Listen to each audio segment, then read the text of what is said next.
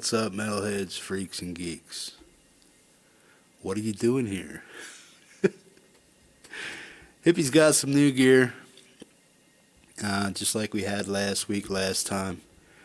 We'll just unbox some stuff, talk about it, see what's going on with it, and yeah, man, share what's going on with the Hippie show and stuff. What's going on, guys? Glad you guys are here. Boom. What are you guys doing on a Saturday afternoon? Am I coming across okay? How do I sound? Am I good? We good? We good? Ian, what's up, bro?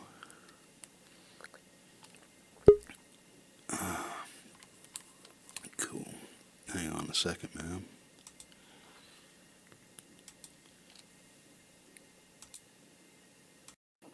Okay, that should work. Boom.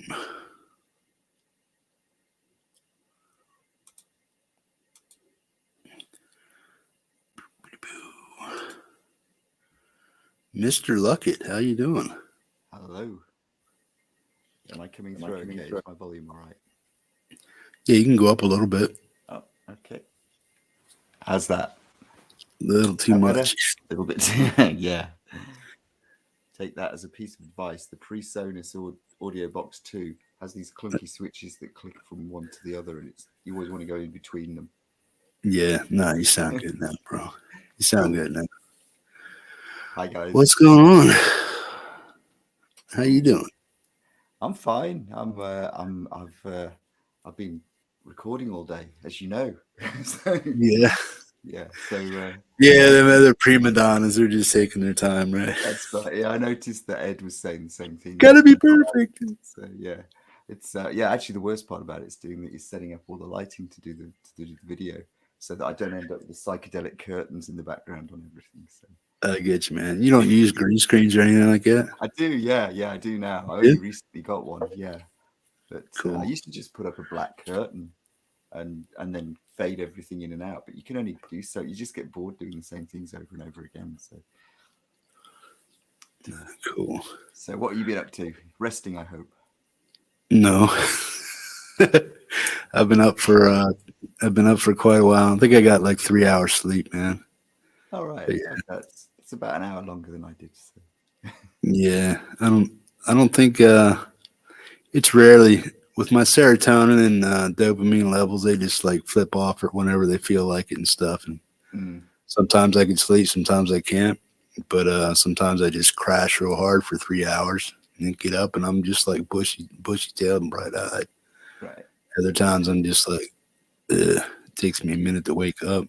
Yeah, I know the feeling. It's I think that's another thing that having a chemically based past doesn't help with those things. So, No, not at all, man. No, I did a boatload of LSD, heroin, and cocaine, so I'm just like, my stuff is off the charts, man. Yep. It's hard to regulate, and I refuse to medicate, so I'm just like, all out natural. Yeah, it's Swiss Cheeseville on the old. We can blame it on age now, though. That's the really good thing. We're getting to that point where we can say, no, I'm just having a senior moment. It's nothing to do with my past. You mean and age, yeah. And yeah. No, I'm just dodging and deflecting it, you know. Yeah. No, it's not my fault. Yeah. Yep, it is. Let's do a rundown. Go ahead. What were you going to say? I was going to say, so who have we got in the chat? But I'll go ahead and read them off if you want to. All right. Well, we got hi to Adam Burse, and we've got Dojo of Tone, and Ed B, Epiphonium, Gary Hubs, Metalhead Hippie, and Rick Hefner. That's what I've got in the participants bit. I think, is that everyone? That's everyone, I think. No, I see 19 in here. 19, right. Okay. Come on out and say hi, people, if you're hanging out in the background. Got Rick Hefner, Epiphonium, Dojo of Tone, Terry Himes. What's going on, man? Haven't seen Terry for a while. Welcome, bro. How you doing? Boom, I'm drinking cold coffee from yesterday or from last night. I had a pot and I do that a lot. Do you ever just like leave a pot of coffee sit and just renuke it? Yeah, all the time. Yeah. Yeah, I'm not going It's to too, throw away good coffee, you know. now you got to watch how long you leave it sit because it will start molding on you and stuff. So you got to Never can't get let it sit more than 12 hours, man. Otherwise, it's like, No, I I mean, the usually get microwave through. takes care of some of it, but I yeah. was going to say, I think most bacteria are probably vulnerable to microwaving for about a minute and a half. So, yeah, Yeah. probably. I wouldn't I want to put it test in. it. I put it in for 2 minutes, so I'm good, man. I eradicated it all. It's like, yeah. I must admit, mine never lasts 12 hours. I go through a pot in. I consume way too much coffee, which is ridiculous considering. But yeah, it's I've got my cold coffee, which that's about 3 hours old now, so just about right. Yeah. Well, usually what I do is so I don't have to worry about doing it in the morning, man. I'll make a pot of coffee before I go to bed, drink a cup, let it sit over here on my table and stuff, and then when I get up in the morning, I'll go, do a number one and stuff or whatever I got to do. Come back here, pour a cup of coffee, nuke it, sit down and see what's happened overnight on YouTube and stuff to see the stuff I got to answer, or check my mail to see what's come in and deal with that as it comes, man. Yeah, say hi to Francis. Francis is just Francis, what's up, buddy? What's going on, man? hi to Ian Nunez as well. Just so you can. Yeah, Ian has a link if you want to come in. Francis, it's up to you, bro. To your email, Francis, and I forwarded it to Preston as well. So I don't know whether Preston's around, but yeah, Francis, it should be in your email. So Yeah. See, I got to make a little thing for 3 guys. If I know I'm just going to see, I made this for 2 guys for like a guest or something, but I got to make one for 3 guys, and then 4 guys. I just use my solid red background, so I don't have to worry about anything. Try to keep it fancy smanchy. I want people to say, "Hey, man, well, this is pretty cool. What the hell? Hey, Jade's over there. What's up? Thought you were on vacation, chick. Ain't she supposed to be on vacation down in Adelaide somewhere? She's hanging out on the hippie show. What's up?" I Boom. think they've got Just internet. what? Obviously, He just woke up from a nap. You see that? All right. Yeah. Last time we did this, Tina had to wake him up too, man. Right. I I think think well, I he's slept just like, through it yeah, completely. he's just like lethargic everywhere around the house. He's like a sloth, man. Yeah. All right. He kind of does remind me of a sloth, though, man. He's checking out the way he moves. Sometimes he's just like, screw it. Just I picking on ain't you, friend. saying nothing. He does. Yeah. Just picking on you. You could be all pie-eyed. You could have crust in your eyes if you want to come on in here, man. Just wipe the slobber off your chin and stuff. We'll be all right. I just bunged on a hat. Honestly, everything's cool. Underneath Yeah. this, I look like a mad professor, but Hey, man. So gear, we seen what we got last time, right? That was the Tascam Model 12 interface and mixer board. That was a big chunk of change, man. And that was courtesy of the donations from the community here. And the stuff that I'm pulling out here, some of it I got myself, and some of it was community-based funds and stuff from donations and stuff. So, yeah, big kudos for that. But I think I have pretty much everything I need now for a mid-range home studio except software. And I'm thinking also about buying a new PC, so I'm got to figure out what I'm doing there with that too. So, yeah. and then I'm going to use the new PC for all this gear that I'm getting because it's going to be better than the one I have now. And then I'm just going to use this one as my like watch TV and Netflix PC or something like that. You know what I mean? Yeah. So hi to Preston. Preston's just popped in saying he's dealing with some family things, so he's going to be lurking and listening. And hi to Laurie as well. Hey, Laurie, what's up, man? Boom. I was going to do some type of contest and stuff if you guys wanted to join, but nobody wants to come on, so that's cool. But I was going to try to figure out a way to do a giveaway of some type here. But since you're the only one, let me see. Once we get 30 people in here, we'll figure something out. I want you to like take your mouse and like just like not even look at the chat, but just like scroll it up and down and make it move. And then wherever that your pointer stops on a name, that person may win a prize or something like that. But I got to figure out how to do it. So, but it's going to have to be related to what I have in here and what you know about the hippie show so far. So, if you're slacking and you haven't been keeping up and watching what's going on, and I ask you a question about the hippie show, and you're just like, you're That's when the screwing up, senior man. moments come into play. Oh, what's that? Yeah, senior moments. Yeah.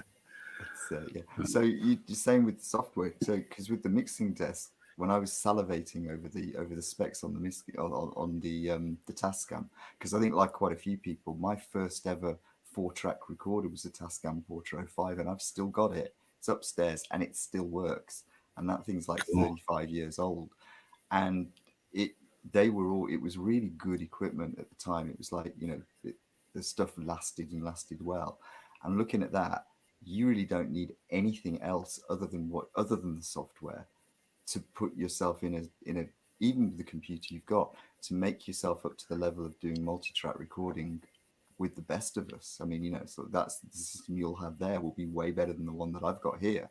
And you should be able to do quite a lot with it. But what it won't do is streamline your sort of streaming when you're doing a streaming show because Yeah.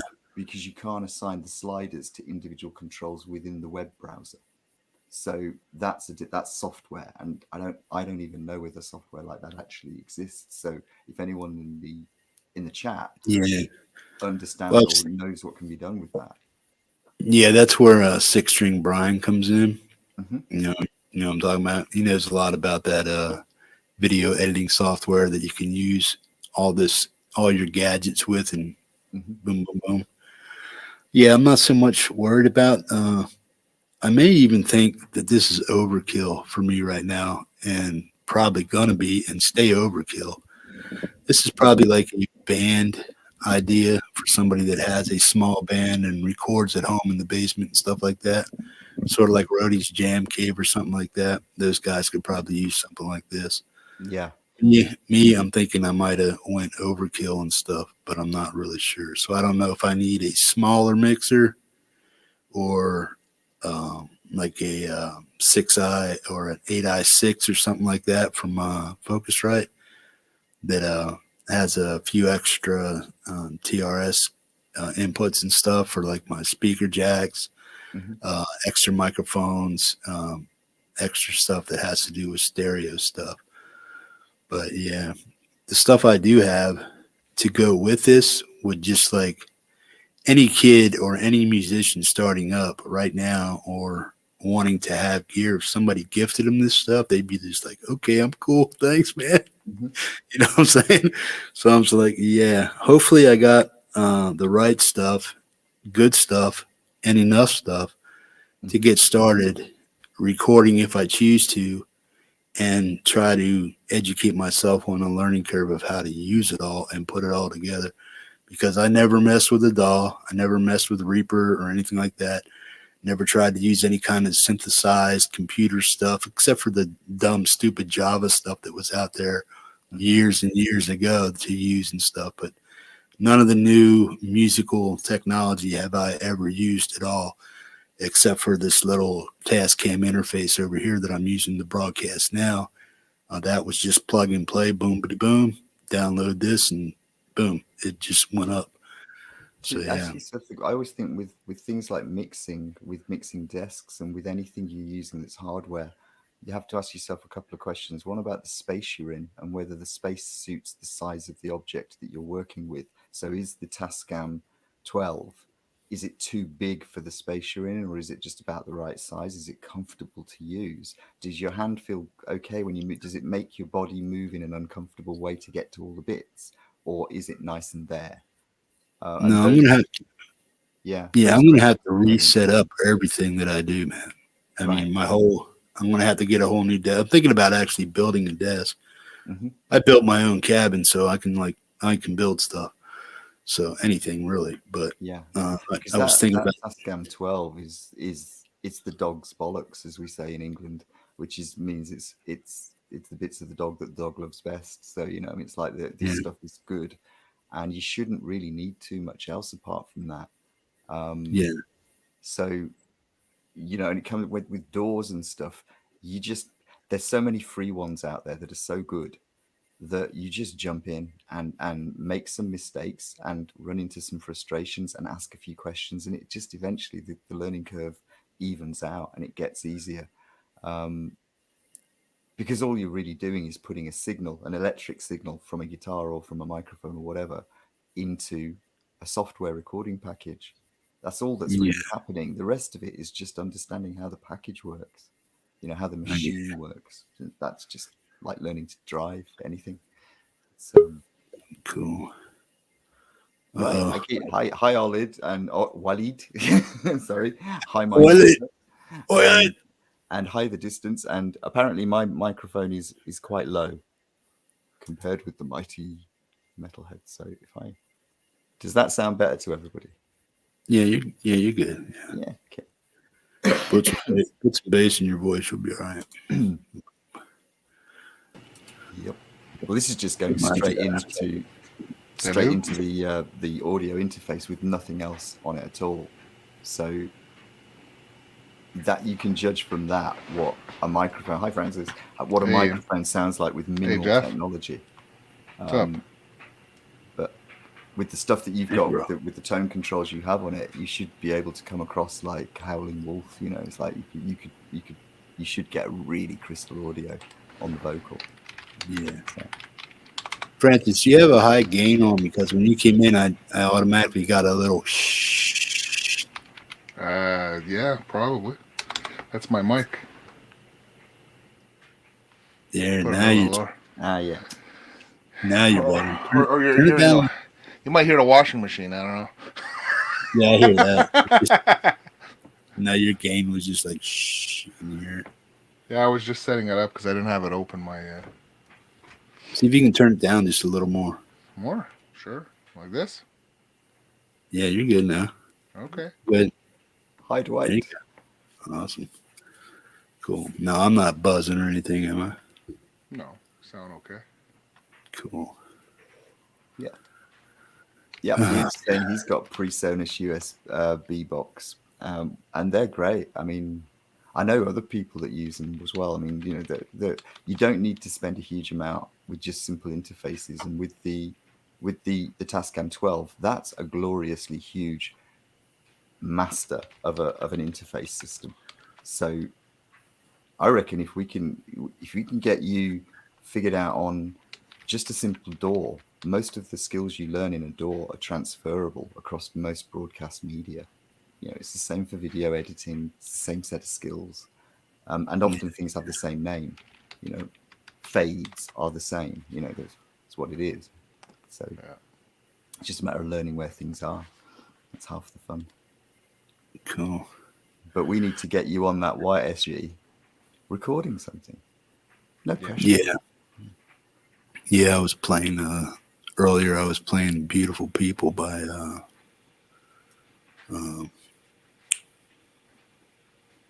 Marilyn Manson. Mm-hmm. Just doing some drop D stuff. We got Dwight Bailey in there, Adam Burse, Sean Chandler, Ian Nunes, Pro Manhattan. What's going on, people? So you got some goodies. I saw those boxes yesterday, man. You seen them boxes? My God.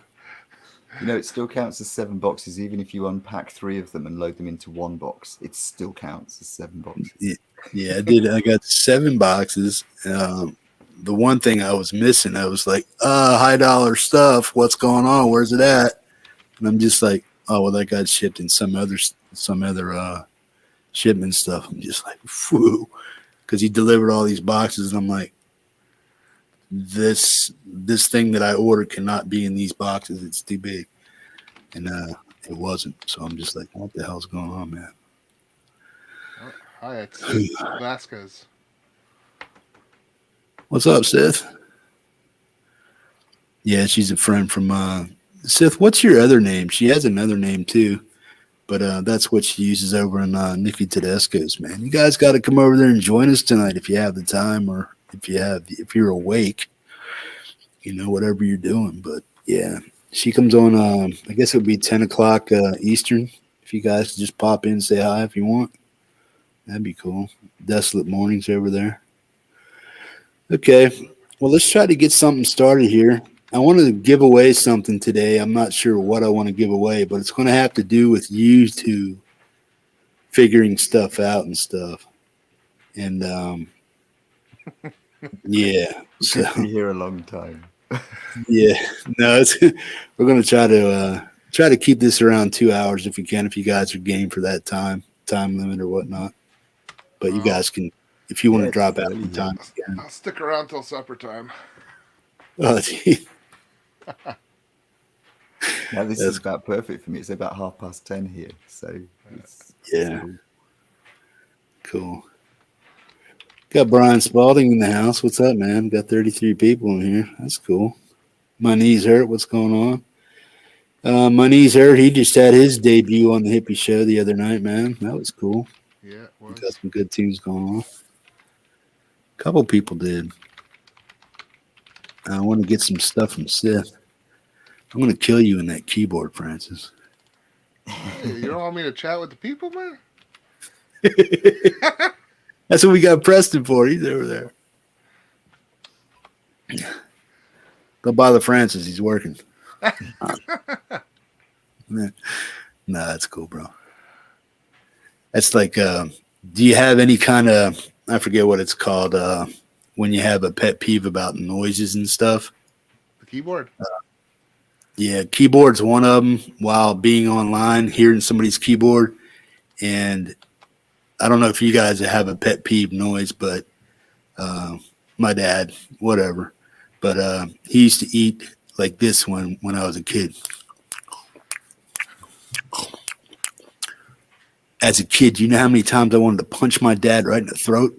Just wham! Shut up! I'm like 6, 7 years old. I had to eat beside that for years, man.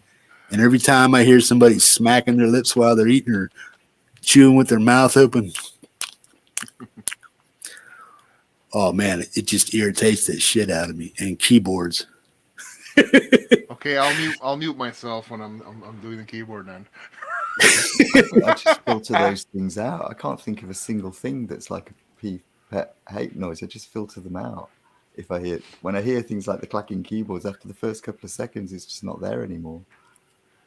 Well, I think it's because I have PTSD from my dad from that episode.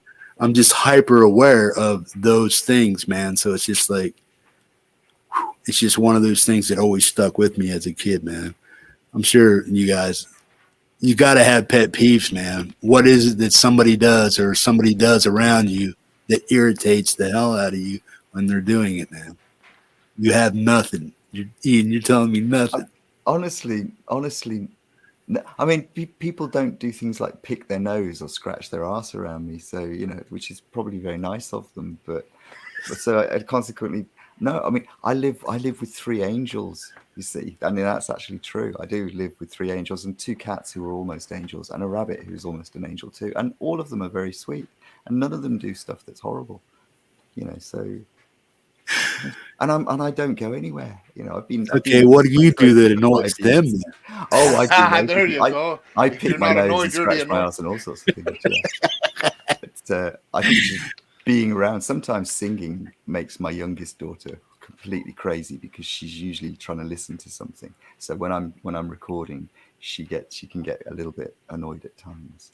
So somebody's like, if you're like trying to record something and you hear, like a tick in the background and you're like, what the hell is that? And it's your daughter out there banging on the desk while you're playing music.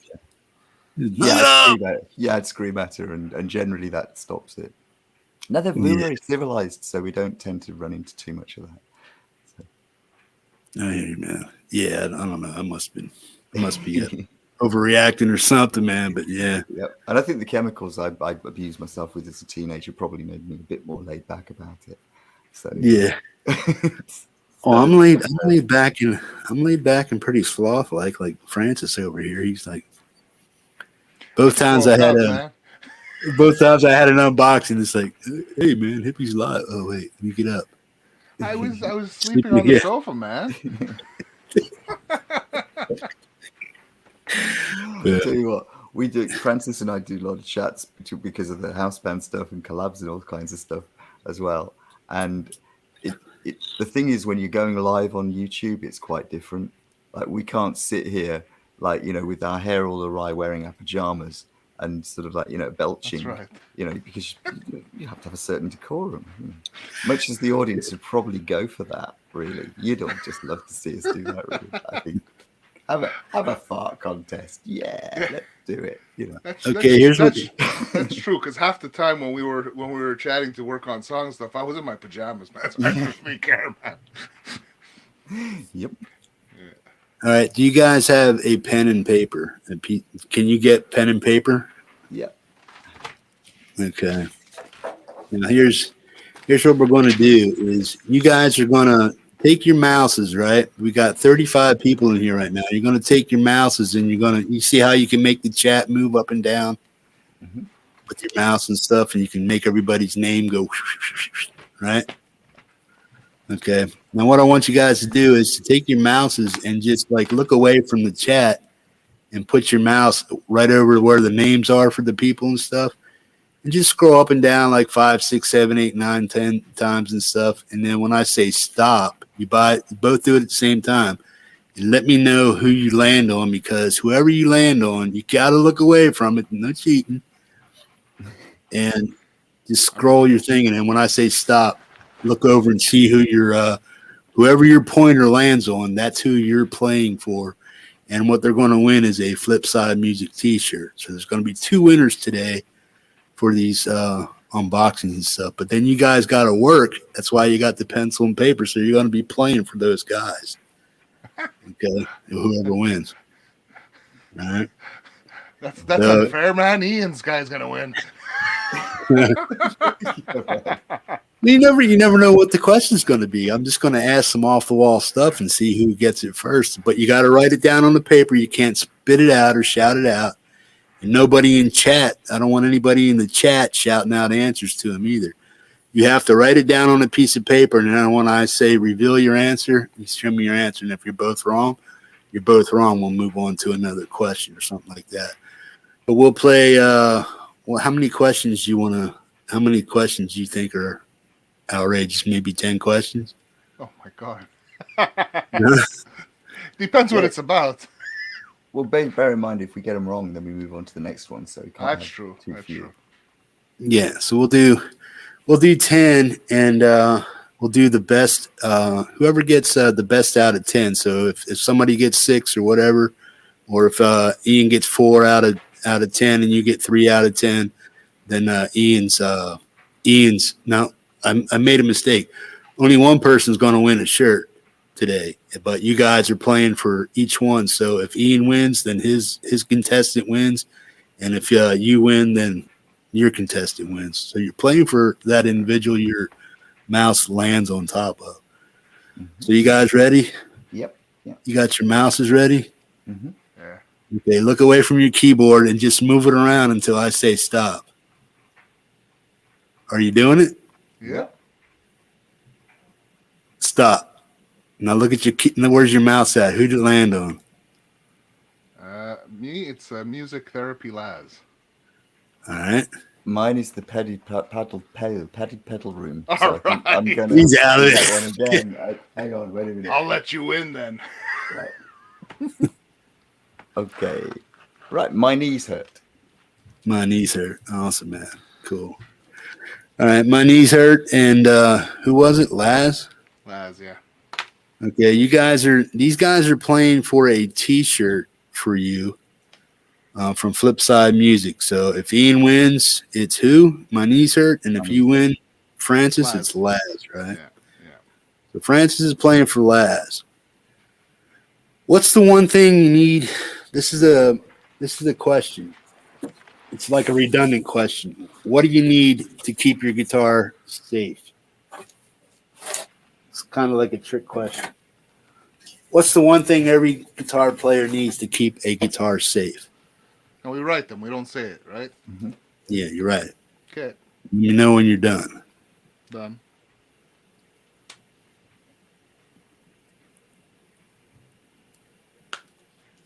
Yep. Done.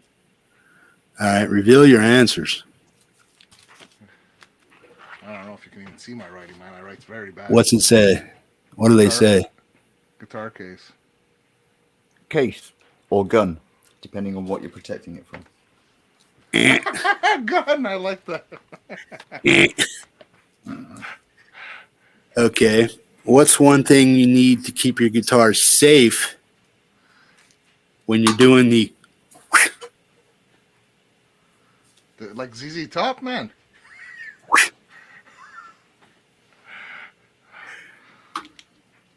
What's the one thing to keep your guitar safe when you're doing this? Yeah. Okay. All right, reveal your answers. What are they? Strap Strap locks. lock. Exactly. Okay. Now, what brand of strap lock do you think I bought?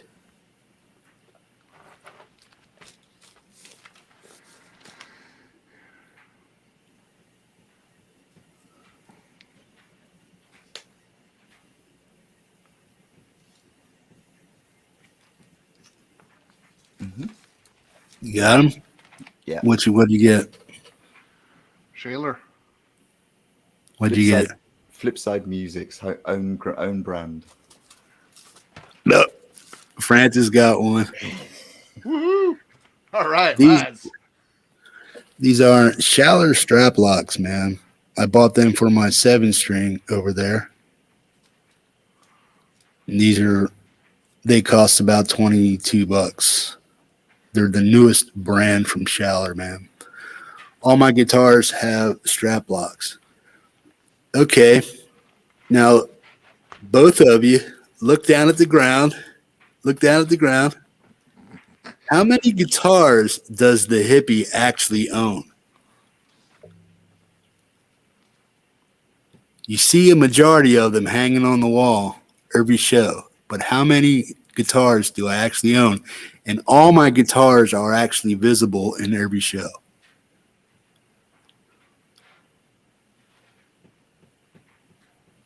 Ready? Mm-hmm. Yeah. All right, go ahead. How many?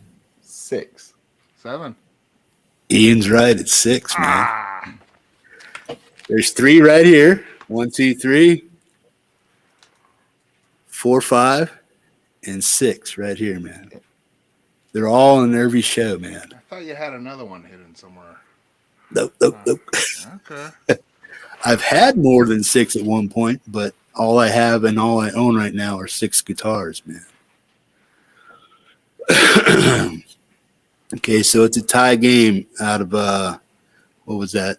2 questions. Okay, so we asked 3 questions about the Schallers, so that's 2 questions. Mark down 2 questions answered, and it's a tie. Okay. Okay. That's true. See, so Preston saying you got no acoustic. I thought you might have an acoustic hidden somewhere. That's why I put 7. No. I remember Hippie saying you hadn't got an acoustic Ah, that's true, eh? a few weeks ago. Yeah. Ah. Yeah. All right. An industry leading set of headphones that I have that I just bought. The name of the headphones. Now, there was a clue the other day on the show, if you guys were watching, paying attention. Mm-hmm. Got it? Yeah. What are they? I thought it was a microphone, but it's Sennheiser. Sennheiser. Okay. My writing's terrible, but yeah. Now, the one that can write the actual model down the quickest and show it wins. Oh shit! Somebody had a Somebody wrote it in the chat the other day. It was Oh, I wouldn't have a clue. I'm gonna have to pass on that one. I think it The was model. U84. The model, come on. Fudge. It was a U47. U84 something or whatever. Yeah. No, those are the 440s. It's not those. Yeah, right. So I'd have got it wrong. An industry standard headset, man. Which ones are they? They are like the most popular ones, the most popular style. I thought mine were the most popular ones. They might be. What are you wearing? No, I got a set of Shure's, the H4 SRH 440s. Okay. So you guys giving up on the question or what? I don't know the model. You can't give up on it, man. Think what I wrote down U41, which is wrong. So I wrote U84. Okay. I mean, worst case scenario, if I Google it, but that's cheating. So no, I don't know, man. Okay, what color are they? Color? I don't know. I'd have thought black. Well, yeah, black. Most guys are black, man. Just kidding. Just kidding. You can. Hey, come on. My daughters have got red, pink. They've got all kinds of colors headphones. Okay. So nobody gets that, and it's still a tie. Okay. You both got Sennheiser right. So this is what I got. These are the industry standard for mid-range individuals trying to get their monitoring music game on, man. These are probably the most popular headphone on the planet for mixing on a budget. These are $100 from Sennheiser HD 280 Pros. Okay.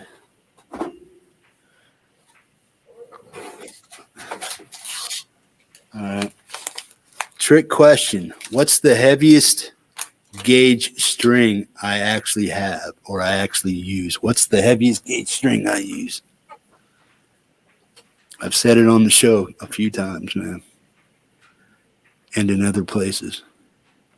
Mm-hmm. You got it? Yeah. Try. Yeah. All right. What do you got? Complete guess. 13s. 14s. Nope. Nope. Don't tell me Lower. you have higher than that. Okay. Lower. Okay. Well, lower than I would just say. Yeah. 12. What are they? 12s.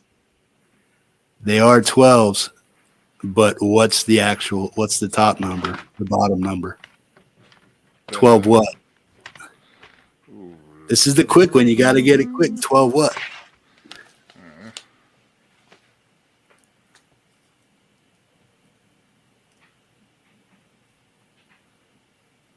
There's a few right answers in the chat.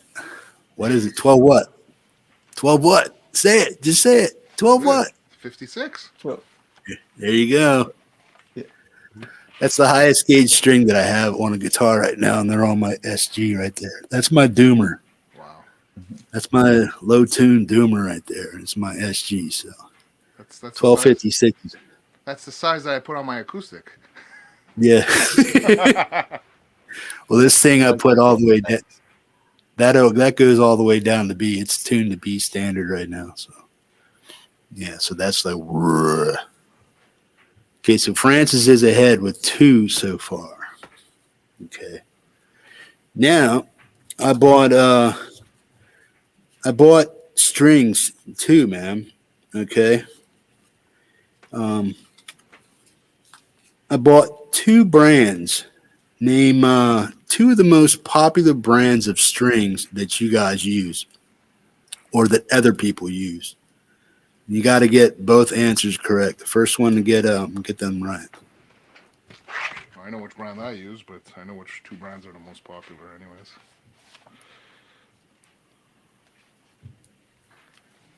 These are industry-leading strings in most places, or most people know about them and buy them all the time. You got them? What do you got? The Dario and Ernie Ball. The Dario and Ernie Ball, yeah. And I Correct, prefer, and I prefer Ernie Ball. Yeah. I got myself some Elixirs. Uh-huh. I got my Elixirs 1152s and 3-pack of 1046s. Okay, so that's Francis got what, 2 now? Yeah. No, you got 3, and Well, I got one more than Ian. That's about it. Yeah. I think. Yeah. Francis is ahead by 1. so it's 3 to it's like 3 to 2 so 3 far. to 2. Right? Yeah.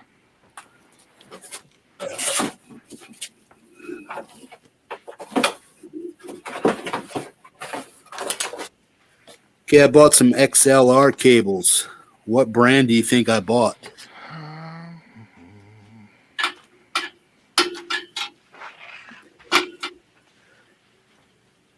They are a up and coming. They've been around for a while, but they're just collecting a lot of notoriety lately, as of late. And it's not Mugami because I'm not buying $80 cables.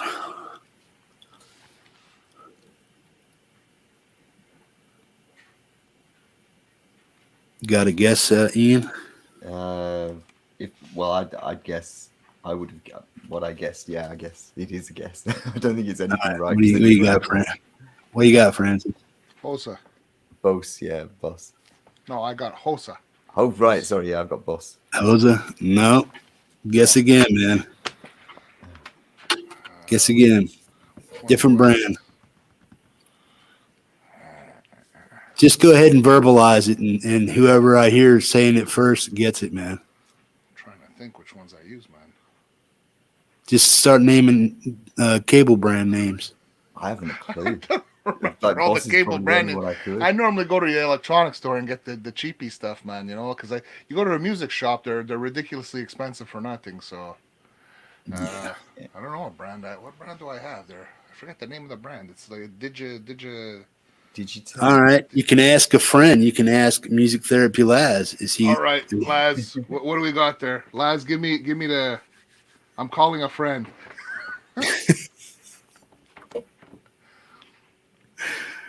Laz, what kind of cable did I buy? Now this is for your flip side shirt, buddy. You gotta come up with what brand did I buy?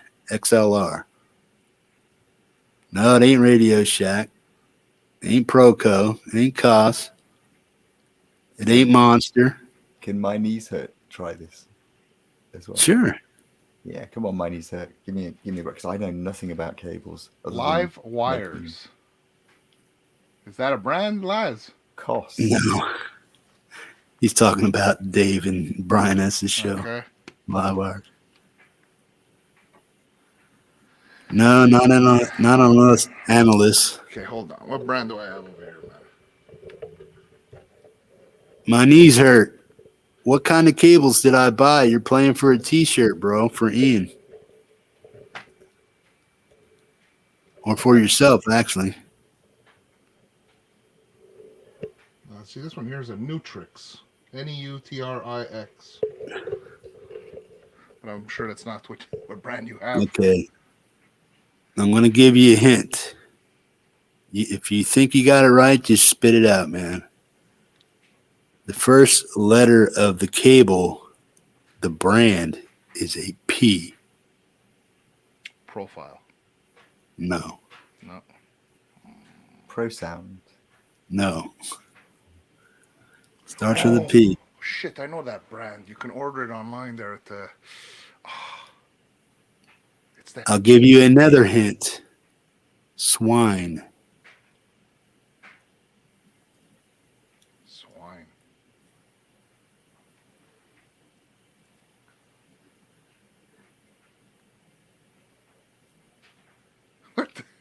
Potato. Oxymoron. Do do do do do do do do do do do. Ooh ooh ooh ooh ooh ooh. You got some clues over in chat. Pigtronics.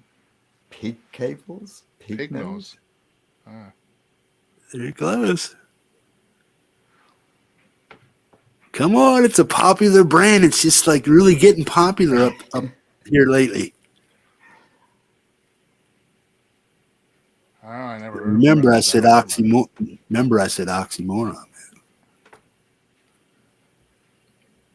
What have cables got to do? The answer is out there. The answer's out there. Pig nose. Clean pig. It's out there. Pro swine. Boom. Gross. Ian just said it. What'd you Swine. say? Pro swine. No, No, he pig just hog. said. Yeah, he just said Pig pig hog. It's all tied up right now. Pig hog. Yeah, man. Pig hog cables, man. Right. That ain't a popular brand in Canada, I'll tell you. Yeah, bro. Look. No, I've never seen that ever in my life, man. That's new one on me. You're telling me you guys never heard of pig hog cables? Absolutely but not. This is one of Flipside Music's most popular sellers, man. Pig hog cables. I didn't buy it because of Flipside. I just bought them because I tried them out before. And that's the cable that hangs out of my guitar that I took out today because it bothers me sticking out back there. It just looks odd hanging out of my amp. Okay. Boom. So it's all tied up now, 3-3. Okay.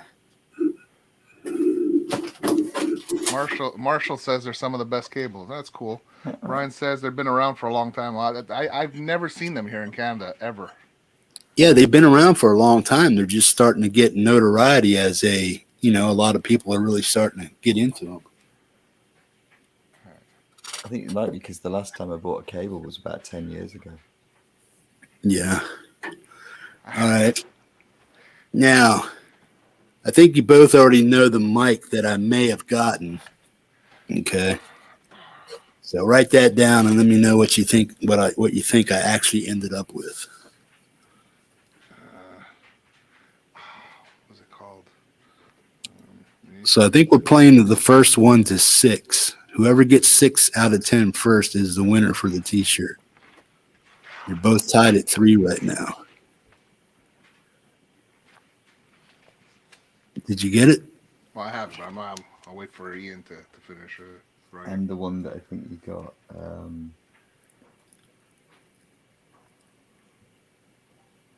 Now what's something called? Honestly can't remember. He was talking about it on the show too, eh? I know, and I am so bad at remembering makes of things and anything. I just always go for the cheapest. So what's that one called? Come on, you got 10 seconds. You got to write a mic. Okay, I think these are probably not even real, but yeah, okay, fair enough. All right, what do you guys come up with? Right, well, I got the SM7B there. Yeah, was it SM? I thought it was an NS. You're both wrong. Right, and the other one. You're both wrong.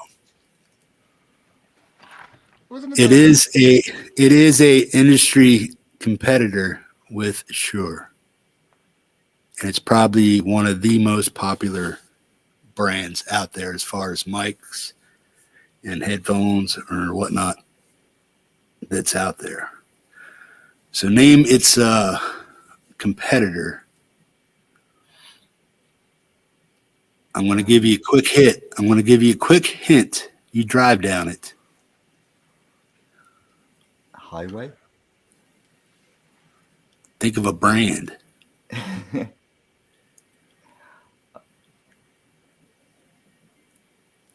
Drive down a brand. Oh yeah, you spoke about that one too. That's right. I forget I don't know which model though. It was it's a Rode shotgun mic or something. I don't know. You got it. I don't know which model, man. It's a Rhodes, but I don't know which one it is. Okay. RHODES, isn't it? Yeah, Rhodes. that's right. Yeah, Rhodes. Yeah. Yeah, but I don't know which model it is. Well, you can't drive down this road, but you know. Oh, okay. I think I saw it. Okay. In the chat. Since you don't. NT1A, I would say, but I saw it in the chat, so that's yeah. cheating. Marshall's just put it up. But there. yeah. Okay. It is the Rode and it is the NT1. Okay. But the one that can get the quickest price, how much does it cost? Because you're both washing out on actual everything. So what's the price of that mic? Just give me a ballpark, the closest one to it. I think it's $199. Yeah, $200. I was gonna say. He wins. So it's what'd you say? What'd you say, Francis? I said $199. What'd you say? 200. Yeah, It's like well, the Price is Right. He went $1 over. Ah, he's closer. damn. It's all this winding it down by $1 to make it seem cheaper. Yeah, Come on. you gotta think too, man. Okay, so now it's what? Is Ian in the lead now with 4? No, I think we're still Are we tied or tied. No, I think you're still one ahead. I thought you guys were 3 and 3, and now that was the 4th question. Because you just won the road question, the mic question. Oh, right. In won that the case, we're even then. Yeah. In that case, Yeah. yeah. All right, so what is it? 3 to 3 or 4 to 4? 4 to 4. All right, so whoever gets to 6 first wins a T-shirt for their person. This is the unboxing. Reminds me of 80s TV game shows. That's what Walid is saying. Yeah. Yeah, you're right, Preston. In Canada, it's about 350. Hi, Emery. Just say hello to Emery. Just pop Hey, in. Emery. Hey, Emily, how you doing? Boy, when I woke up from my nap on the sofa, I wasn't thinking I was going to be in a game show. Hey, man. Did you like that? Doc saying, I so smoked Ian on the cable. You did. I have no capacity with cables other than making them and repairing them. What the hell?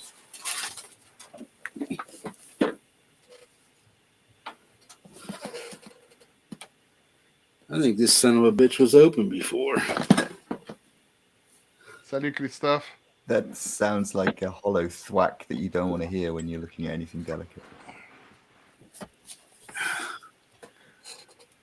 Well, this is what it is. So Hi, Christoph. Hi, this Saga.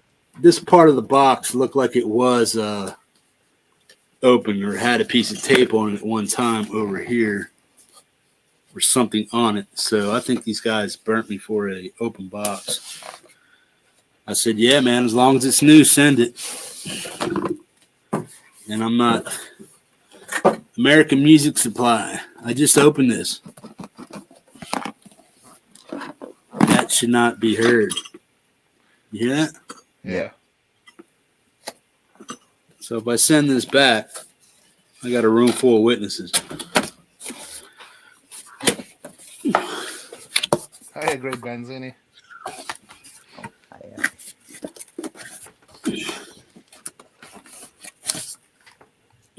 I'm guessing this is the mic.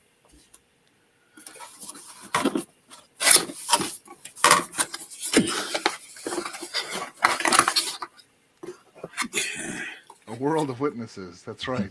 It's across the whole world. Spit filter.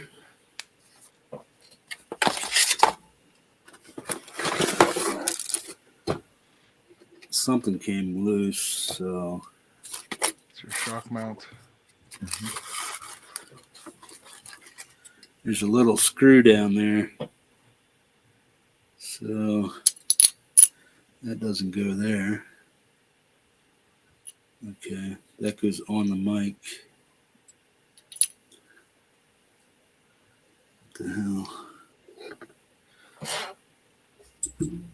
I gotta move my keyboard.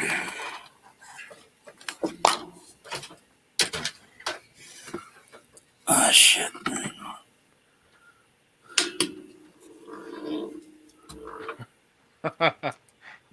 What's up? Did you see what Dessel in morning around? Yep. I'm not repeating that live. What he My say? wife might watch this. He said, "Are you looking for a screw?"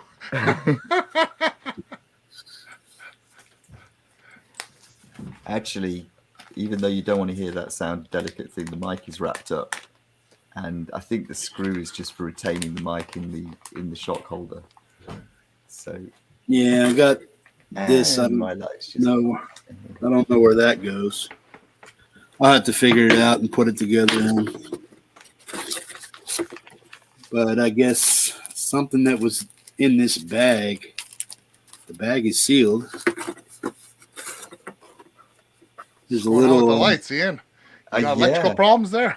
No, I think someone's just using the downstairs bathroom, which always makes my light go off for some reason. Don't ask me why. Yeah, there's a little baby washer that came. It was on the bottom of the box. There's something else. Oh, it came off of this. I think this was open before, and because they did have open box, and I think it just goes over. I think the washer goes over this little screw for tighten it. Retainer screw. Yeah. You always lose those anyway, and end up sparing. I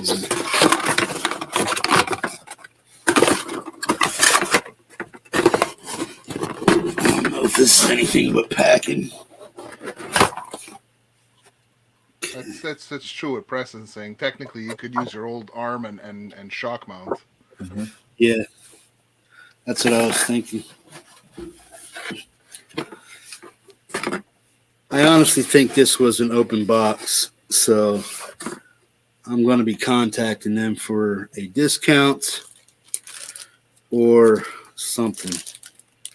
And Marshall's saying, he's saying test it out. Just plug it in, man. See if it works. Yeah. That's what I'm going to do, yeah. What the? Just be careful. He's saying the phantom power, though. Yeah. So do I have the phantom power plugged in before or turned on before I put the amp mic in? Or? No, put the mic in, then turn the phantom power on. Yeah. Okay. Well, let me get something. I want to get all this shit together.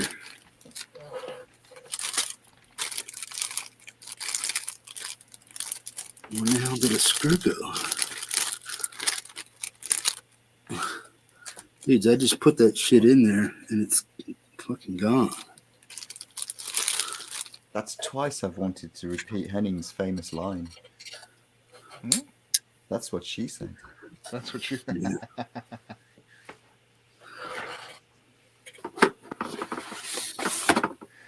I got some video footage of Henning saying, speaking to my daughter. I told you, Ian, eh? Yes. Yeah. When I had him say hi to her and everything. I might put it in one of my next videos there. Mm-hmm.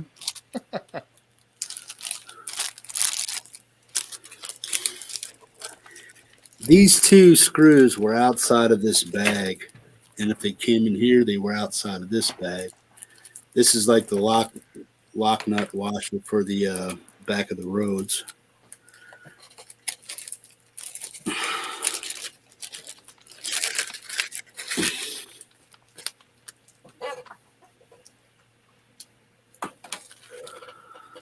Okay, let's see what we got here. It's two long boxes. Okay, this is the cord, the XLR.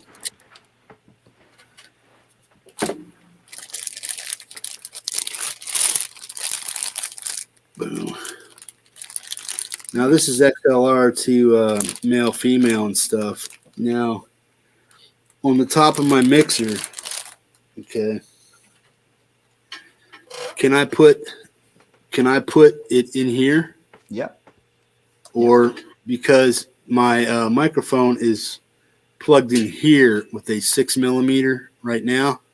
Right. Yeah. It So should can be. I use this with the 6mm and turn on the phantom power, or do I have to go XLR into here to make that mic work?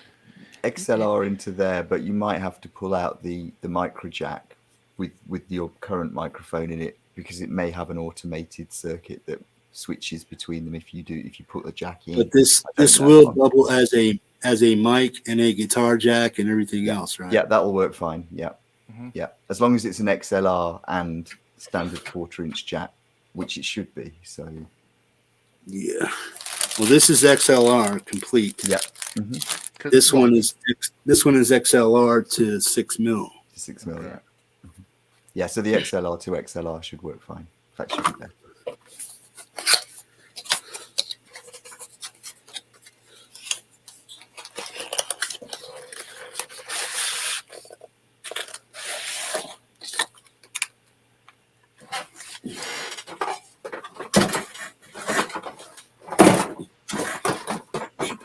Yeah. Is Emery leaving? So what's the score? It's 4-4. 4-4. Okay. Oh, you're saying XLR into XLR. Okay.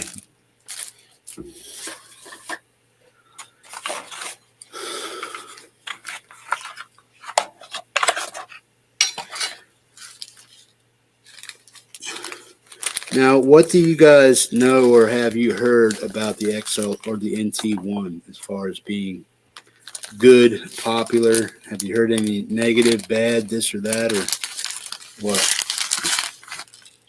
I About think the I've only roads? seen review videos, and it's probably why I don't remember any names for anything because I watch so many of them. But they all seem to be coming out and saying that it's very good. So Yeah. I think it's one of those that kind of where it exceeds your Cool, man. expectations, which is usually quite good. Yeah, I've seen reviews. Everyone seems to think they're very good. Yeah.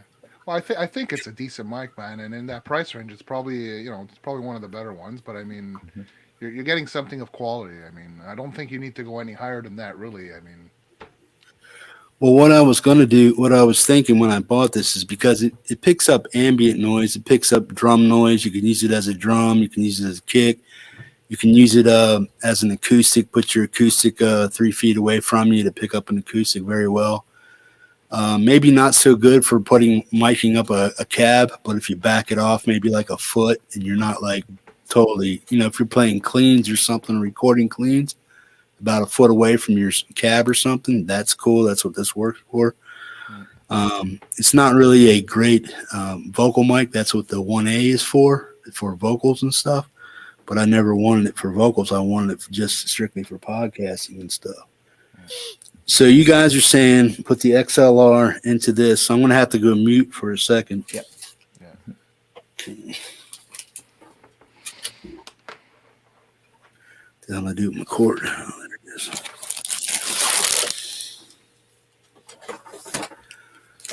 Okay, so what I'm going to do is unplug. I'm going to get all this plugged up first, and then we'll do the stuff here. I don't know if they just opened it to check things out or what, man.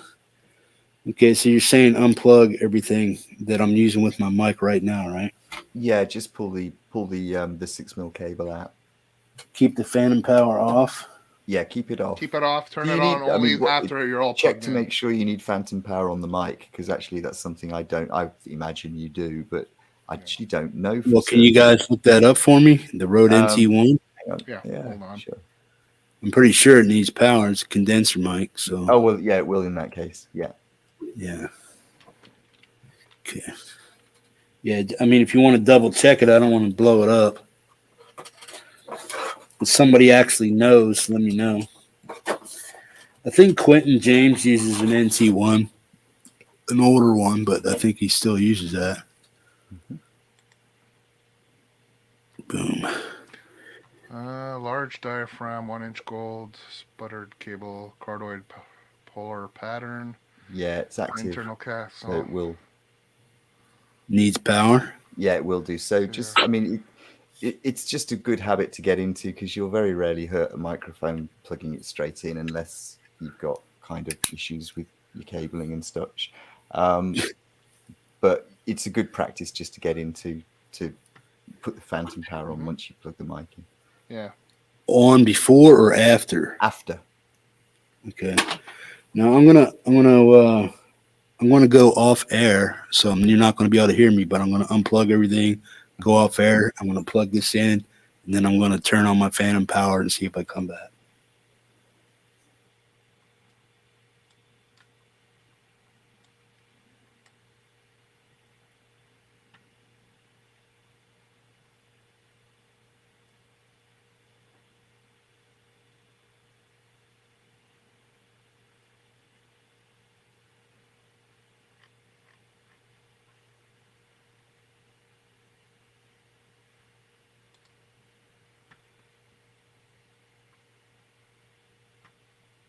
Can't hear you now. Boom. Damn, that's There you loud. go. That's, yeah. Boom. Really, that's got power compared to your other mic, man. Okay, I'm gonna mute this real quick. I'm gonna turn my volume down. Hi, it's Saga. Oh, good night, Saga. Oh, she's going. Oh, good night.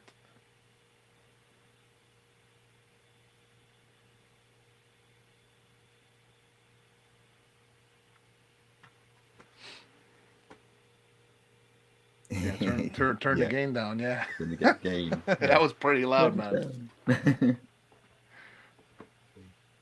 boom, boom, boom, boom. Boom, boom, boom, boom, boom, Yep. boom. That's That's- good. Yeah. Okay, now this is a foot away from me, and I'm at about 1 o'clock. I used to be at 9 o'clock, so I'm at like 1, or I used to be at 3 o'clock. Now I'm like at 12:30. So what do I sound like? It sounds pretty good. It sounds like room noise, like it's at slightly low gain. So you could push the gain a little bit higher. Yeah. Boom, boom, boom, boom, boom, boom, boom, Say boom. there, yeah. And you got some Ooh, popping at You that. got at that a lot of range. plosives. Yeah. Yeah.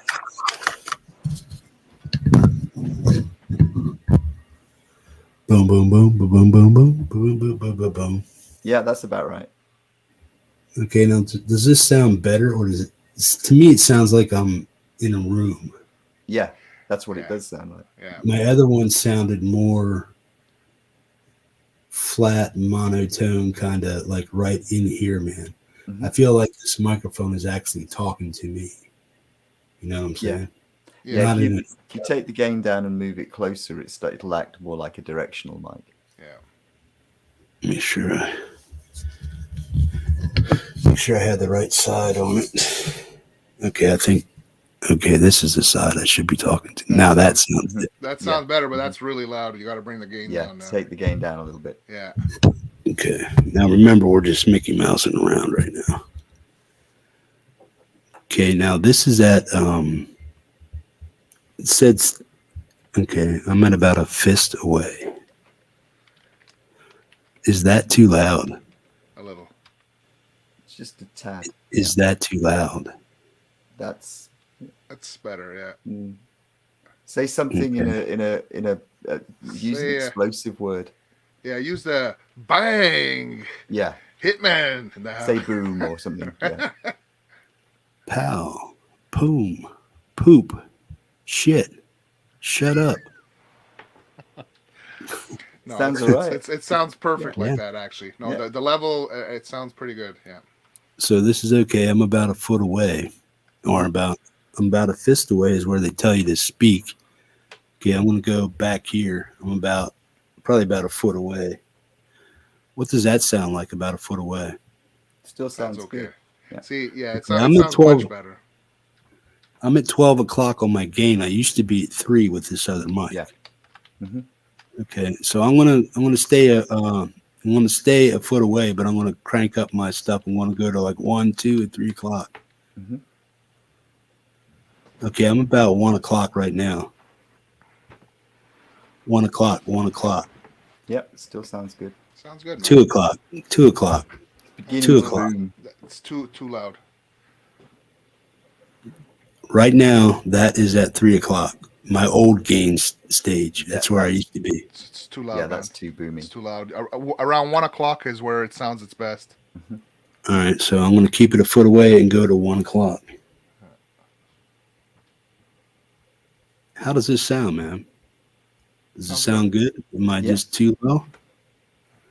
That sounds me good. turn Now that you have it on the right side, because before it was true, it sounded really weird. But now Yeah. that you have it in the right direction, it sounds really good. That's why I said it sounded like the mic was talking Yeah, to me. It was Yeah, like picking it's it picking up up from the the room, back. That's Yeah. it. Yeah. So this sounds good right here at a foot away at 1 o'clock. Yeah. Okay. Now I'm going to go an arm's length away. What does that sound like? It's still audible. It's perfect. It's good. It's just that the volume is just a little lower, but the quality of the sound is still Yeah. good though. Okay. Now I'm going to turn it up to about 2 o'clock. How does that sound?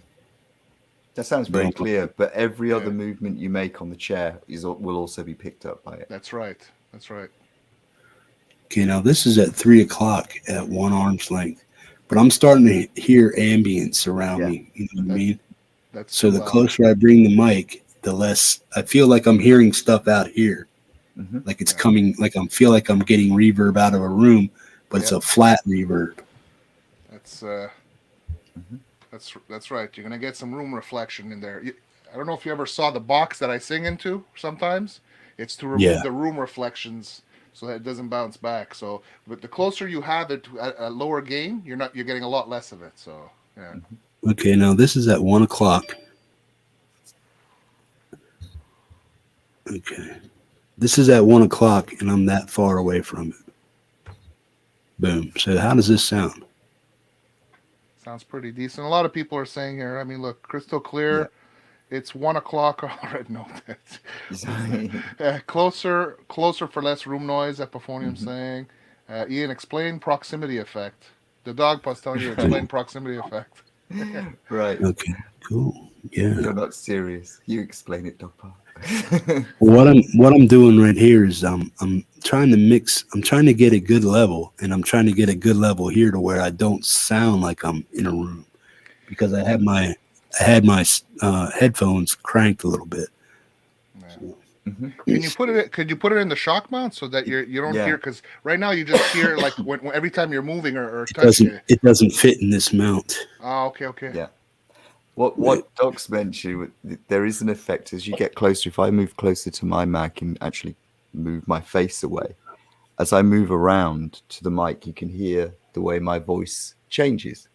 And that's the effect you'll get with that kind of mic. So if you're right on top of it and you lower your voice, you'll actually get less ambient noise back, because there's the Less volume bouncing off the walls. Yeah, basically. the diaphragm that's picking up the noise in here is really sensitive, and it's picking up from multi directions. So as you get closer, you eliminate the room noise around it. You have to lower the gain as well, but essentially just the closer you are, the less ambient noise you're going to get from the room. Yeah, no, I had to learn that too there when I got this condenser mic, versus I was using the my Sennheiser dynamic mic. There was a big difference because this picks everything up, every little noise. That's why Jeff was hearing me with the keyboard, because before with the other microphone you barely ever heard my keyboard, Yeah, mic technique is just a matter of fiddling until you hit the sweet spot. It's like everything else with mechanical systems for music. There's always a sweet spot, and everybody will tell you it's in a different place. Yeah. So you just have to find the one that works for you. Can you hear me yet? Can you hear me? Yeah, we hear you. We hear you. Yeah. Okay, I just have it laying down. What I'm going to do is, now that we know it works and we got a good idea what it is, I'm going to wait until later to hook it all up correctly. Yeah. So make a note in your diaries, people in the chat, that it was the 13th of March when the new mic was first used, because that's going to be in a quiz question at some point. Yeah. Okay, now how do I disconnect without hurting anything? Okay. Do I just turn the fan and power off and unplug it? Turn the fan and power off, unplug it, and put your mic back in. Then once you're in, you can put turn it your back gain on. down before you turn the phantom power off. Yeah.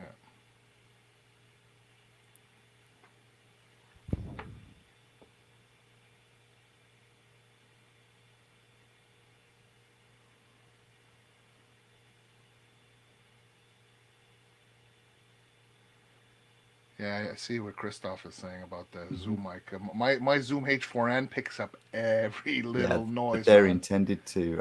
Still got an H1 that used to use for outside broadcasting for interviews, and it picks everything up. See, I wanted to use it for my vocals, and I wasn't even planning on getting this condenser mic at one point. But the thing is it picks too much noise up there with the kids and everything that goes on. I can't record with it. I used it when I did my speaker video. When I was trying to mic the speaker to get an in the room sound, but for vocals, I can't. It picks up every single noise, man. It's great. It's good, but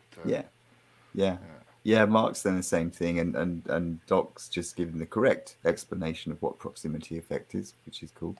But Mark's just said, as long as if you speak directly, that a lot of them, like even the one of the first mics I ever sort of like yearned for and actually saved up and went and bought, but everything else had been whatever I could grab at the time, but it was an Electro Voice, and this has got 30 plus years ago, but where you sang on it changed the way it reacted to you. So if you tilted it, you didn't have to lift your head when you hit the high notes. You just tilted the microphone, and it dealt with the, normally you'd step back and lift your face up to avoid overloading the mic. And a lot of them do that kind of stuff now, where they change as depending on how much signal they're getting, how much pressure they're getting from any given side. So. Am I live? Yep. Okay. Now this is at 2:00 with this mic. Is that okay? Yep. Yeah, it is. Yeah. Okay. Okay, so what do you guys? What's your honest opinion about that Rhodes? The actual cost on it right now for that kit with the shock mount is about $269. I got about a $22 discount, but I also had to pay $23 shipping, so I actually got it for $267. Okay, so I paid $1 more than what the retail price was because I have to. It's free shipping in the lower 48, but because it comes to Alaska, I have 2-day air. Yeah. Without hearing it go through the paces completely and playing with it, it's hard to tell what any piece of equipment is going to actually be like. But yeah. I know that from my perspective, the microphone that I tend to look at, the two microphones that I tend to look at and think I would really like are the Shure, which is a really nice microphone, but it would suit me because I'm a singer. So, get the one, and the other one is the Sennheiser, an old, I can't even remember the make of it, but I used to use them in the studios and they were so good. And I guess it's like whatever the equivalent is today, but those are a really expensive item. So for $200, if this has got anything like that dynamic range, then that would be something that I'd be looking at as thinking, well, if I need to upgrade my mic, that's the kind of area to go for. But you need to run through it. You think this is a good buy then? Yeah, if as long as it's got that kind of level of frequency response in the same ballpark as the Shure, which it seems to, looking at the thing, that's what they're aiming at. Then I think that's just coming out of this little thing. This is a Tascam US 42 podcaster thingy. Yeah, so you're just getting the microphone there with very little interference from the preamps, because I don't know what kind of preamps they've got in your Tascam. But I'd imagine they're reasonably good ones. They're good. They're Mackie. They're Mackie design. So you'll get very minimal interference from those. So that's just the microphone you're hearing. You put that through your desk and start doing stuff with it. Put a compressor on it, then it becomes a performance mic.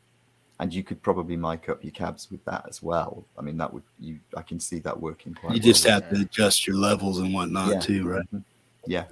Cool. What kind of mic you got, Ian? Because Squire Telecaster says your mic sounds the best, right? Right. Well, mine is probably it's a real cheapo. It's a PreSonus, which I bought in the kit with the Audio Box 2, and it came with these headphones, which are open back headphones, which I like, and they're not at all elegant, but they really do the job.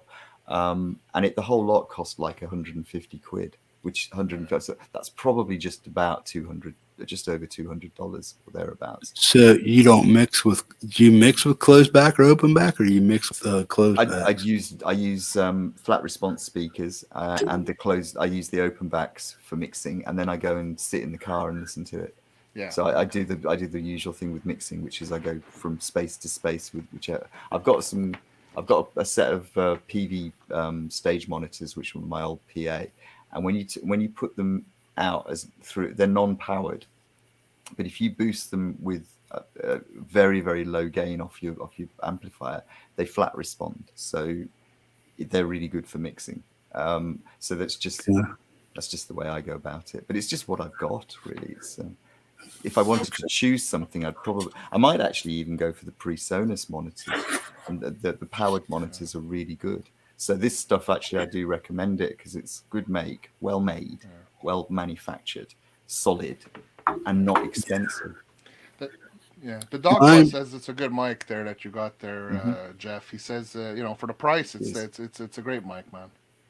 Yeah. Yeah, I mean, I'm not too fickle on cheap or buying stuff cheap. I mean, obviously, to get started, this is a $40 kit right here with the arm and everything. So this is a $40 microphone. Yeah. I got this stuff. I got my task cam from the Tone King. He sent it to me. He said, here, man, this will get you up and get you started. I said, cool. So I don't need to get a Scarlett or a 2i2 or anything like that. No, man, this will work. I was like, cool, thanks, Lewis. So Lewis gifted me this task cam, so that's cool. Then I just went out and bought this. Mm-hmm. I just wanted to get started doing my podcast, whatever it is I decided I wanted to do, and you guys see what it all turned into. So the Hippie's Musician Montage. Yeah. You know, so this is what's carried me so far, and I did it on the cheap. But recording, mixing, doing all this other stuff, would you use this mic? No. I've been using this mic. It's a $20 mic that I got on Amazon. Yeah. Ian told me I was using my I have like a $300 Sennheiser dynamic mic I was using, but Ian told me that this sounded better because it has more frequencies that it's picking up, even though it's a cheaper mic, you know. Yeah, and you the way have I to figured really work with the Sennheiser. You have to have really good mic technique to make those things worthwhile. You know, But is all the extra effort worth it? Is the extra effort and the price worth it going that route? Not if you're broadcasting. If you're recording vocals, yes. Yeah, okay. It's worth doing. But bear in mind, I'm a singer, so I'm going to say that. That's my primary instrument. If I was doing a broadcast in the way that you're doing it now, I wouldn't necessarily go for anything that was thousands of dollars. I wouldn't go that route at all. I'd stick to what you've got. I mean, it looks like all the write-ups and what you've just shown, just like on a minimal kind of. I just wanted to get a mid-range budget workhorse that was well respected across the board from a lot of different people. And it'll change the workflow a bit because you will be moving the mic further away than you've had. So you'll have more space and it will change the way you do things and make things easier in the end. But that's little stuff like just reaching for a pen. At the moment, you probably have to think where the mic is and move your arm around it. Well, you won't have to do that anymore. So you'll have more space in front of you for your work area, as it were. Yeah. So that, that all of those things make a difference. So. Okay. Can you hear me now? Sean says he can't hear me, man. Yeah, I can hear you. You're coming across good to me, man. Okay. Who else came in there? Sean, the bassist, is here. Emery's laughing at me. Emery, what are you laughing at me for? Give me a complex. She's like, LOL, hippie. Sean's just messing with you, bro. Sort of like you messed with me. Right. Hippie. Sorry, just saying, Ephisonian's just the law of diminishing returns, and that's very true. Yeah. The more you spend, it's the minute you're getting very, very fractional differences. So a good mid-range mic should be all you ever really need to do. Yeah. You guys want to give a rundown about what I got so far? Because Jack Doll's asking the question, what did I get so far? Hi, Tim. Hey, Tim. Right. So the Schala, we start with the Schala. Shaler strap locks, the Shaler strap locks, yeah. And then the Sennheiser, which is the headphones. The headphones, yeah. The what was it again? The HD 280 Pro. 280. Yeah. And a couple of strings for guitars. We didn't know what gauge they were. He had the 1046 regular slinkies in the Ernie ball, and I think he had you had the 11 in the XLs, the Dario XLs. Is that it? Yeah, that's right.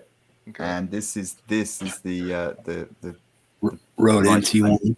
Yeah, the Rhodes NT1 microphone. Yeah, it's not the 1A. It's the just the one. Cool. A lot of people are saying this is better for what I do versus music, singing, and stuff like that. Mm-hmm. You got the pig hog cables. You got the pig hog cables too. Mm-hmm. And I got this. Marshall, is this what I needed for my Black Star? I got a TRS and it's split on the end, so it goes from my amp. Then it has two prongs coming out, so I guess that's for stereo. I'm not really sure.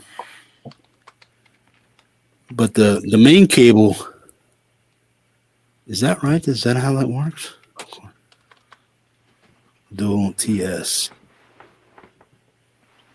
Is that what I needed, man? Because this goes from stereo to quarter-inch TS.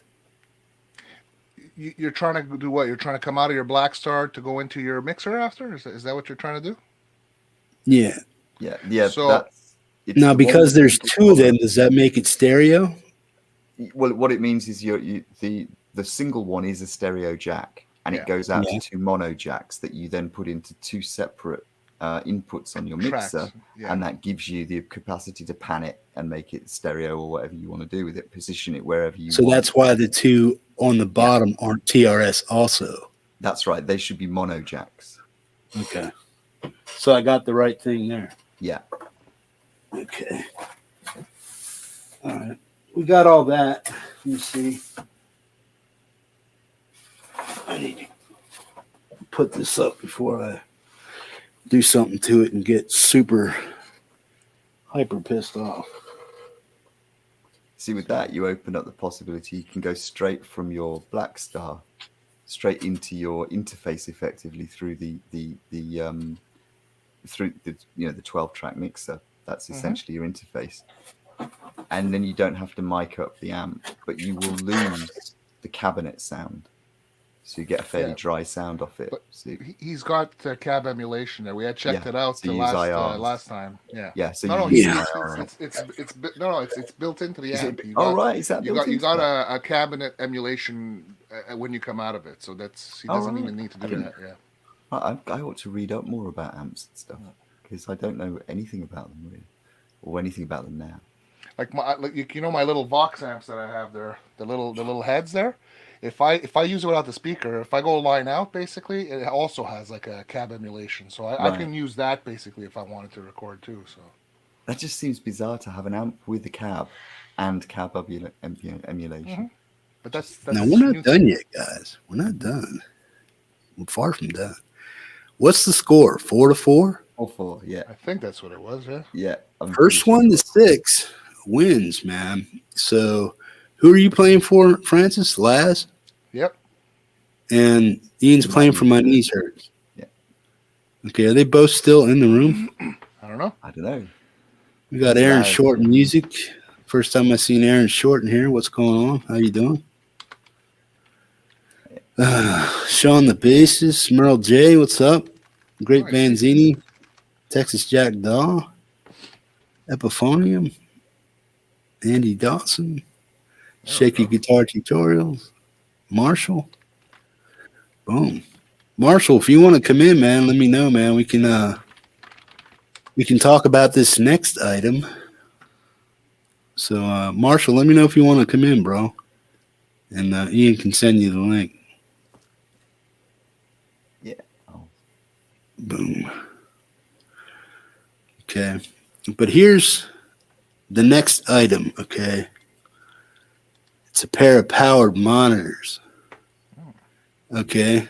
Now write down what brand you think I got.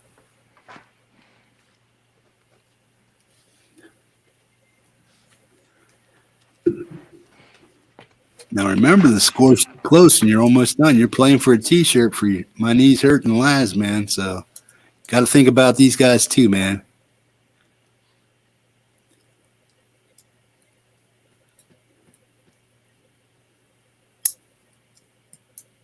You got it, Ian? No, I haven't got a clue. I'm sorry. Let me- Guess. Take pot shot guesses, man. Think about the brands that are out there. I'll give you guys both a hint, man. They were under $400, but they were very close. And I did get a discount because I paid cash. But they list for $1.99 a piece. I remember hearing you say something in the chat another night. That's why. So I wrote it down here. Right.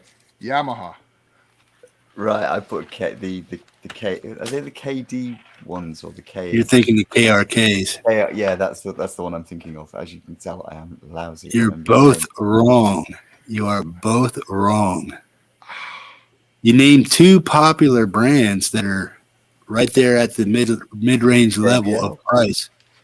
So you're Yeah. close. You're Okay. close to the style, but yeah. Shit. Think again, man. Think of very popular names of home monitors that might be in that price range. You went with what Marshall suggested maybe last time. I don't know. I've just put JBLs down. JBL. Yeah. Okay, you're both right. I did go with the JBL. Right. Okay. Yeah. Okay, but what size JBL did I get? Could I Come describe on. it instead? What size? What size did I get, man? What are you saying? What are the options? Because of the JBLs. No options, man. You got to know your gear. This is a Phil. This is a Phil McKnight moment. I'm a singer. We get engineers to know the gear. You got the 5-inch, man. 5-inch. You got what Marshall suggested. No, that's what she said. That's what she said. But no, you're wrong. 8. It's bigger than that. 8s. Did you get the 8? 6-inch then. Okay. All right. Well, I'm gonna have to give that one to Francis. They had the 5s and the 8s, but they didn't come out with the 6s until a little while ago, man. And I did take a cue from Marshall. I was looking at JBL. I was looking at JBL as an option, but I was kind of stuck on Yamaha for a while. But I listened to a lot of different podcasts and people that were actually demoing a lot of these things, man. So I do a lot of research before I buy my stuff and before I get settled on something. And even then, I might not be completely settled or taken with the brand. But the thing about American Music Supply is I got 45 days to figure out if I like them or not, or they work right, and I can return them. So that's always the given. So if I don't like the way these sound once I get them hooked up and they hiss and piss, some guys say these have a small, you can hear it, right? The small little hiss. But some guys say you can't hear it.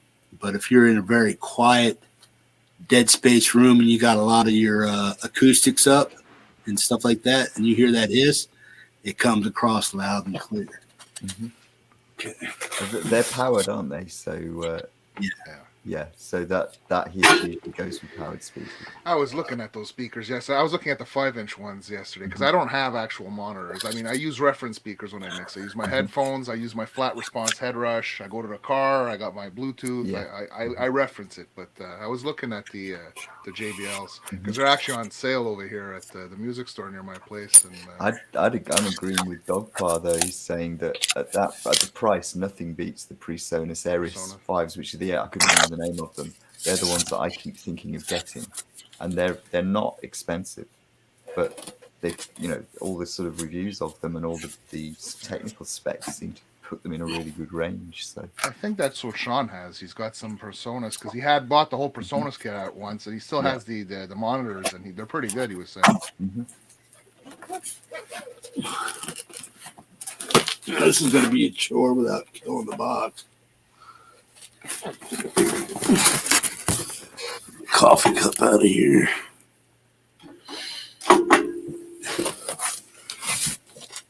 Okay, so what is it? 5 to 4 now? Yeah. Yep.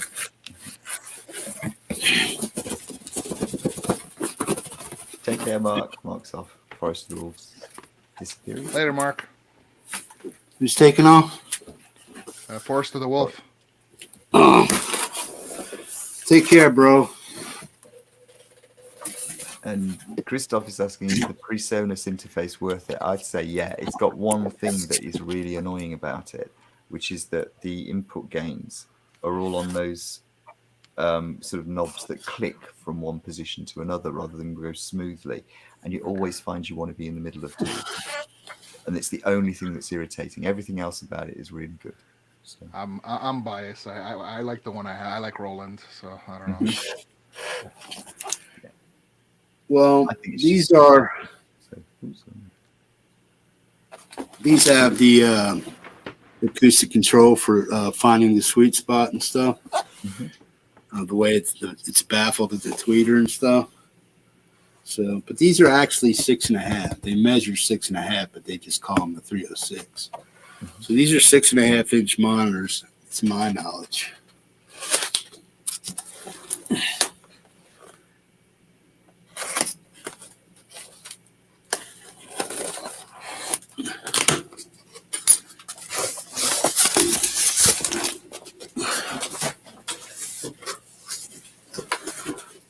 I was going with a lot of different brands. I did look at Personas and stuff, but because in my truck, whenever I bought woofers and stuff, I always went with JBLs. You know, when I bought my 12-inch and my 15-inch subs and stuff for my truck, I always went with JBL. Yeah. Take care. It's just a name I'm familiar with. Well, JBL's a good brand. I mean, you know, Marshall uses it. Preston says he likes them. I used to have a PA system. I used to have some power JBL speakers, the Eon ones there, the 15-inch with the tweeters and everything. They're fantastic. I mean, JBL makes really good stuff. Yeah, they used to be what I used. I've got a tiny little set, and I can't remember what they were, but they were non-powered. But I'd used those for years, and they were quite good. Weight wise, they're probably about 5 pounds, 6 pounds. They don't sound too hollow. They sound pretty solid. So it's a pretty decent build, I guess. Squire Telecaster says he's getting excited. They're getting excited.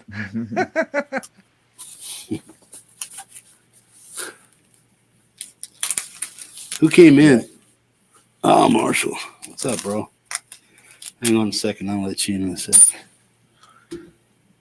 Fun.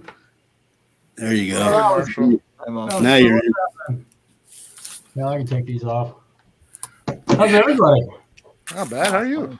I'm doing good. I was kind of here for a bit. I had to go back to tracking, man. I was working on another tune. Like, beep, beep, beep. Email. Look, Marshall. It wouldn't be that tune for the metal show, would it? No, actually, I don't have anything. I won't be submitting anything to that. I have, sorry. They're not ready. That is my NT1 for the record. And this like old school NT1. I have a match set and match. I bought them both at the exact same day that they came out. And these things, I'm sure you're figuring out that it's a pretty killer mic. Is that what you're using? There it is. Those look very familiar. He took your advice, Marshall, man. Wow. Yeah, I love mine, man. Are those the 5s? No, 6.5. 6. Okay. Yeah, they look. Oh, yeah. I wanted more bass response than because I'm not. Even though I'm going to be using them for mixing eventually, I want something with a little bit of a thump. So I went with a 6, and the 8s are probably going to be way too much for my place. Yeah. That's a good choice. And at this point, back when I bought mine, I don't even think they had 6s. Yeah. Yeah, they just came out with the 6s about 2 years ago, maybe, or a year ago. Yeah, that's the ones. I think you're really going to dig those, man. They're definitely going to blow the little computer monitors that you've got, you know. Oh, definitely, yeah. Water. And I know when I bought mine that they didn't recommend running them with a sub in a small area. Yeah.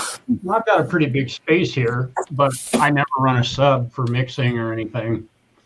And I haven't had anybody complain that my mixes are like. Yeah. Oh, that's awesome. Okay, Nice. it's 6 to 5, right? Or 5 to 4? 5 to 4. 5 to 4. Yeah. Okay, you guys have both been here for the whole.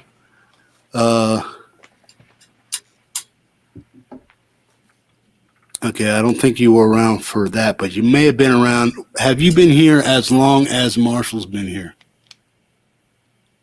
Did you come in, or did Marshall come in after you guys? Marshall came in after. How far after? You guys were already going when I came in the first time.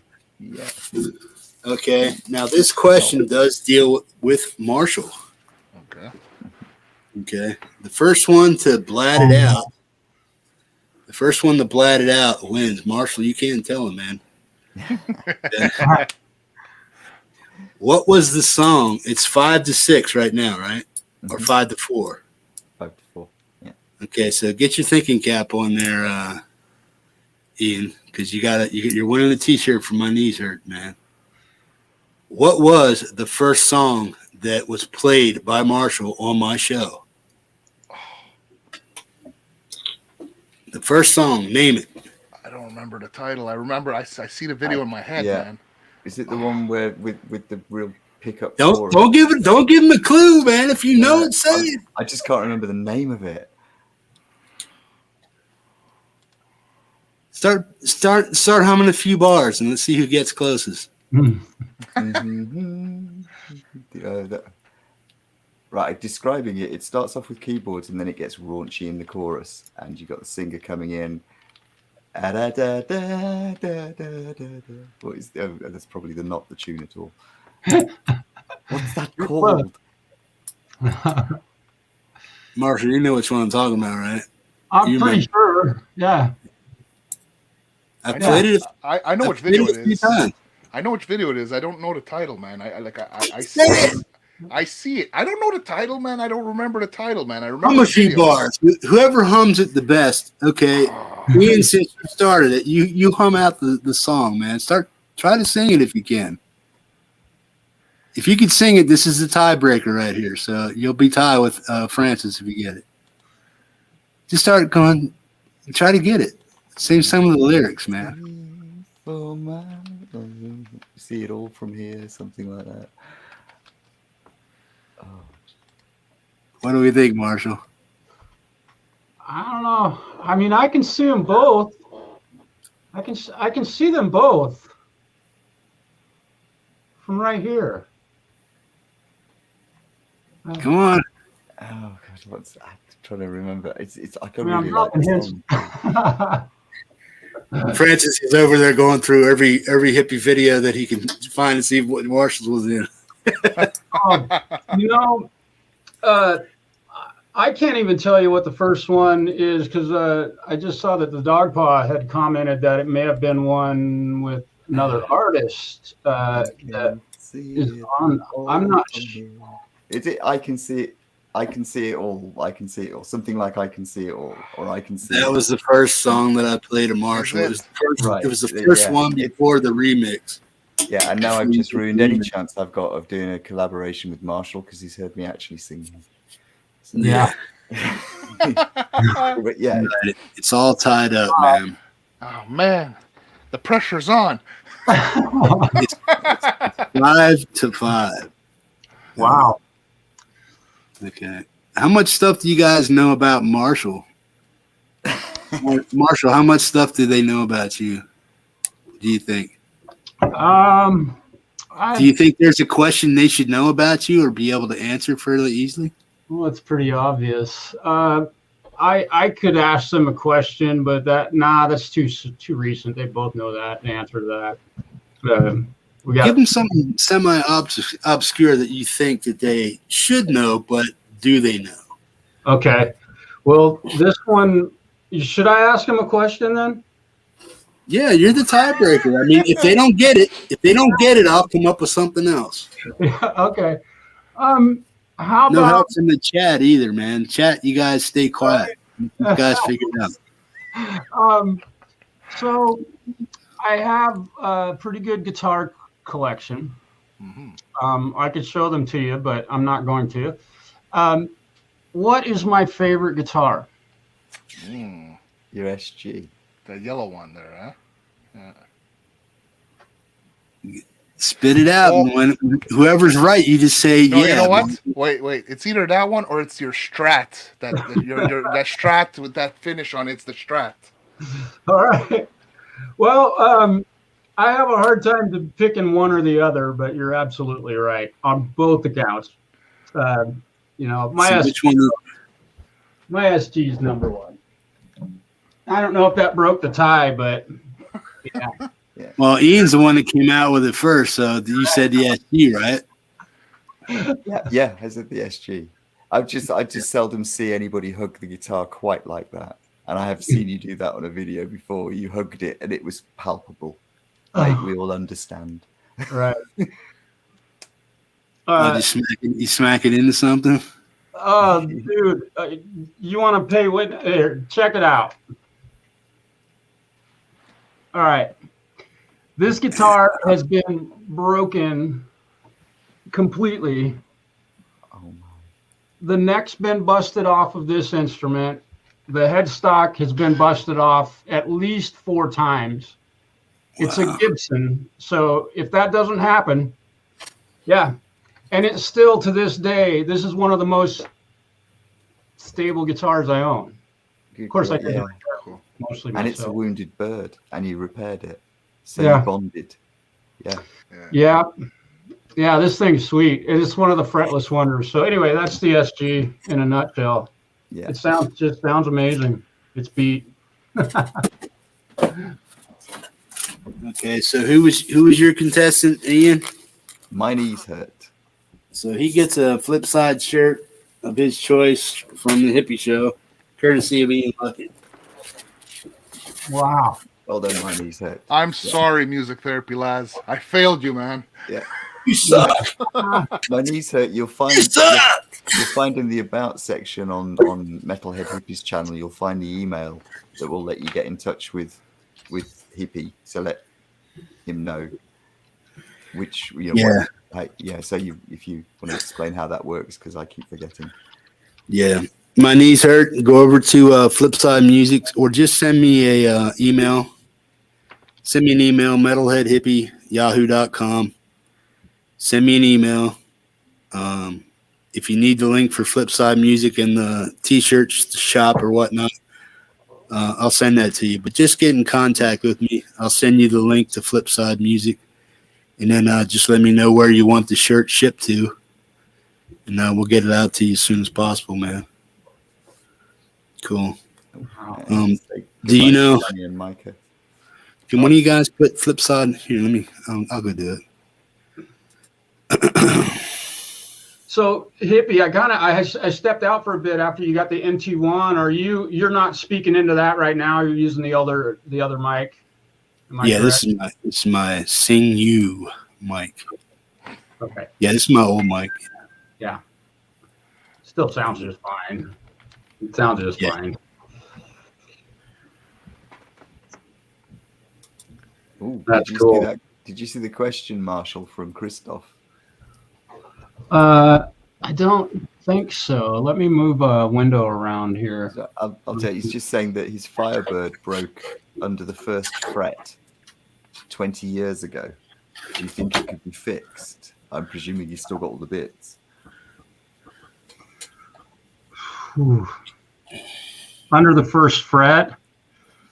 And, well, a break like that, in most cases, if it's not splintered really terribly, yes. And I'll add that my thought is that any guitar that's been broken can be fixed. That's my take on that. Especially a Firebird. That's a pretty valuable guitar, and I would do anything and everything in my power to repair it, and there are ways to do it. So, yes, absolutely. Yeah. Bring it over to my shop, and I'll fix it for you. Well, I figured that guitars had to be made originally, so if a bit gets broken, you can make another bit because it was made originally. Okay, now you say a valuable guitar. Okay, I got it. The guitar is broke. It devalued it that way. You just fixed it and turned it back into a usable guitar. How much is that guitar worth now, being that it's been broke, been repaired by a professional luthier, and boom?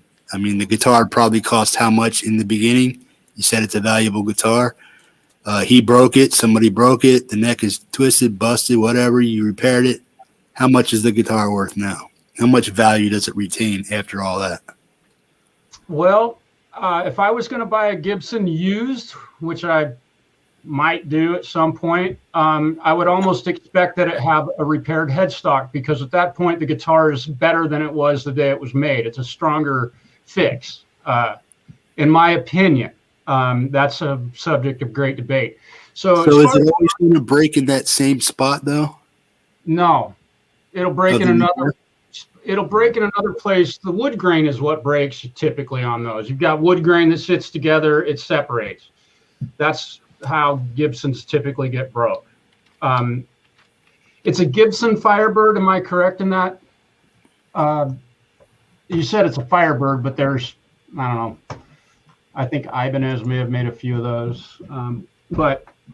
Yeah, I mean, a repaired, my SG is priceless. And I don't say that saying that the guitar is, I could sell it to anybody for anything I would ask. It's priceless to me. Mm-hmm. So if the guitar means a lot to you and you love the thing, it is absolutely 100% worth the effort to pay someone to repair it. It's going to cost you a lot less than buying a new Firebird.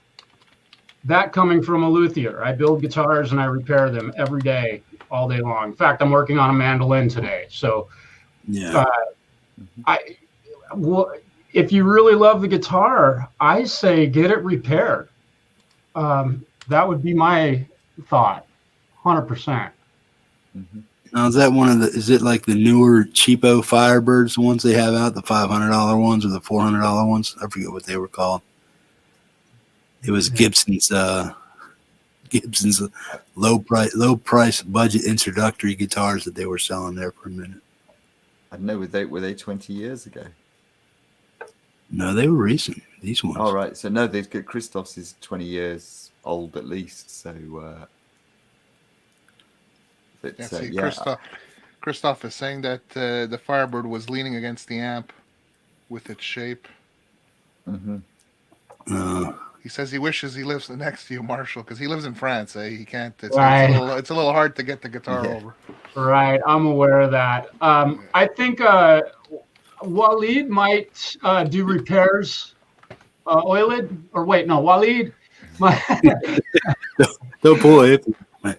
It took him 2 months to break me of that. Right. He might be someone that you could contact in that part of the world. I don't know any luthiers in France, but I'd imagine Paris has got quite a few. Okay, see, Christoph is saying that it was a real Gibson from 1967. It's worth fixing. Ooh. Yeah, it's worth. Yeah, when is a guitar okay? Now all these are like set necks or neck through guitars, right? Gibsons. So what happens if you like totally snap it like below the headstock? Like say somebody like it hits a hard corner and the actual damn fretboard pops loose, cracks, and the whole damn neck is like snapped. What's up with that? How do you fix that? Can you?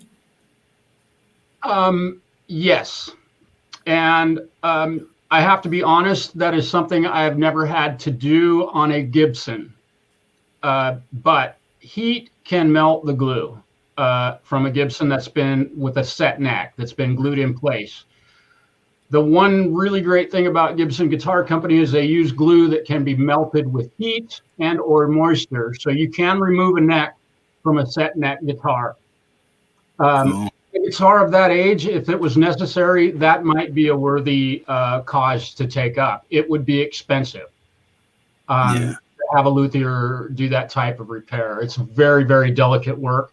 And you'd have to, either have someone build you a new neck or order one from Gibson and glue it back in place.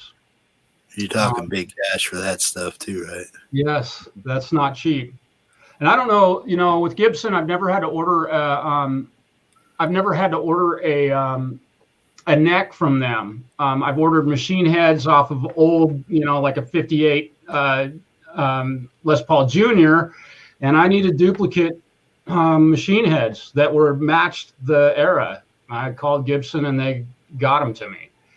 so their custom shop is generally pretty easy to work with respect to Gibson. So you can get a new neck and you can replace it.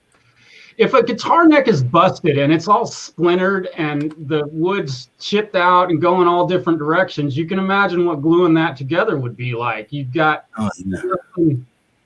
but if it breaks clean and forgive my bent, that's guitar player finger. If the if the grain can go back together in a real smooth, clean process, that's generally a really easy fix, and I use that word loosely. Yeah. But yeah, if it's all snapped and splintered, you got to replace the neck. And it's possible. Yeah. Damn. So who has the Firebird? Is it Shake your guitar? It's Shake, yeah. Shake. Mm-hmm. Yeah. Okay. Yeah. I would, a 67 Firebird. Oh, I would fix it for you. I wouldn't even ask for money at that point. It's that the guitar is worth too much, and the history of that. And I look at guitars in a lot that way, as a piece of our history. The respect.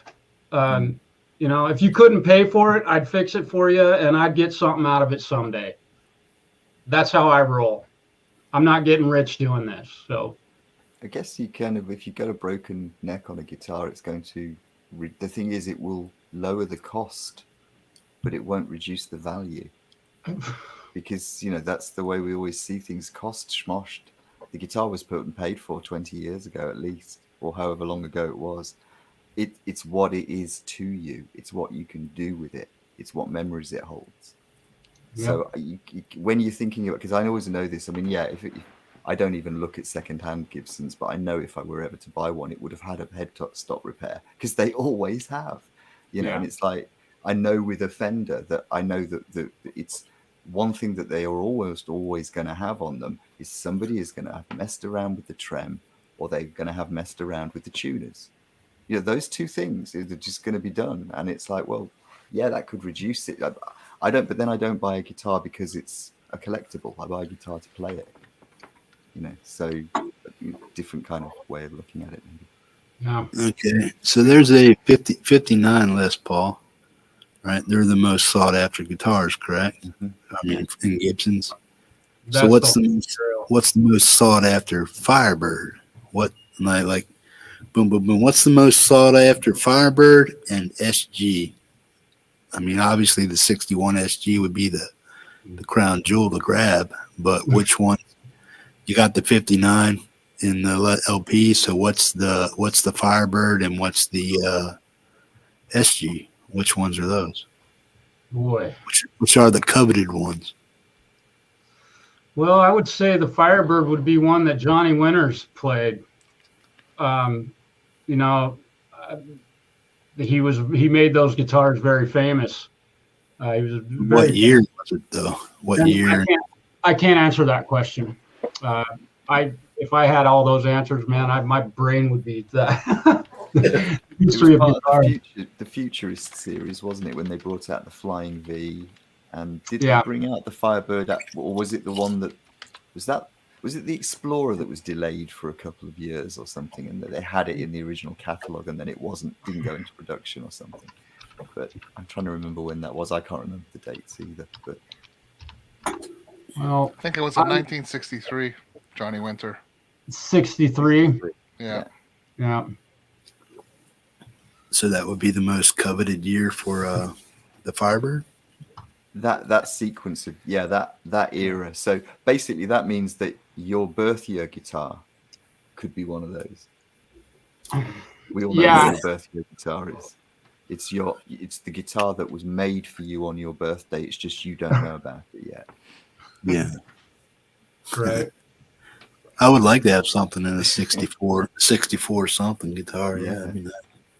Even if it wasn't like even an acoustic or something that was just made in that year, that'd be cool, man. No, mine's a Strat. My dad definitely ordered me a Strat made on my birthday. He just never told me, So. No, yeah. Where's that? Yeah, absolutely. It's there. I know it's there. Yeah. Well, if you think about it, so 64 was the first year of the Firebird. Is that correct? I think it was I think it was what 62, 63, something like that. Because Okay. they So in came. that era, Mhm. well, 52 was 52 was the first. 51 was the first year of a Gibson Les Paul. Ultimately. And the 59 is the one, the holy grail of every guitar ever made.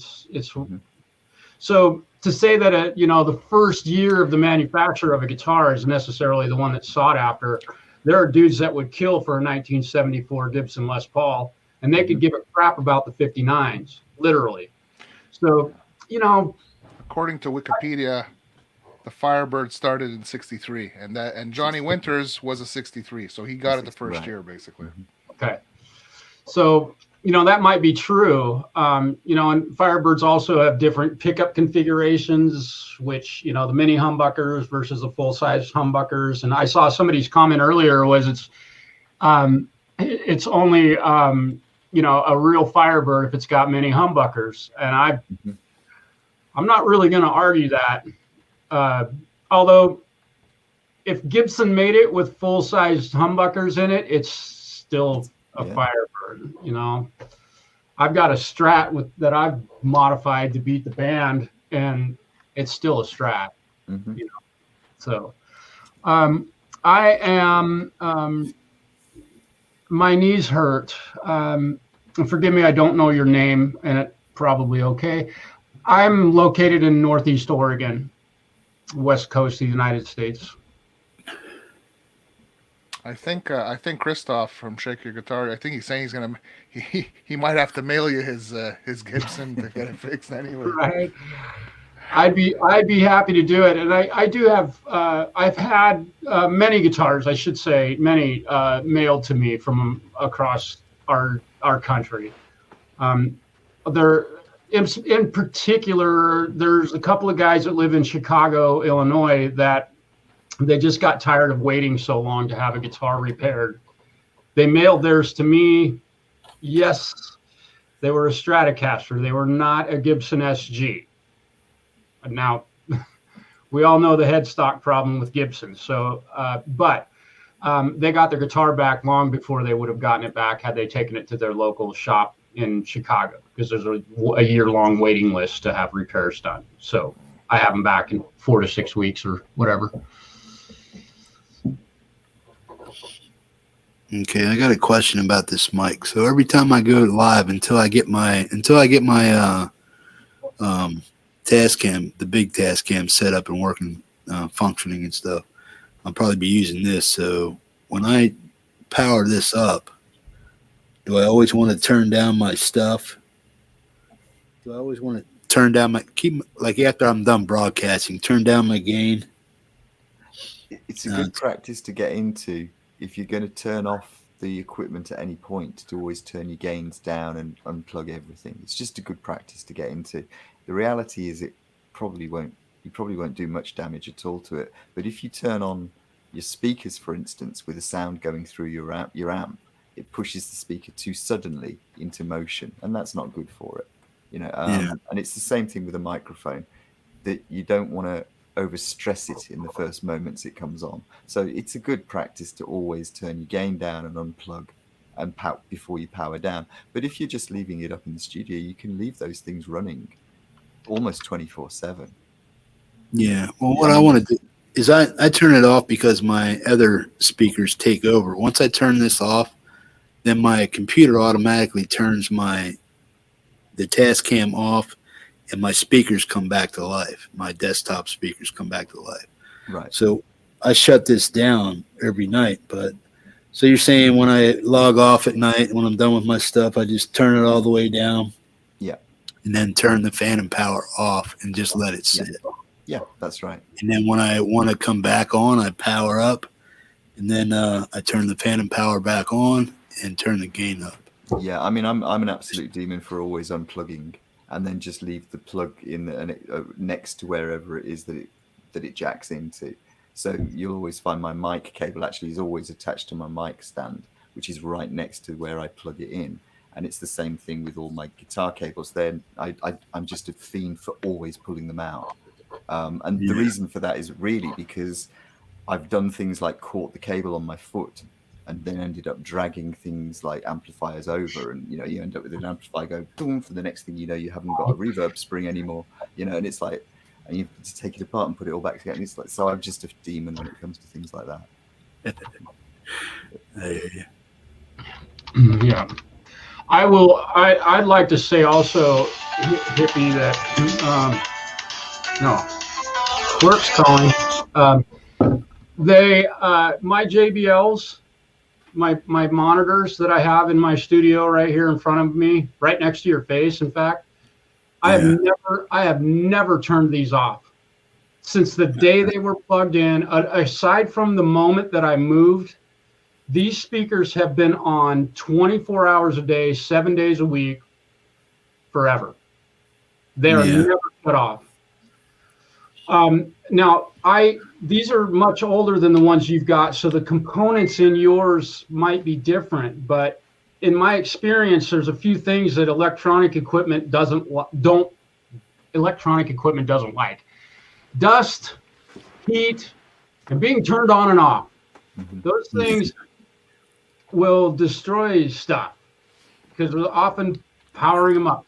So I just wanted to kind of throw that in the mix, because my experience is these things work perfectly. I'm listening to you talk to me right now through them. And as long as the speakers themselves aren't creating a hiss, an audible hiss that I can hear while I'm trying to do something else, fine. But otherwise, I'll have to cut them off. Right. I don't know how you don't get an echo loop, man, by listening through the speakers like that. The reason I'm wearing headphones is not to get that echo loop. But I mean, with your speakers, man, and even last time when you came in the chat too, you have absolutely no echo loop with that. I don't get it, man. Well, I think he has his stuff down in StreamYard set to cancel out the echo effect too. Okay. So that has something to do with it. Yeah, and I'm just using like a Logitech, just a cheap camera with a microphone on it, and those things kind of have built-in. I'm sure if I turned them up loud enough, that my speakers up louder, we might hear some echo. But you guys are all very clear, and I can't hear shit. I've ruined my ears from playing Marshalls for so long. But you guys sound very clear. Also, the proximity, the microphone is actually behind the speakers where I have it positioned. So that's a big plus, I think. Yeah. But we'll see go ahead, Marshall. No, I was good. No, it's saying what I got to do for here is this table that's right here. It's probably going to get moved right here to my right, where my stuff is over here against the wall, because my PC is over there, and the cord for the 12, the Tascam 12 is only like yay long. So I'm going to have to probably take my PC out of its socket in the desk that I have it in, set it up on something, so I have just to hook the Tascam right up to that. Is that the USB cable? Is that the USB cable? Yeah, it's USB 2.0 to C, something like that. Yeah, I'd just get a longer one. Just get a longer cable, because you're not going to lose much in any signal. On that's what they were saying. Keep the cable as short as you can, because you don't lose it. You know what? Yeah, I know. Yeah, that's what I'm saying. Yeah, I know. I have a 12-foot cable going, USB 2.0, going from my interface to my computer that's in the wall behind my television that I'm looking to you guys at. So, and I just added a 10-foot extension for a USB hub. So that I don't think that's. Nope. I wouldn't worry too much about that. A 10-foot USB extension cable is $5, or $10, whatever. Yeah, I'm just saying that's what I got to do for now until I get those things checked in and stuff. But this is going to be turned into a horseshoe right here, pretty much. So it's going to be like, in front of me, it's going to be like 4 foot of a dog leg that way, 6 foot of a dog leg this way, and probably 8 foot that way. So it's going to be 8 foot against this wall, or 6 foot by 4 foot by 4 foot. So Yeah. it's going to be like a horseshoe going like this. It's probably what I'll build it myself, probably. Yeah. Which won't So you take could me long launch to the make. space shuttle from that. Yeah. Yeah. Yeah, it's pretty. And It's gonna everything right within arm's reach. Exactly. Yeah, because I can just like, boom, turn it on, turn my app on. I mean, it looks further away than it is. Yeah. It's just, I just go boom, Yeah. click, like right there. So everything's like, right here, right there. My monitor's like 3 feet away from me, actually, but it's a 43-inch monitor. Yeah. It's a TV, but it's a monitor. But Yeah. I want to. Go ahead. When I get a new PC, I want to put dual monitors right here. I'm going to move my guitars down the wall over here further, so that all this is free for my monitors to stick up. Because now that I got these monitors, I got no place to put them unless I crop against my Black Star. So I have to move everything around. Probably put the Black Star on the floor. I'm going to have to get some type of new or build a custom, like I said, a wraparound desk or something. So I'll have to figure that out. But yeah, Well, like, go ahead. now you also, and because I got here a little late, I don't want to reiterate a bunch of stuff. You got a new audio interface. Is that correct? The Tascam 12 mixer and interface. All right. Mhm. Okay. Well, I would think that for $150, we could buy you a guitar plug-in, and that Black Star could go in your dumpster. Yeah, that's probably what I want to go, because I live in a small cabin, dude. I'm like 16 by 24. The space that you see my show in here is at the end of my Black Star. This is about almost an 8-foot wall. Yeah. And then what you see right here is probably about 4 foot of wall, because right where this ends, my window's right here. There's a window here, but I have it blackened out almost, so because the sunshine comes at me this way. If I didn't have something over top of my curtains, it would just like. So what would you get for a Black Star if you put it up on eBay? Yeah. That I could probably sell for a hot $400 to $450 pretty quick, I guess. Okay, and so $400 to get the next piece of kit, because really Marshall's right. Well, that would buy me a Unless nice you're gonna desk. It would buy me a nice desk, or at least enough wood. And you know how they do the old gas pipe, what is it, black pipe stuff to build your stuff, black pipe legs on it and stuff for gas pipes and stuff. I can just build something like that real quick. I can just go get me some 2 pieces and just screw them all together. Boom, boom, boom, boom, boom. And I'm done, man. Standing up and I'm up. Because really the Black Star is useful if you're a gigging musician. Yeah. But you don't. I got it because it had a lot of choices. It has six emulation, but that's the only reason. I get that, but on a software sim, going through your studio monitors that you've just got, using IRs to mimic any particular kind of speaker you want, you're not going to know. You could set it up to replicate the Black Star's every move, and it wouldn't. It's just a matter of clicking on a screen instead of operating the buttons in front of you on the.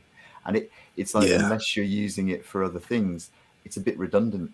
So if you can sell it for $400 and well, for about half of that, what's Neural DSP now? Is that about $170 or something like that? The one you were talking was what, 150, 160 more? 159. They're $159 right now. And that's how many amps do you get in that as the standard package? 4. So you get 4 amps. So 4 amps and 4 cabs. Do the cabs have different speaker emulations? Yeah, I mean, I'd imagine you get more than that in speaker emulations and mic positions. Microphones, you got an EQ, some effects processing. I mean, and you don't have to have a DAW to operate it. You can double click on it, open it up, and turn the knobs with your mouse. Yeah. I wish those guys, I love their stuff. And I've been playing guitar for a long fucking time. I was 6 when I picked up a guitar, and I played through an amp the first time. I was probably 8 years old.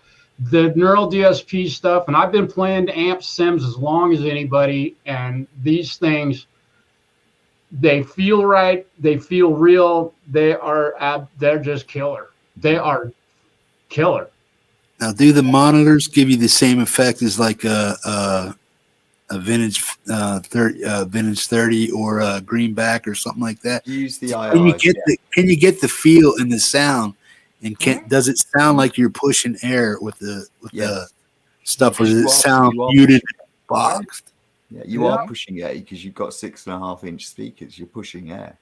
So, I mean, I put it through my response speakers and do the same sort of thing that Marshall's talking about. I just use amplitude because I'm too cheap to go and buy the neural DSP, but it moves air, believe me. It rattles windows and it feels like it's responding. Well, you guys know I play a lot of Doom stuff, right? So that is low, growly. It's a beast. I mean, when I'm hitting the guitar, man, it's like your speakers will those do are your it. speakers, your amplifier. If you look at the amp settings for Doom guys, they're not necessarily boosting up the bass anymore. Because let's face it, how many people in the audience, if they're playing an amp, just stick the bass on full? Just like the hell with it. Or nothing, depending on if you're playing in a mix and what you're doing. It's like it's always full up or full down. So you'll move the air. You won't have a problem with those speakers. You'll feel it. Yeah. I'm currently running my Archetype Nolly, and I've got these two pedals run in front of it. That is a pollinator from JHS, and then I've got a little delay pedal here. And this morning I was getting some doomy shit. And I've got the drive just cranked on this, but I'm running through Archetype Nolly, and the response from that is virtually, I mean, it's identical to running through a little tube amp that I've got sitting here. They're really, you could run a pedal board in front of it, and you can run effects loops, and you could do everything that you can do with an amplifier. And as loud as you want to turn up your speakers, you can blow your neighborhood up, man. As loud as your speakers will go. And I can get feedback from playing through it. So if I'm sitting here and I want to record a guitar solo and get feedback, I can certainly do that. The hell is that? What's that noise, man? Sounds like someone's playing TV. It sounds like there's like a radio frequency getting caught up. Those are my foot pedals. No. But no, you're right about the speakers and everything. Because you know what? Like, I mean, I told you I use my head rush going into my sound card to my computer and stuff. But a lot of times I'm just headphones into my head rush. But the thing is what I've been doing a lot lately is I actually have my head rush going into my sound card, and I have some little Logitech speakers here with like a little subwoofer. And I mean, they're not monitors. They're not really great speakers. What you have is so much better. But I mean, sometimes I don't feel like putting my headphones on, so I'm playing it through the speakers because I don't feel like wiring up my flat response speakers. So I play it through these little Logitechs, and even these, I'm actually impressed of the sound from these crappy little Logitech speakers. So I mean, the speakers you got, I mean, you got the 6.5-inch. You're gonna get a thump. You're gonna get a nice response out of it, man. You don't need to play through your amp. You're gonna notice that if you use like a software or whatever through it, it sounds good, man. Especially if you have it set up right, you can get that nice stereo sound coming at you, and you're centered right there. You're gonna get a really nice sound, man. That's what I want my studio or a studio to be, is the mixer interface taking up that footprint. 2 fairly nice little speakers that I got, and maybe dual monitors jacked up a little bit off the desk, and so I have to like look up at them or something like that. So they're not interfering with anything on the desk, so to speak. And then whatever plugins like Marshall's using and stuff, screw the amps. I just want to be able to go over here. And like I'm powered up too a lot of times. I always leave my PC on and my TV on at night, and I actually do. I fall asleep to all you guys' show every time I have a show. That's what I fall asleep to for the next 2 or 3 days, man. And I'll mix them up. I'll go listen to another show and stuff like that. So, but my stuff is powered up all the time. Also, God damn it, Francis! I'm gonna kick you in the nuts. Because shake your guitar, he's like the noise you're hearing. Maybe it's my kids, and I'm like, yeah, it's possible. I mean, I do hear my kids running upstairs around a bit. So. It sounded like a TV show was interrupting Yeah. or something. Interrupting. Yeah. No worries. You know, Hippie, with respect to the plugins that you get and the fact that you have monitors in front of you, if you've ever been in a high-end recording studio and you're overdubbing guitars, you're never sitting in the room with your amp going. You're sitting in the recording studio with the monitors in front of you, and you're playing, hearing that out of those full-range speakers versus hearing your 412 would deafen you the moment you walk into the room. And that's what I'm tired of too, because in order for me to get the sound that I want out of this thing, I have to crank it. I have to push air to make it sound like it's full-on metal doom shit. Right. And to make it feel good to me to hear it, but I have to have ice picks in my ear at the same time. And so it's like, fuck, that hurt. It's like having that Black Star turned all the way up to 11, only it's at apartment level. Yeah, 4 or 5. Yeah, and if you really want to get feedback, take a set of headphones and put them right in front of your guitar and play into that, and you'll get feedback. Just turn the headphones up real loud. There's so many ways to accomplish what you're talking about, whether it be like what Francis is doing with this pedal that he's using for his tones, or a virtual amp, a software, and it's easily accomplishable, and it's not terribly expensive. I mean, no. And don't let the word software like freak you out. It looks like an amp, and it behaves like an amp. Yeah. So turn it on and it just works. Let's be honest. I'll give the game away on guitarists because we're at a guitar show. That's fine. It's like, how many different sounds does your classic lead tone actually take up in the DAW that you're recording in? Because you'd never do that live. Right. You know, I mean, I look at my tone, and I don't think of myself specifically as a guitarist, but my tone is 4 amplifiers. That's my lead tone. I'd need 4 amplifiers to do that live, and you know, and an effects rack as well, and then post. So you're able to mix and match all your. Oh yeah, I mean, I just record one line into a biamp system on Amplitude, which is what I model most of my amps. I make up my own things, and so that's a biamp. That's 2 different amps, and then I copy the same track to 2 other things in my DAW with my other builds, which come in the DAW, which I built. So they're not biamped; they're just single amplifiers that I've put together the Sims presets for. So there's 2 more there, so that's 4 in total, and that's just for one. That's taking one signal from the guitar and putting it through 4 amps. And because it's digital, you don't get any issues with kind of, you know, problems with feedback. And that's how we produce the sound now, to get those tones that you keep hearing, that we're hearing each other do. And I've noticed with me, especially listening to what everyone else has done, it's made me up my game, because I've realized, wow, they're getting some killer tones, you know, and this is the way it's done. It's you know, and it just looks like an ordinary. It looks like a picture of an amp, and then you mouse it over the control, and it's like someone's changed the picture, but it does the same thing the amp would do. So it's really intuitive, you know. Yeah. That's 100%. That's what back him up 100% on that. It took some doing to get me to turn my amp off. But I finally did it, man, and I am a tube junkie. I love tube amplifiers, and I love having knobs, and I love turning them, and it took some. But when I finally committed, I was like, "Oh shit, what have I been missing out on?" Ultimately, as a guitarist, I'm primarily a guitar player. I mean, I totally feel the same way as you, Marshall, man. I bought this Headrush.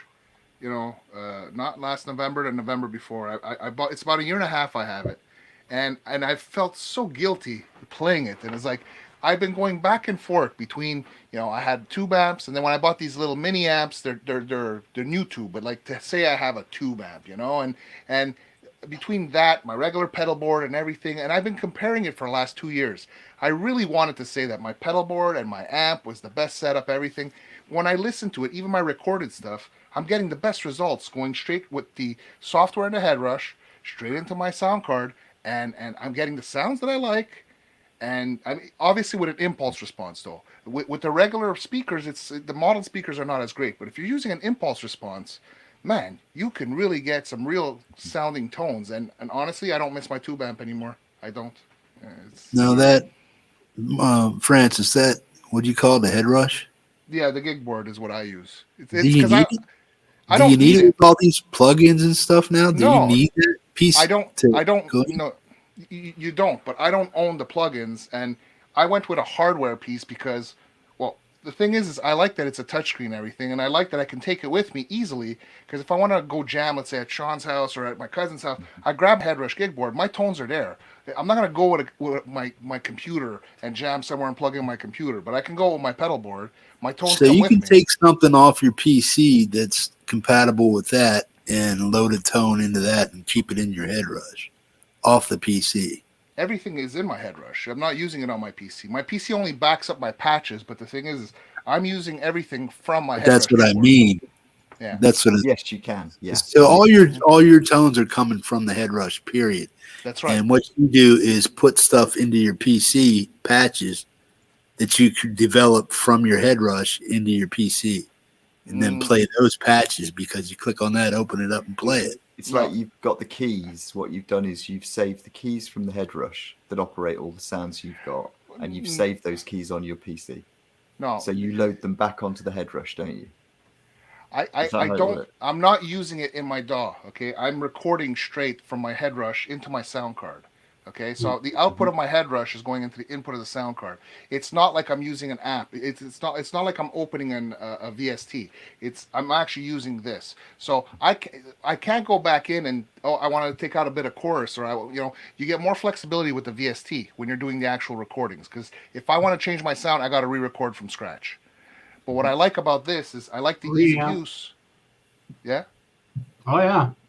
But the thing is because I got my tones, I take it with me. If I want to go jam, I got it with me. It's like you can take your computer with you, but it's not the same. So that's why I like that the hardware component of it is that I take it with me. If I go jam anywhere, I always have my sound. My tone is in this box, and when I record, it's on my counter. And if I go jam, I take it with me, and that's it, man. So you don't have any of that stuff in an iPad that you can just. Can you control that with an iPad also? No.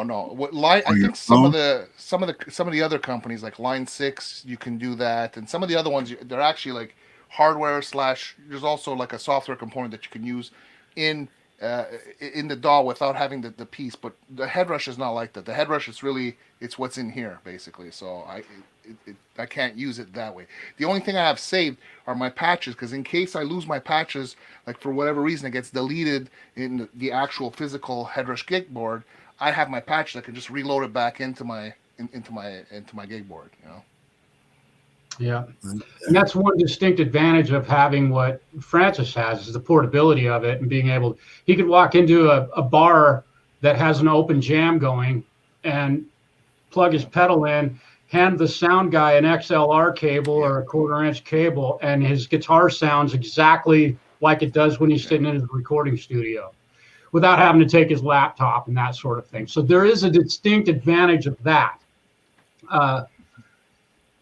I think, for me, it's just in comparison doing all the recording that I do with software. And I think, Ian, you're using software at this point too. Am I? Okay. Yes. Yeah. The idea with having software, I think that a lot of the guitar's tones that I design, I don't use stock neural DSP plugins and just click on something and that's my guitar tone. I go in and design it and tweak the EQ and check the gain and do stuff.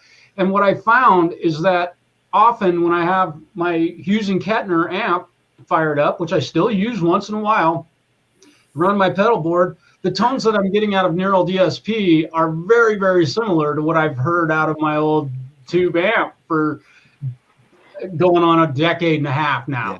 So But you do have to get in there and operate them like a real amp and try and experiment. That's the whole point, and that's the fun. Right. Just Right. pulling a plug in that someone else has made, because there are certain things you can get that you can just plug straight into. Like there's one, I've got it, and it's great. It's great if you just want to jam to something. It's called Tone Bridge Guitar Effects, and it's just a little plug-in from the Ultimate Guitar guys, the ones that do all the chord diagrams for all the songs, and they've done this great little thing. But when you try and get in and fiddle with it, it's not a very easy to use interface. It's like small, so everybody loads up their presets, and they're great fun. But when you're doing your own, when you want to, it's like you want to go and move the mid-range knob to the position you think it should be at, and find the sweet spot, because they do have sweet spots. Even the digital stuff has a sweet spot. Yeah, it's surprising how they react to like the different pickups, the software actually reacts like the real deal. And it's really, I'm surprised, because having fooled around with it over the last 2 years, man, it's like, wow, it's unreal how it reacts. And like, I'll tell you, Jeff, right now, man, if you tell me, okay, I want you to play that song that you played with Ian, the first collab we did, I have my sound saved here. I just go back to, I have Ian collab. If you say, oh, play the song that you played with Marshall, like the collab I did with him, I got it here. I got my Marshall collab. The one I just released yesterday that you did the premiere, the Mark. Wait, I have it all saved here. So my tones are here. You tell me, play that song. I got my exact tone. I call it up and I play it, and I got my sound, So if you use like delay on this setting, and you use the reverb and distortion on this right here, you can set, and then you just name it tone for Mark Waid collab. Boom. Yeah. You can just turn it on, hit that, boom, and it's like boom. That's the tone you got for your guitar the whole way through. Yeah. And with any other song. And that's okay. So no guitarist will ever show you their tone bank, because the names are always embarrassing. Yeah. Oh, mine are simple, man. I got Ian collab, I got Mark Waid and Guitar Hack collab. I got I just name them what I'm doing, basically, with whatever a song title is or whatever collab I'm doing, basically. Maybe it's just me. Okay, here's what I want you guys to do is tell me how you actually make the song. I'm going to explain to you what I'm saying. Okay, then you guys just one by one, you can go around, and then we're going to close off the show with this, whatever you guys come up with. Okay, I want to do a collab. I got a backing track. Okay, how do I add my stuff to it? How do I load it to my this or my that? How do I play to it? How do I upload it? How do I play with it? How do I record it? How do I get my stuff together with it and make it all one big song? So I go to Tack Full House's stuff, and he says, here, man, here's a free backing track. What the hell do I do with it? How do I make music with it? So tell me your process for that. You go from that point, what have you got? You've got a video, a link on YouTube. So first of all, you have to find a place where you can download that link, because you can't, in England, we can't download YouTube videos. So I have to use VPN to go and download the video. And you get a crappy little video that is shrunk down in size, but you then have to strip out the audio, and then you have to edit out all the talking at the beginning. So there's a lot of things to prepare. So let's say that you've got the track and you've got it as a WAV file or a WAV file.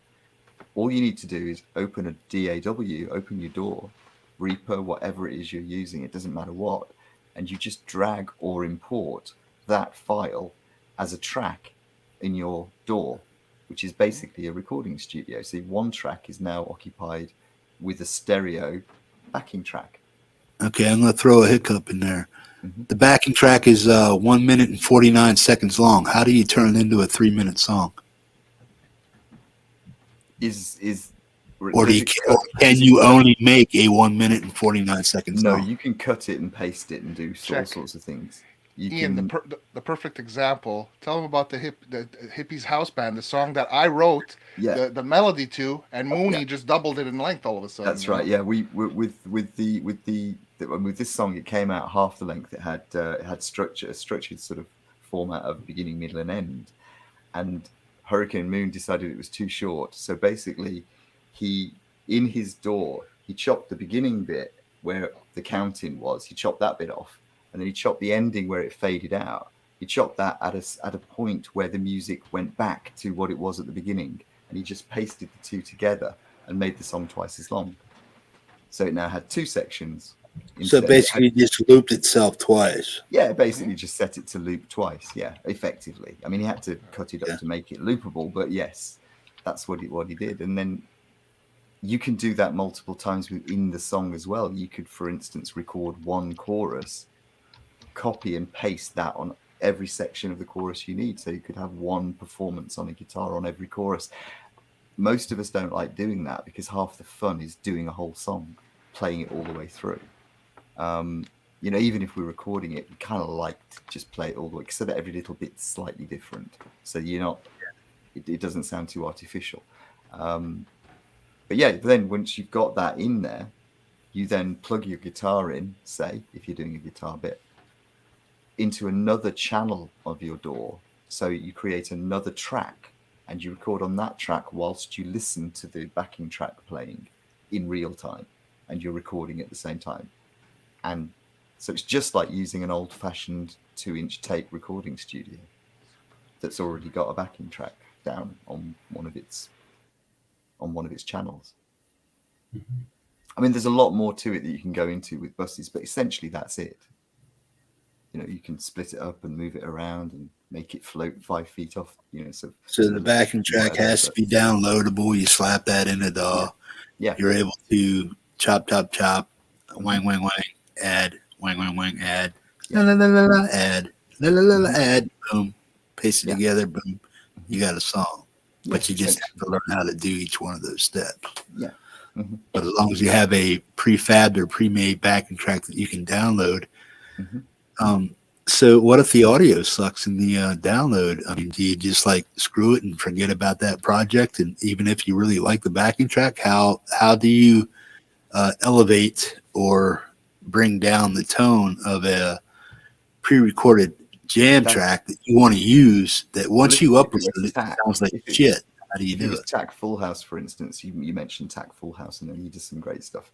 I don't know him and I've never worked with him, but I would imagine all I'd do is go to his About section, email him and ask him to send me a decent quality one and say, I really want to do this. Would you mind sending me a WAV file or a decent copy of it? Because the one I've got. So the original that he used to upload to YouTube. Yeah, and then you could put you could put in a WAV file, has no compression, so it's absolutely pristine. It's exactly what comes out at the other end. So you put that in your DAW. Doesn't matter that it came out of my DAW. It'll sound exactly the same in yours because it's it's as uncluttered, unadulterated file, uncompressed completely.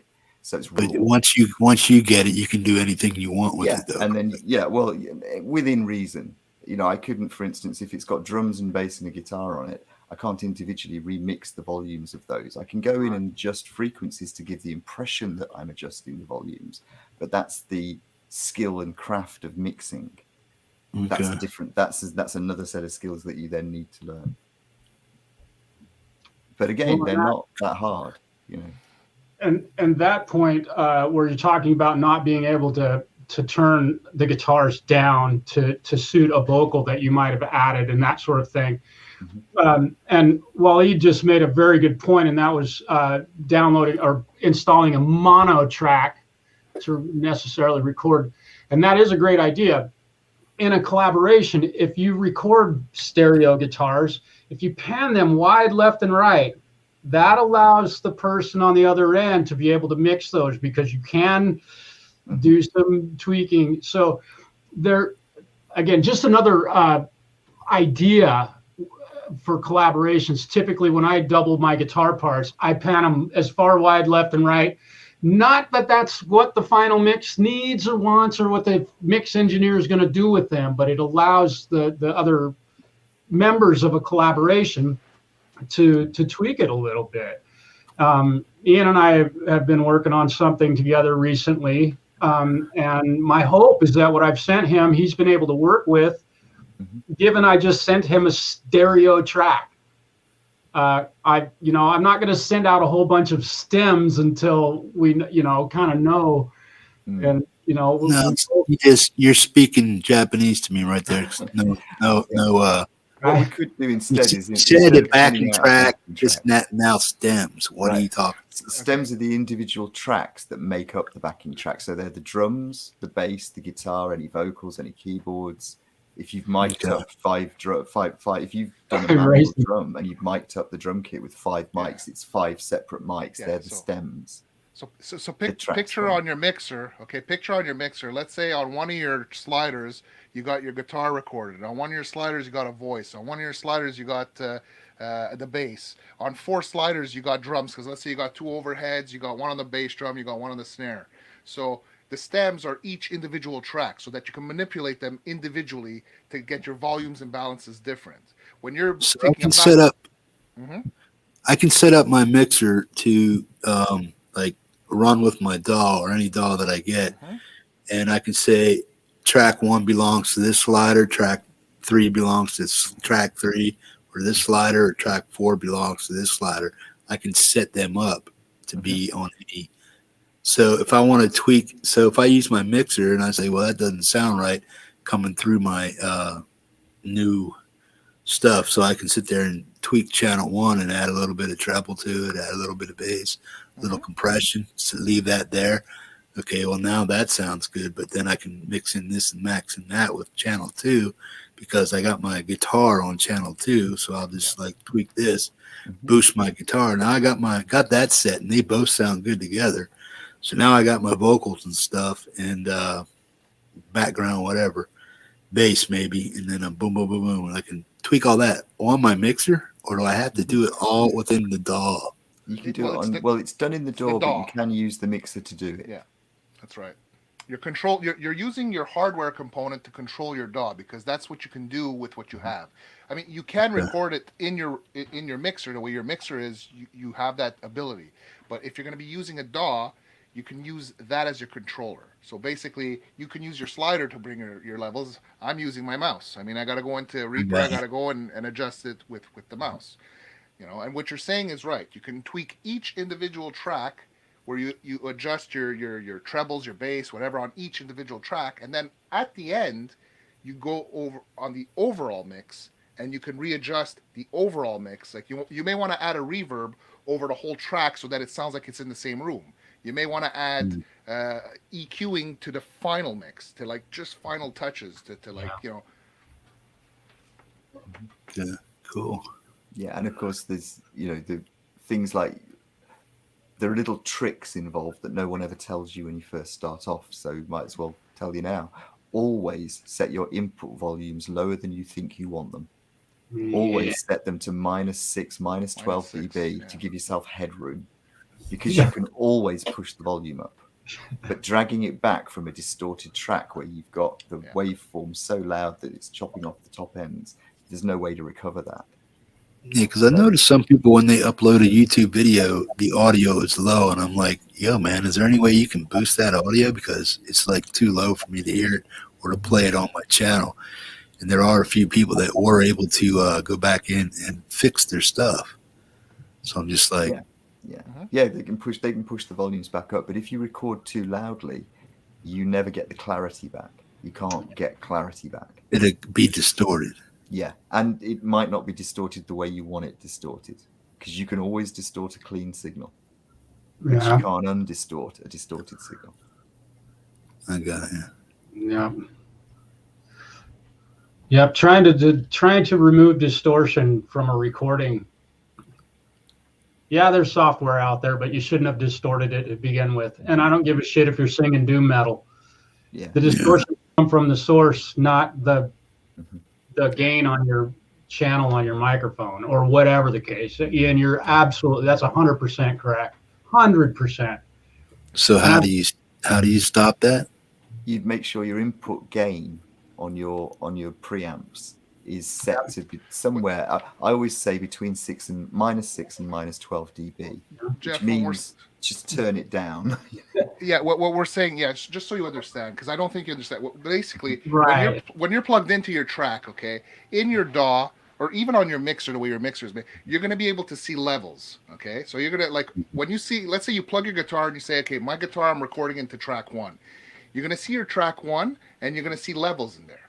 And if your levels bounce too high, you're gonna see like they're gonna be like you're gonna see like green going up, and then once it hits red, you're gonna see it peaking.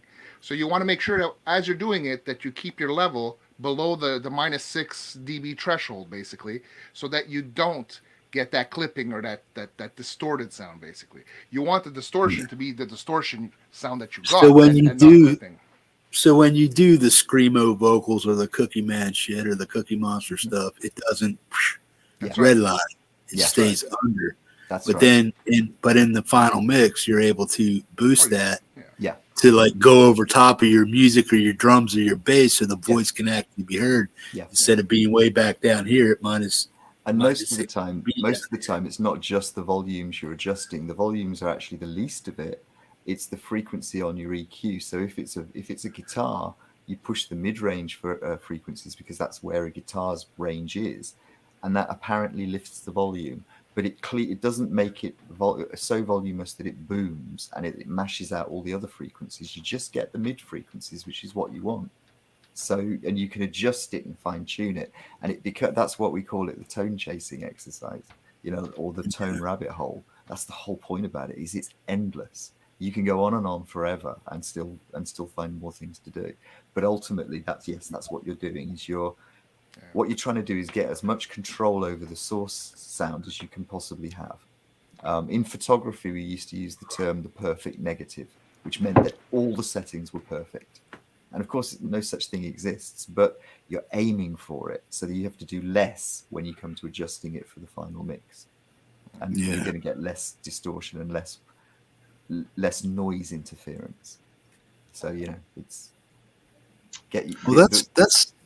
That's some. I understand. I get a lot about what you're saying, but what I'm trying to get to is, what does my guitar really sound like? Does it actually have a sound? Does it have its own tone, or does it only project the tone that it's going into and what's coming out of the speaker? What is the guitar's actual tone? What do my pickups really sound like? You're about to find out when you plug it into that mixing board and listen to it. They're those JBLs with no plugins, with no amp. Yeah. And I highly recommend you do that with all of your guitars. Yes. And listen to what your pickups sound like and what the tone control does with no manipulation. Zero. Just listen to each guitar. Because that's what I've always wanted. I mean, I could play an E on each one of my guitar, tuned to the way they're supposed to be, just standard tuning. Mm-hmm. I can hear the difference in tone from my SG to my little H, this and that, and then my Schecter over here is my monster with the active pickups. That's what I play a lot of my stuff on. But I'm like, what? Even with my amp, my Black Star amp, and then my orange amp I got, and then you guys got all these plugins and stuff. Where is the actual guitar's actual live tone? What does this guitar really sound like?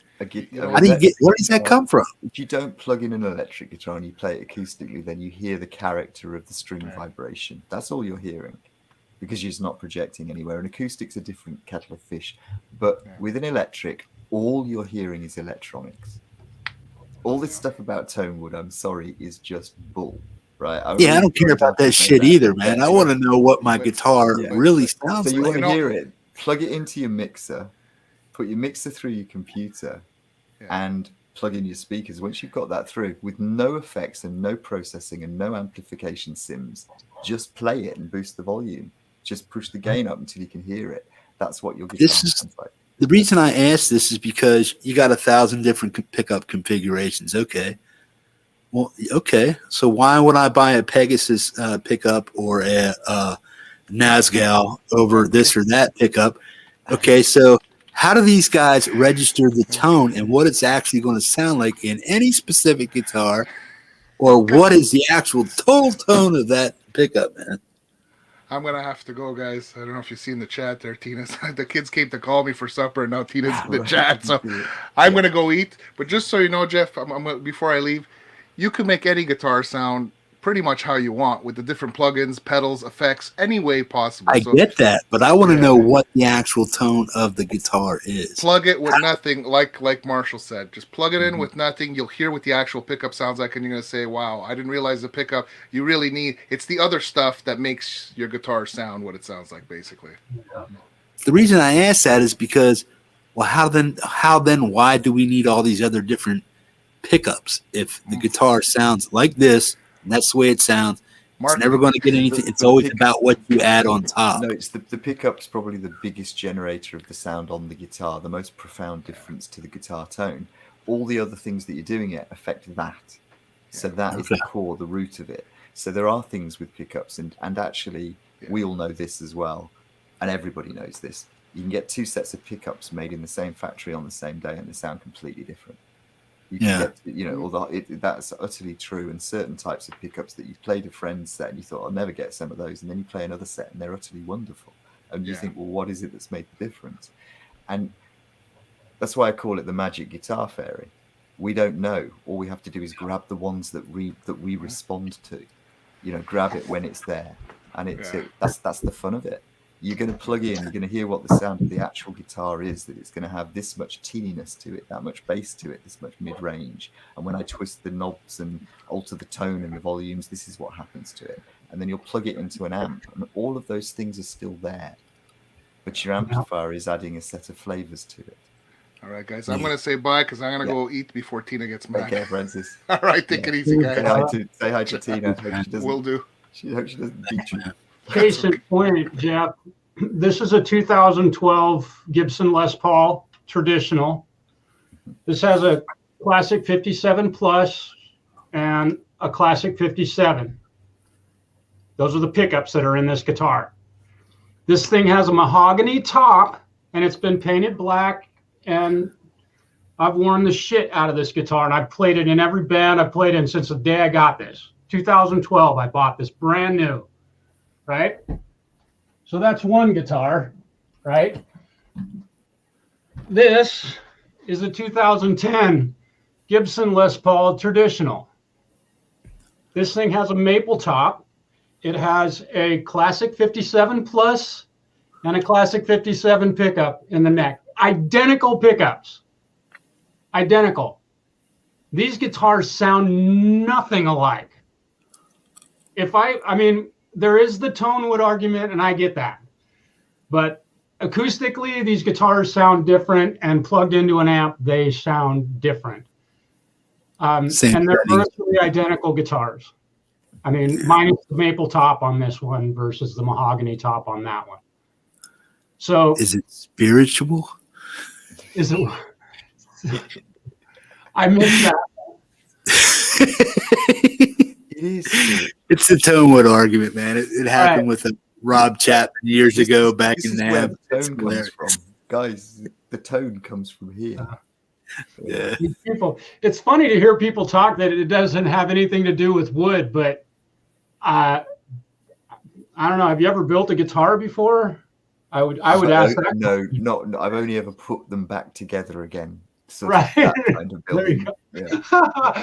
Yeah. So, again, exact same pickups, but the two guitars have different personalities. And for this, most of the recordings I do, I'm either doubling, tripling, or even quadrupling my guitar parts. This guitar will be on the right side, and that one will be on the left side. And through the exact same amplifier. And that tiny thing makes a huge difference in the stereo field.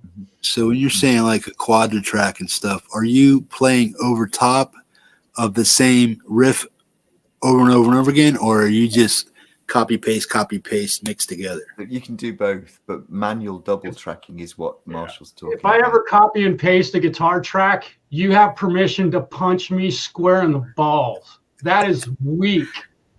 That's weak. Only if you're doing bi-amping, that's okay. Right. Yeah, that's weak. If you try and delay it so it sounds like you were playing it twice, but you got every single note right, then that's just cheating. Yeah. More fool you. And it's you're manual double tracking. You listen to see, that's how I would have to do it, man, because if I got one take and it sounded good and I knew that I was not a qualified guitar player to make it sound or even get it right the second time again, I would probably have to, if I wanted to get that thicker sound, I would probably have to add something to it or just keep stacking them. Well, because if I got a riff right, use an effect. You can use an effect to thicken it up. Use an octafuzz or just an octave. Yeah, but I mean, then why quad track them or triple track them or Because whatever you you got? can do more. You can do more things with it. You can get that's when it does become spiritual, because it then becomes art, because you can do things with that you can't do with the technology. That practice has been in place since the 70s, 60s. They've been double, triple tracking guitars. It's old, and you don't have to be this monumental, perfect guitar player, because part of the idea is that the imperfections in it are what makes this stuff sound so amazing. If I can do it, anyone can. Seriously,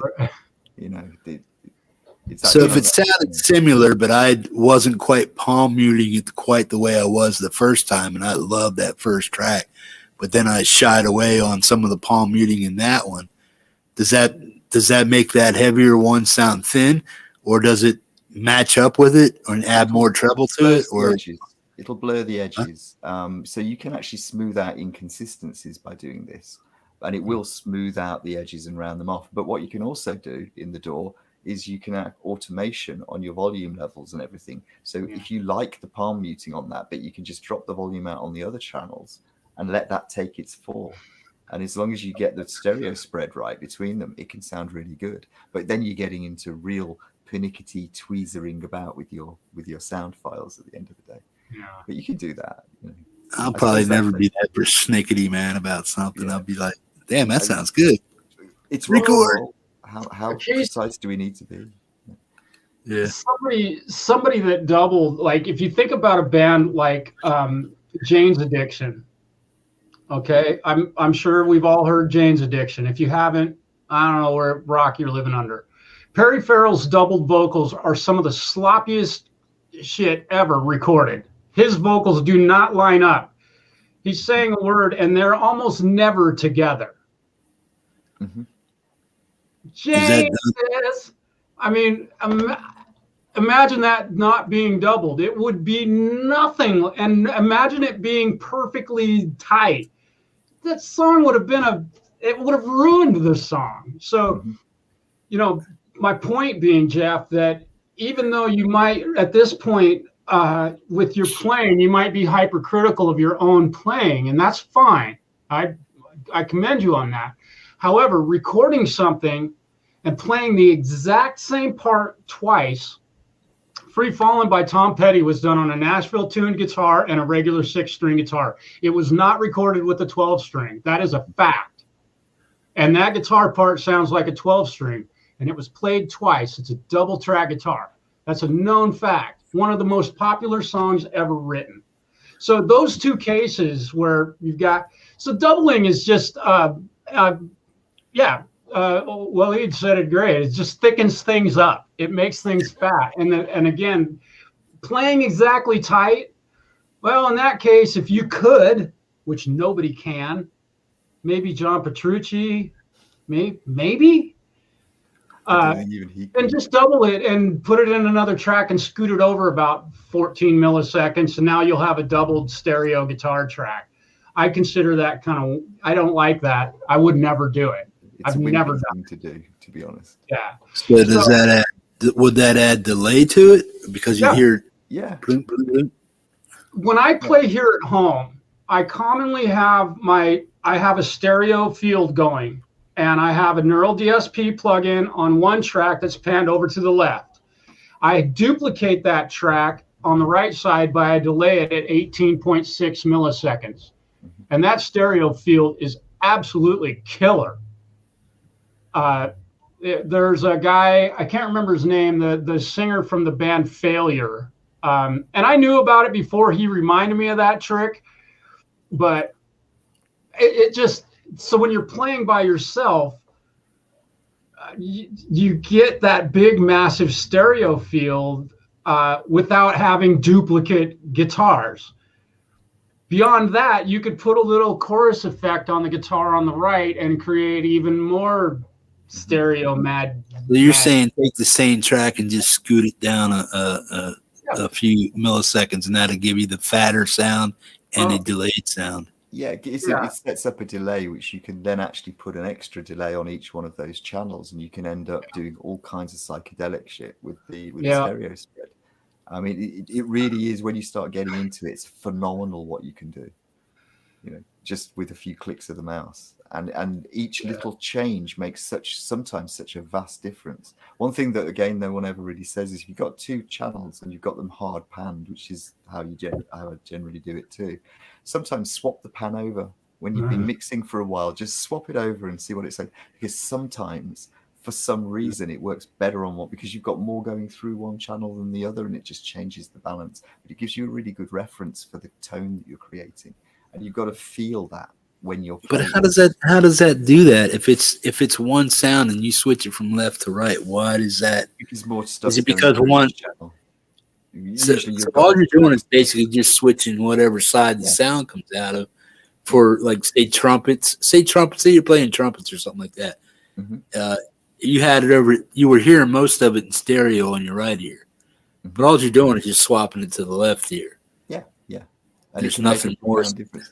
Well, think about also I mean, this would be contentious, I guess, but I know. You mean as the whole mix, not as a stereo mix? No, you could do it. You could do it on individual tracks. You can do it on whole mixes as well. But again, your brain's divided into two halves.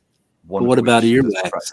What about ear hair? And each side is going to be different. One ear is going to be stronger than the other. So it is a personal thing. But then it does actually. But then there are some major things, like if you've got more channels going through the left speaker, and you just swap over one of the instruments to a different pan, it just gives you a different balance, because you've now got less going through one speaker. So it changes the flavor and the direction of the stereo field. And it does so in profound ways. You wouldn't think it would make much difference, but sometimes it's quite major. It can make a profound difference. And that infamous mono button that all DAWs have is a miracle. It has saved many mixes of mine that, like, you go mono and you're like, wow, the guitar's just vanished. There's a phase issue, or, all of those things. And that's getting a little more deep into the editing part of mixing, if you will. So you never want to hit the mono button until after your final mix, and then you press mono and you see what it sounds like mono versus stereo? I use it throughout the entire recording process. I will check literally everything that I record, I will reference in mono every single time. That is a rule that I think I don't know. Everyone should. My opinion is everyone should try that. At least try it during a mix, because if you record in stereo, if you double your guitar part and you make it mono, if they're out of phase or something happens, you'll hear it. And the moment you hit that mono button, you'll be like, "Whoa, the guitar's just got ultra thin." Yeah. Put it back to stereo, kick the phase on one of those channels, and holy smokes, I didn't know my guitar sounded that good. So again, I suppose it's a subject of great debate. I couldn't tell you why, but that mono button is really an important part. But why? Yeah, but I don't get why you're using it at all. Is what I'm saying. Is why are you using them? You know what noise cancelling headphones noise cancelling speaker systems, where they feed the same noise that is being received, gets back out, and it cancels the wave, so you get sound wave cancellation. Proves the mix. And that's what's happening when they're out of phase. Is that if you put them mono, you'll actually hear a reduction in the sound. It's cancelling itself out effectively. So you'll be getting that in the stereo mix, but you've got it from two ears, so you're compensating for it, for the fact that these two waves are just going like that. And that can make a big difference to how everything sounds, and it will also thin out. So if someone's playing it on a shitty set of speakers, it won't sound anywhere near as good as it did when you did the mastering.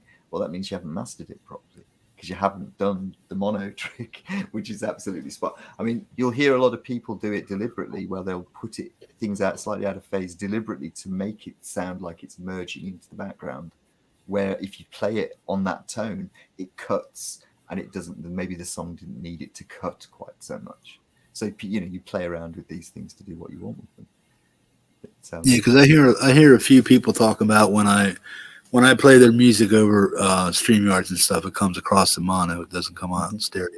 That's because we spend a lot of time working it out in stereo, but also because a lot of people, I mean, I get it. Like, I hear it. There was one song you played of mine recently, and the guitar sounded quite further back in the mix because it came out mono. But I did know that would happen because it tested for it. And I just decided not to because pushing it too far in the stereo mix, it just got a little bit unruly. So I just thought I'll take the hit, which I think, Marshall, you never seem to take the hit because I know you never let anything go until it's absolutely spot on perfect. But I'm a bit more shoot from the hip about it. So occasionally that, you'll hear that sort of thing. But it's really down to us getting our mixes right. It should sound fine in stereo if we're doing our job properly. You mean sound good in mono if you're doing it should sound good in mono. And it should sound. Michael, who's chiming in here a lot, and I appreciate what you're saying. And what he said was the mono button proves a mix. And that is without fail the perfect thing to say about that. If you're mixing in stereo or you're listening in stereo and you make it mono and it sounds, you can hear everything that you heard in the stereo mix clearly still. You've done a great job mixing the song. And I don't care. Why I was asking, why would you even do it at all? That's why I was asking, why would you even do that at all? Michael's answer was exactly, when you asked that question, he typed in, it proves a mix. And that's absolutely true. Absolutely. Yeah. And also he brought up a point that, you should mix in mono. Now, I don't necessarily agree with that, but if that's where your heart's at, I say go for it. If I've got 4 guitar tracks, I'm not putting them all dead center. That almost is self-defeating. But then when I go mono, I can make sure that I can still hear them. So that's again that could be debated. Yeah, like I say, you get to the point where it's a craft and it becomes almost an art. Well, it is an art. You can't. You've got to. It's a sort of, you have to do it and try it. You have to try these things out. Yeah. Cool. Well, here's what we're going to do to close this up. You guys know all the gear that I just got and bought, right? As you guys know what you got, you know what's the industry standard and what's new, used, what's good, what's industry standard, what's used by a lot of people, this and that.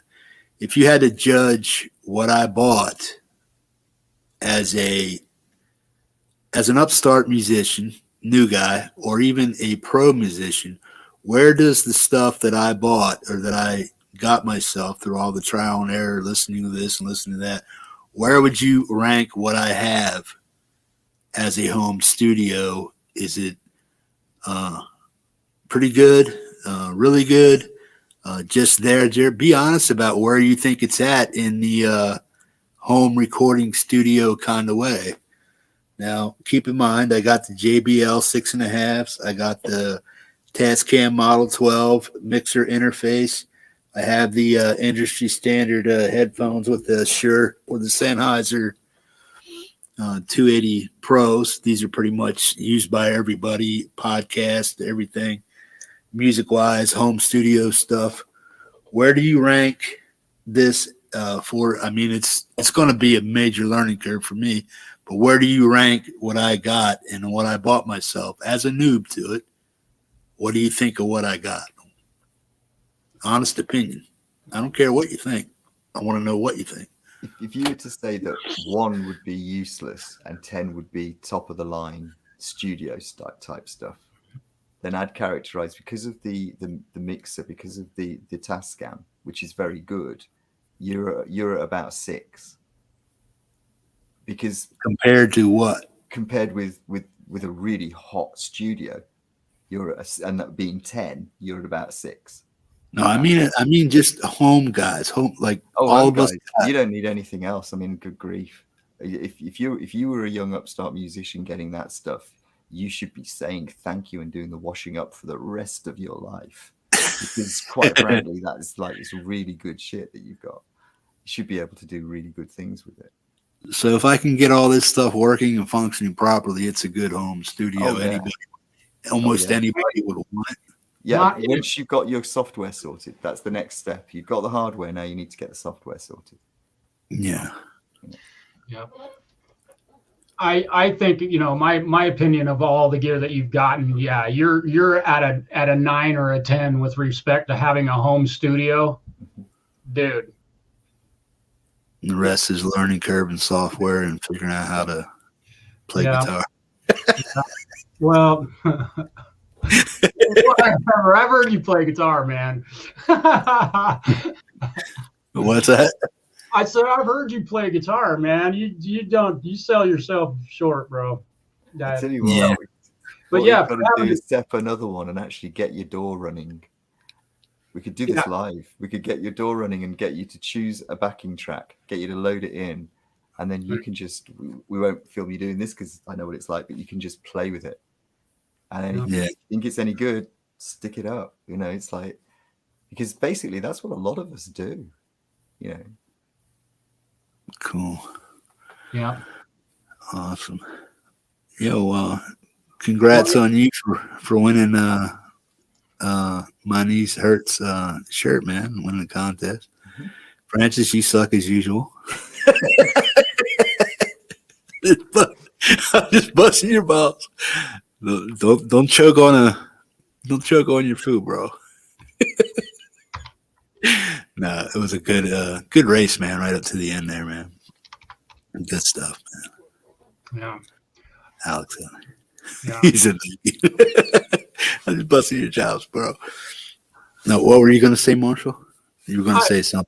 No, I just saw a comment by Waleed again. He was wondering about your JBL monitors. I think it would be a really, I mean, at this point, given what you've got, Jeff, I really think that software is it with respect to getting guitar sound. And I would like to end, I'm going to have to leave saying this, but I think software, given space and given what I know, and I think many, many other people know, that software is definitely a direction for you to go, because you're going to start messing around with the DAW now. So you're going to learn that. You're going to start running software to use your mixing console now.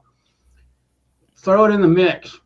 I mean, as you learn one thing, there's so many things about that software that are applicable to almost every other thing. Mm-hmm. You can literally kill 3 or 4 birds with one shotgun blast. Well, see, this mixer doesn't come with any dedicated software per se. Mm-hmm. It has a firmware update. I got to get that on there and make sure that works.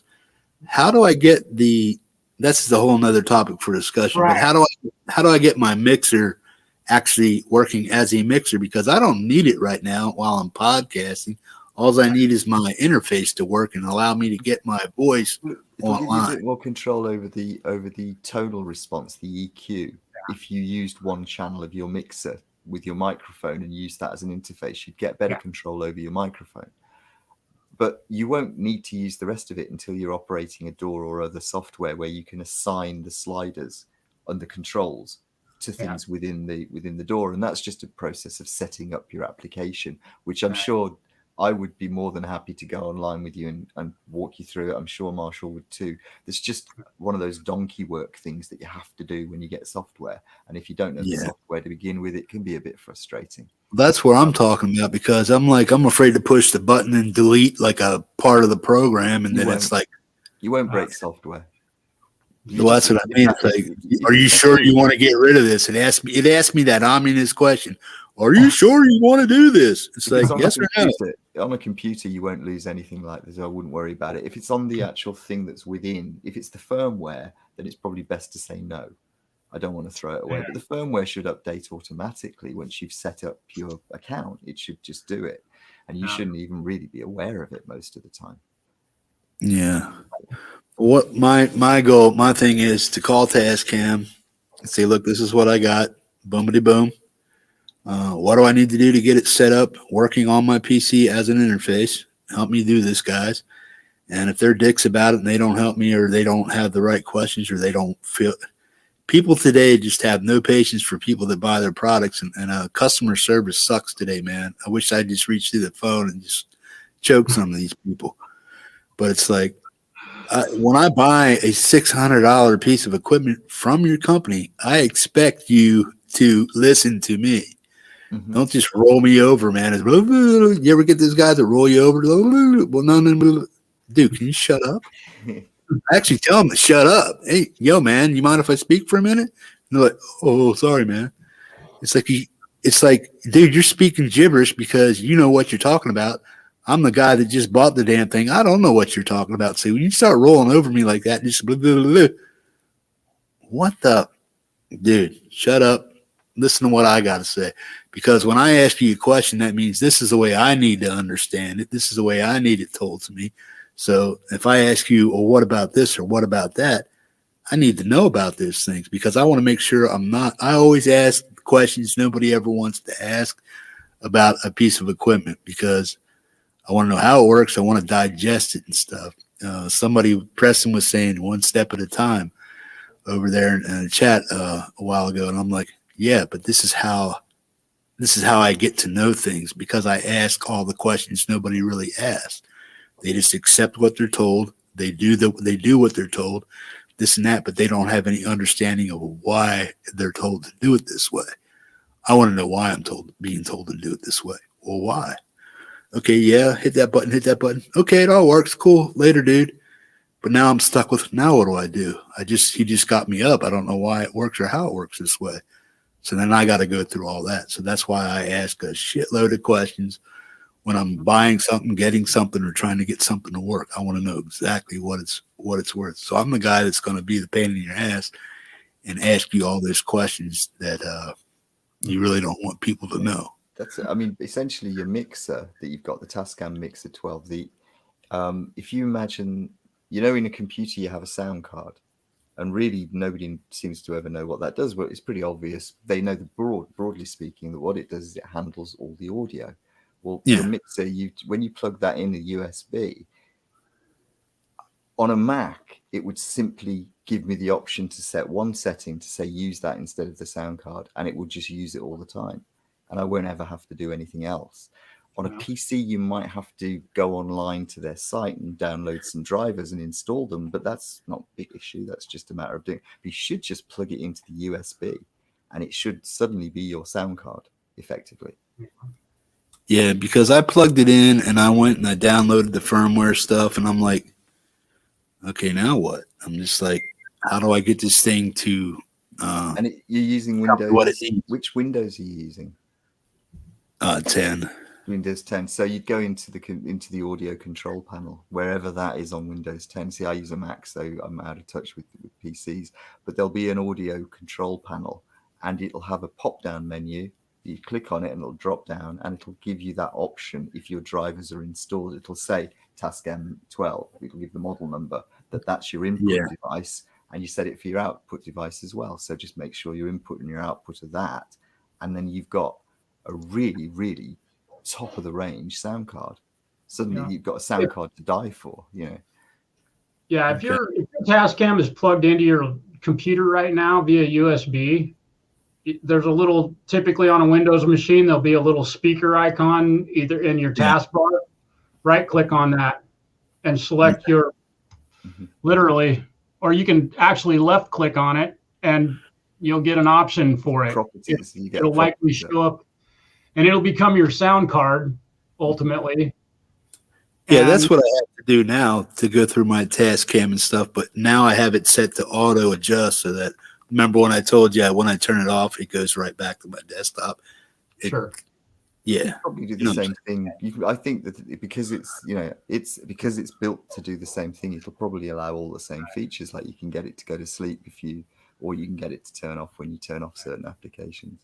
And I see the software when it's on my PC. I got the stuff, the download, and I see it in my my apps and all that other stuff, and I see it in the sound and audio effects. It says Tascam Model 12, boom. But over here, it doesn't because, one, it's not turned on, and I don't know if I had the software hooked up properly or installed properly, or if I have to restore it to factory, talk to these guys at Tascam, say, look, this is what I want to use it for. Boom, boom.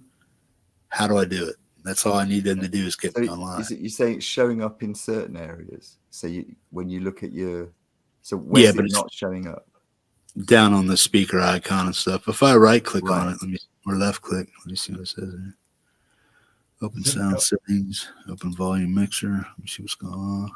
If you open sound it settings, has my Tascam Mini Studio in there, but it doesn't have I think I have to turn it on for it to show up. You might well have to turn it on to show. Oh yeah.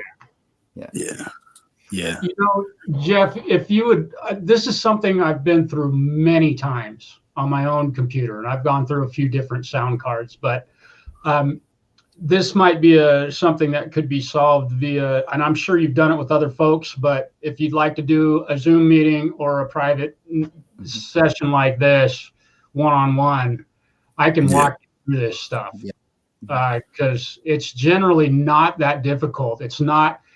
It seems like it's this big deal, but it really is a lot simpler than what it's kind of sometimes made out to be. Is the best way I can put it. I've been through it so many times and had so many issues and solved so many problems with that sort of equipment. All the years. That's what I'm worried about, being so new to it that I actually maybe delete something in it, or I do something stupid to delete something out of my PC or my DLLs or something like that, and I just like, oh shit, man, now I just lost that and I got to do a restore.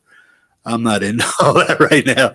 You know what I'm saying? Yeah, well, the sound card is just that it's ultimately going to use it as your computer's sound card, and that's what it'll become. I don't think I've used the sound card in my computer. In fact, I don't think I ever have with this new tower. My Focusrite has always been my Scarlett, whatever. Yeah, I've never used it on my computer. The sound card on that has only ever been used if I've unplugged the the PreSonus, which is very rare. Right. Now with just a quick question. Now with this Tascam Mini 40 Studio US, it's called a Tascam Mini US 42 Studio. Do I need to delete that software to get this new Tascam firmware to take hold? You're told to. And not unless if you reinstalled drivers from Tascam and it said you'll need to overwrite them, then just say yes. But you shouldn't have to. Yeah, that's what I was thinking. I shouldn't have to. Yeah, I have drivers for I think 6 different types of sound cards in my software in my computer that are already loaded. And if I plug a different sound card in via USB, the driver is already installed. DLLs for it, That's usually not a big deal, Jeff. Not at all. In fact, that's one what of those the operating system's supposed to do.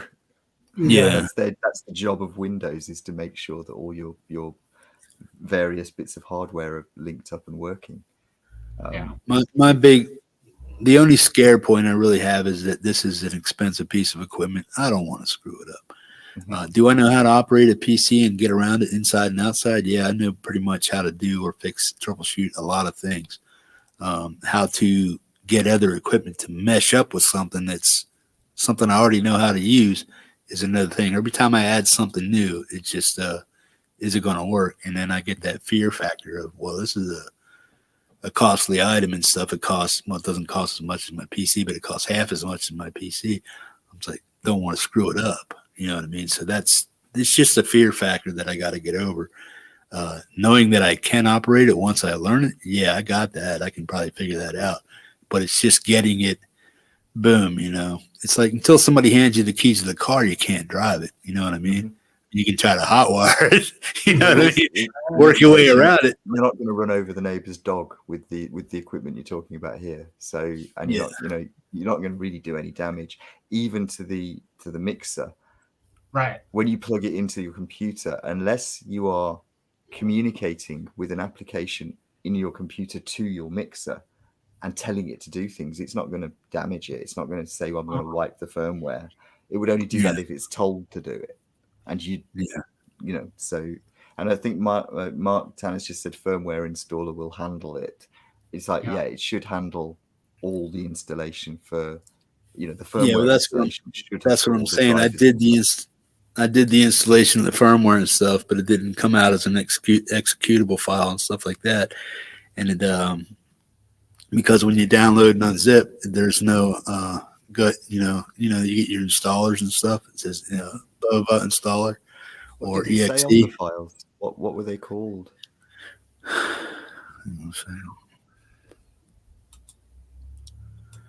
I'll tell you in a second. Okay, well there it says installer. It says Tascam model mixer installer 1.20 application. Then it says password no, ratio. Let me see.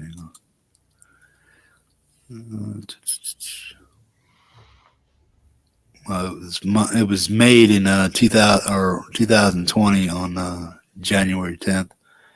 But yeah, does it doesn't say .exe at the end of it or .dll or anything like that. No, like no. It doesn't have. It just says installer. But when I extract all of them and check it out and stuff, there's no executable files in it whatsoever. So I'm trying to figure out why in the hell it doesn't have the executable. And I was trying to get it to download onto my mixer, and I couldn't get it to load, or I didn't understand if it is or if it isn't loaded. So I'm probably going to have to just talk to somebody at Tascam real quick and say, yo, this is what I did. Why ain't I doing this, or what should I do? It's a generally default rule from large suppliers or trusted suppliers, so people that you either know or companies that you trust. If it says installer, double click on it and see what happens. Yeah, I did that, but I didn't find it. I did do that, and all it did was offloaded the extractables, and that's it. But it didn't give me any kind of an exe file as an installer. It's just that the installer, all the installer does for this. Right, that's what I meant about what kind of files were they. Did those files have particular suffixes, like after? I don't know if your computer's set up to show the suffixes, the full file name. So it'll say .txt if it's a text file, or .jpg if it's a JPEG. If it's got that after it, it'll tell you what the files are. That often that will give you a clue as to where they go, where they live in the operating system. But there should be a how-to telling you where to put them, or something, because that seems a bit odd not to tell you where to put them. And your installer really usually does all of that. Yeah, but it's not. It didn't do that. See, there's two different things here. When I downloaded it, it downloaded the Tascam model mixer installer V120 Win for Windows, and then it has the model that it came with. Let me see what I can get with that.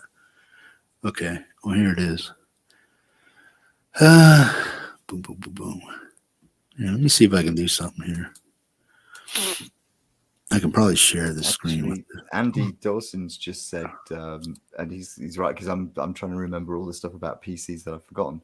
But if you manually install the drivers using Device Manager, usually when you plug something in, if it doesn't have them, it'll say you've got some new hardware on your lower bit of the screen, where you get the pop-up. Yeah, but I didn't get any of that. That's what I'm saying. Right, but if you open up your Device Manager manually and get it to search for the hardware, that's sometimes help. That I seem to remember doing that on, but it was like XP, so I don't know if they still have the same system. Yeah, I don't know if you can see that or not, Ian. It's just about. Hang on, that's the whole. When I unzip it, that's all that comes out of it. That comes from the installer file that I told you I got, but it doesn't have any kind of thing that's an executable. It has 3 PDF or 4 PDF files, and then it has nothing to do with. Right, it's your system's set up so it doesn't show the suffixes on your files, so it's difficult to tell what they are. But if you turn those back on again and you show the full file names, or bring up the properties for one of for that, the PDF should give you the properties telling you that it's a PDF file. But if you click on the one underneath that and just get the properties up for it. So right click on it and then bring up properties dialog. Yeah, this is just text document. The one right below it might be Yeah. Oh, that yes, it would be text. Yeah, there you go. If you try and bring up the properties for that and find out what it is. It just says the Model 12. Right. That's, File type 121 file. that I would say that. And you've got text documentation. So those will go into your. So that's probably that's a 3 megabyte file. That's going to be your driver package. And I'd have thought the text documents just went into your preferences files. So I have no idea. Yeah, that's what I'm saying. That's what I was. Yeah. No, I can see your point. Yeah. I wouldn't have a clue where that went. That's why I was like, what the hell's going on here? Because it's not giving me an executable to download anything. But yet Tascam says this thing isn't ran by any software, or it comes with no software. So whatever I operate. Doc's just said the PDF with instructions. So one of the PDFs has presumably got instructions on what to do. Well, yeah, I got the whole damn manual with instructions. Yeah. It doesn't help me if I don't have the executable file to make it run. No, but it might. But the instructions might actually tell you where to put those files. Yeah, it might just be a case of dropping them into a folder. Yeah, I tried to do that. It said offload it to the desktop, but then it doesn't give me a destination to download them to. It just goes to my download. Okay, so all my files go into my downloadable files. And from my downloadable files is where they're saved to on my PC. I have to, from there, boom, send to desktop. Okay, but it's not like Windows 7 or 95 when they said you can download them.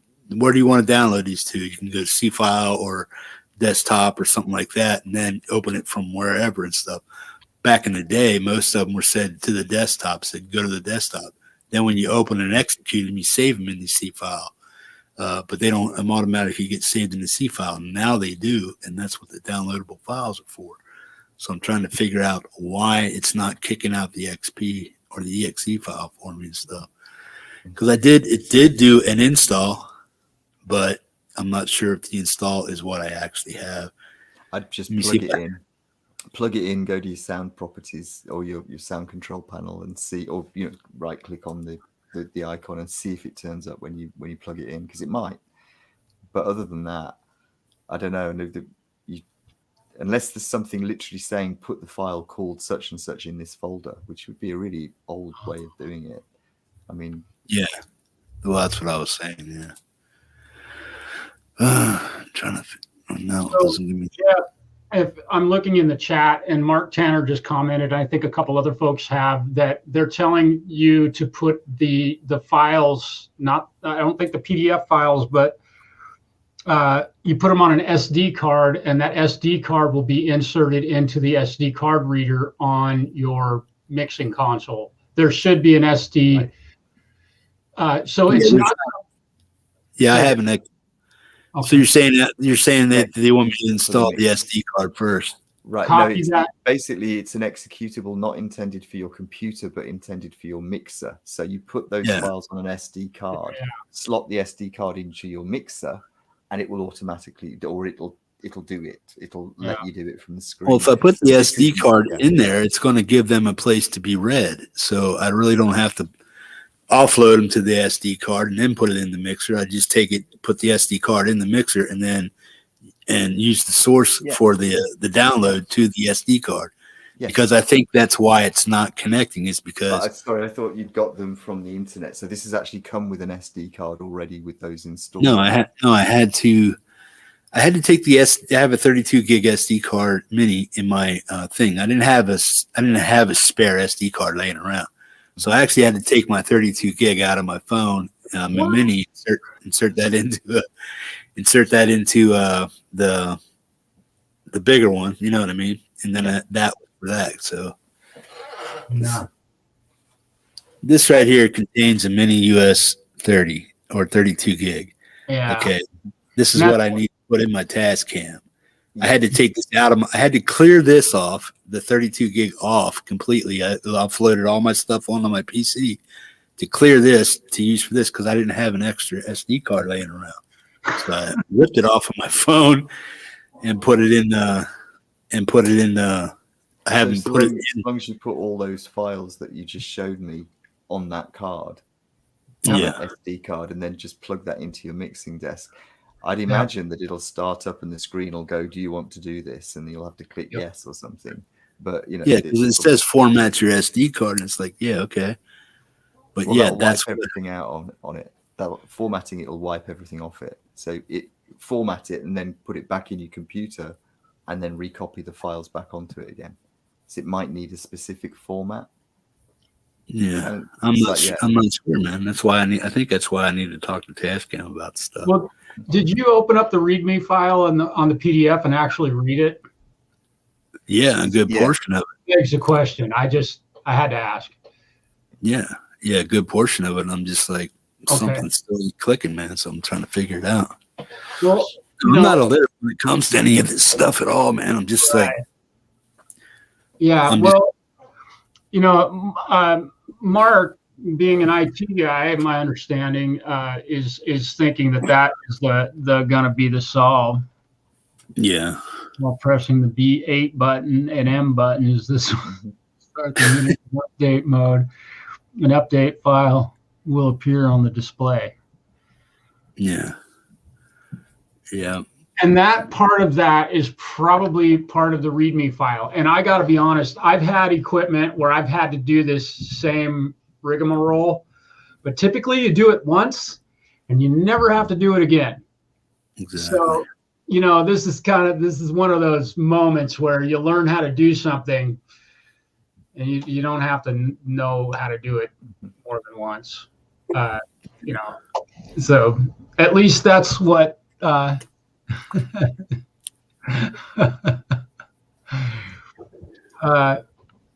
I think Mark might have sent you something, and I'm watching him because I know the guy's fairly computer savvy.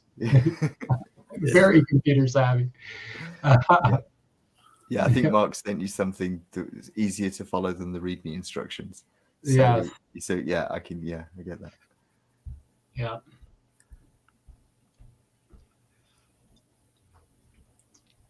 And you know, another thing, Jeff, again, because I'm going to have to get going. I got to go clean my car windows. But if you would like, you know, to do a Zoom meeting or something like that, just one-on-one, I'd be happy to sit down with you where we can do the share screen stuff. And a lot of this stuff is probably fairly intuitive. But again, in this case, I was unaware that an SD card needed to be installed in the Tascam. Given it's hooked up to your computer with a USB cable, you'd think, okay, I'm done. Think again. You know? Yeah, it's like a little brain. It's just a little brain of the whole system, man. If you don't have the SD card in there, it's not going to function. And the other thing is it should actually work without updating it. I mean, the whole system should still work. The update to the firmware might just be a security. It doesn't. If you don't have that firmware, man, it may work with a DAW or something like that, but as far as the interface and what it needs to actually function online, it's the same thing with this little mini, man. I had to have that firmware update or the damn thing wouldn't even go online. It wouldn't even read it. Yeah. I'd So get annoyed with it at that point. If Tascam's it came out the shit, box without working, without updating it, I'd get annoyed at that point. Well, that's where I'm at. I'm just annoyed. I got to really figure out what's going on with it. Yeah. You know, so Well, you know, and you got a mixing console as a sound card. I haven't had a mixing console in my recording studio, and I don't even know how long. I mean, I have absolutely zero need for a mixing board. I love pushing knobs and stuff, and that's fine and dandy, but my Scarlett 18i20 plus my Sapphire Pro 40, I've got 16 channels of audio right now. I could plug a band in and go record, you know. So, you know, I think, you know, the mixing console in itself is going to be nice for you because you're actually moving a fader and a gain control and all of that. You know, in that case, I can see how important it is. But where I'm at, I just use my sound card, and it looks like your little box that you've got with 2 knobs on it. Only mine's got 16 of them. yeah. You know, no mixing board. My mixing board is in my DAW. So Yeah, that's kind of how I'm running stuff. I think, Ian, are you running a board at yours where you record? No, I've just got it running through the interface, but the Tascam is essentially like your 16-channel interface, but with tone controls. You know, it's like you just add the mixer section to it. Yeah. So but I mean, I don't use a board I haven't, like you, I haven't used a board for, oh God, must be 15 years. Yeah. So so am I like overkill, redundant, or what? Am I just like? No, because I think it's useful. I mean, it's a lovely piece of kit, and it'll do the job, and it'll also be intuitive for you working and make everything in one place once it's set up to do it. But it's getting it. That's the point there. It's like you need to get it set up to actually talk to the software that you're using, or for the software to talk to it, or whatever. But it's I'm just catching up with. Yeah, having a mixing console is just a different approach than what Ian and I are doing for our recording process. And my understanding, I don't know what your total intended purpose of the mixing console was, aside from integrating a microphone and your guitar. That's it. Yeah, that's it. Okay. And it's going to be used while you're doing your live stream, the Metalhead Hippie show, correct? Or, if I want to jump up and just jam the guitar, hit this, put that fader up, boom, I got my guitar. Okay. If I want another person with a headset on, boom, boom, boom over here, sit over there. You know, like if you were at my house, Marshall, and we wanted to do both of us on the set at the same time, I got the ability to just plug in another set of headphones, give you a mic, and say, "Here, man." Sit beside each other, talk and jam, or do whatever it is we want to do. Yeah, and you've got that mixing board in front of you. So I'm done. We're done playing guitar. You can reach over and turn that fader down, and there's no sound. Mm-hmm. You can kill it, just like as if it was an old school board. I use that word loosely. Also, saying it's old school is kind of pretentious, but I love having a fader. I mean, I miss those days. I really, truly do. But I've had to retrain. I want it to be the control hub for everything. It's like, okay, I know this turns this on, this turns this on, boom, boom, boom. I can assign switches to say, boom, and then this little console can do all that stuff. And that's what I want. If I want to put something like a head rush on there, like Francis has or something like that, run it out. I can do that. If I want to put extra mics on it or mic up a cab or do something like that, or I want the ability to do that, man. Yeah. That's pretty much why I bought it. And do multi-people streams and stuff. I don't know. I've got 5 mics, I think, hooked up, right, -1, and 2 guitars plugged into my mixing console right now. And if I hit go, they'd all be hot. I could have 5 singers come over and sing 5-part harmonies. And I could play a guitar along with them, and Ian could come play guitar, and we'd all be recording. Push of a button. Yeah. So it's your mixing console will allow you to do that. The big thing is cable management, and everybody that works in a studio knows this shit bigger than anything. I'm rolling around on my cables right now. Get ready, bro. Yeah. You just said that, and I'm looking down at my floor, and it looks like that scene from Indiana Jones where he's escaping a bunch of snakes. Right? Oh yeah. I'm gonna let you guys know where I'm at with everything once I get talking to Tascam, and that'll probably be on Monday. I'll be talking to them and seeing what they say. And if they can't get me up and having it functioning with something else, which they should be able to do, I know Lewis the Tone King, he has all his stuff ramrodded right through a 16-channel Tascam, the same thing.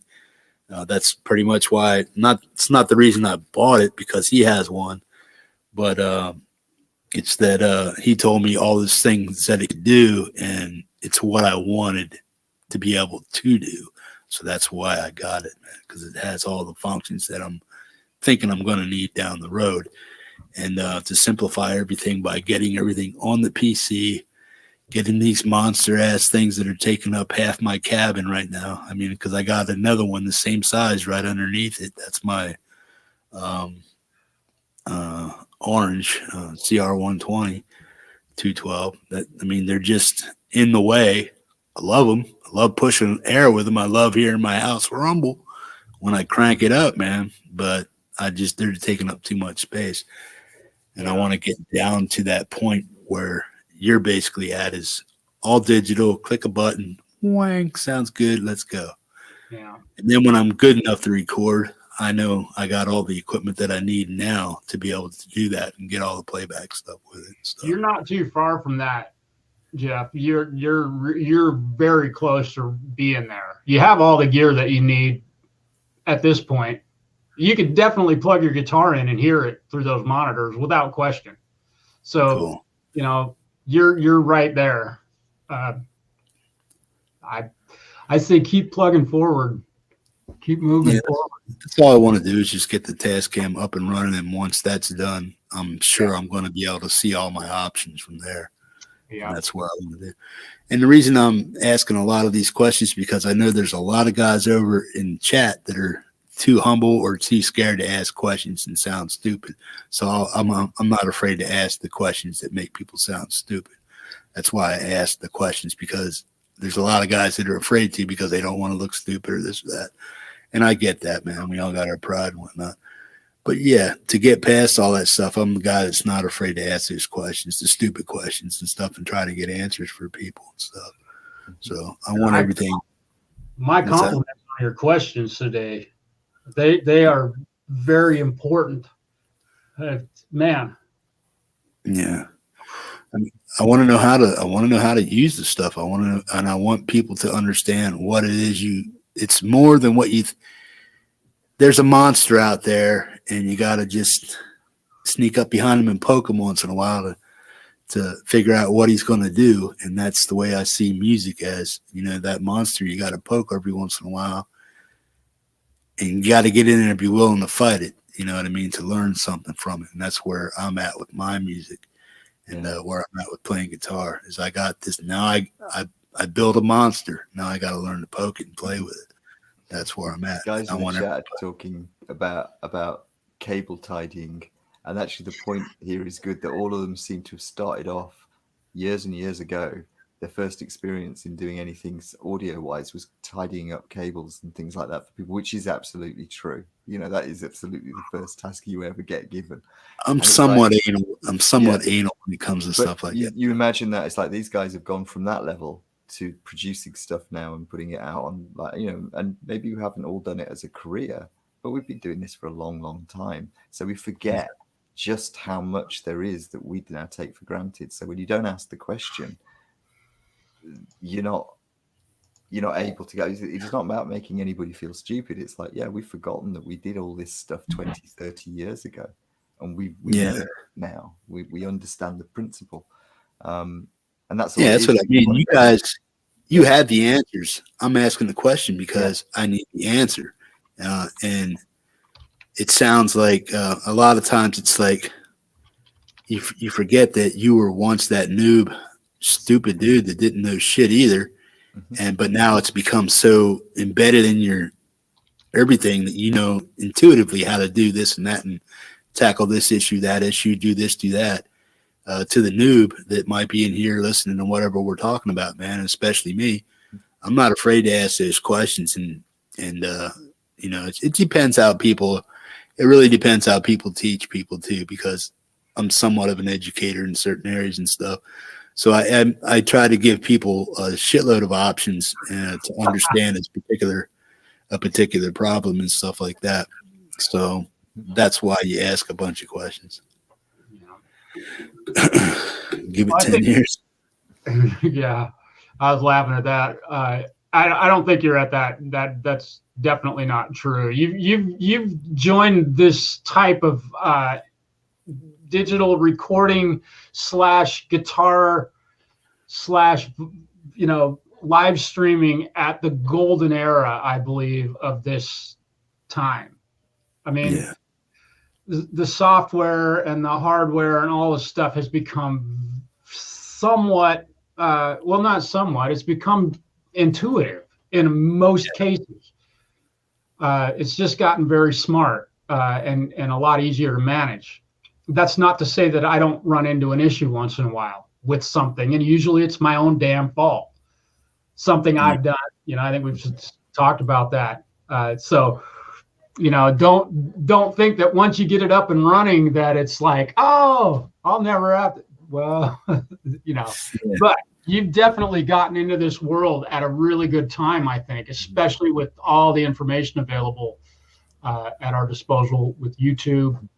That's probably going to be one of the best ways for you to solve your issue with the Tascam is finding a video on YouTube. I'll bet somebody has a video literally showing you how to do the whole process, I would guess. But it seems to be the one thing that you're missing right now. Getting that up and running. Once it's connected, man. Once it's connected, I'll figure it all out from there, man. It's just getting it set up right, getting it tuned in right, learning all this stuff. What I should and shouldn't do to produce this is what I want to get away from. It's like I want to learn the right way to operate this thing to save myself as many steps as possible and as much agitation as possible to learn to do what it is you guys are doing or trying to do with the recording and whatnot and podcasting and getting a signal across to my PC. So yeah, man. Yeah. So you think I'm ready to roll, right? I think get the mixer connected up once that's done, and pretty much the rest of it, just plugging it into that really, and then getting the software done, which sounds like a lot when you talk about it. As Marshall said, it sounds like a lot, but it's not most of the time. I'm not afraid of software or anything like that, man. I'm just my main thing is getting it set up right the first time and not having to worry about it and stuff. That's where the inality comes into. Is like, boom. Well, one thing you've got there, which is quite good, is that you have the mixer combined with the interface, which means that setting it up in the right sequence, getting things in the right order, is not going to be a problem. Because sometimes some of the products, like the presenders, does not like you putting a mixer in front of it, which is a bit of a problem because actually that's where you want to put it. But you have to you have to line it out before it works. This is why I don't bother with it, because I can do it online. I can do it like in software, so it would not be, there wouldn't be much. So there's no point in me going up into the loft and digging out, like I said, a 20-year-old mixing thing, which was never all that good to begin with. Wasn't up to the standard of the Tascam you've got. So you should be able to roll with that. That's why I'm asking, is this thing redundant? I mean, I know it's probably not needed, but is it like a redundant piece of equipment? Is it like so dated that you mean the original interface, the two channel interface that you're using currently? Yeah, that goes on a shelf for in case something ever goes wrong. I got you. That's you don't need the two. Yeah, you don't need two of them. Cool. Yeah.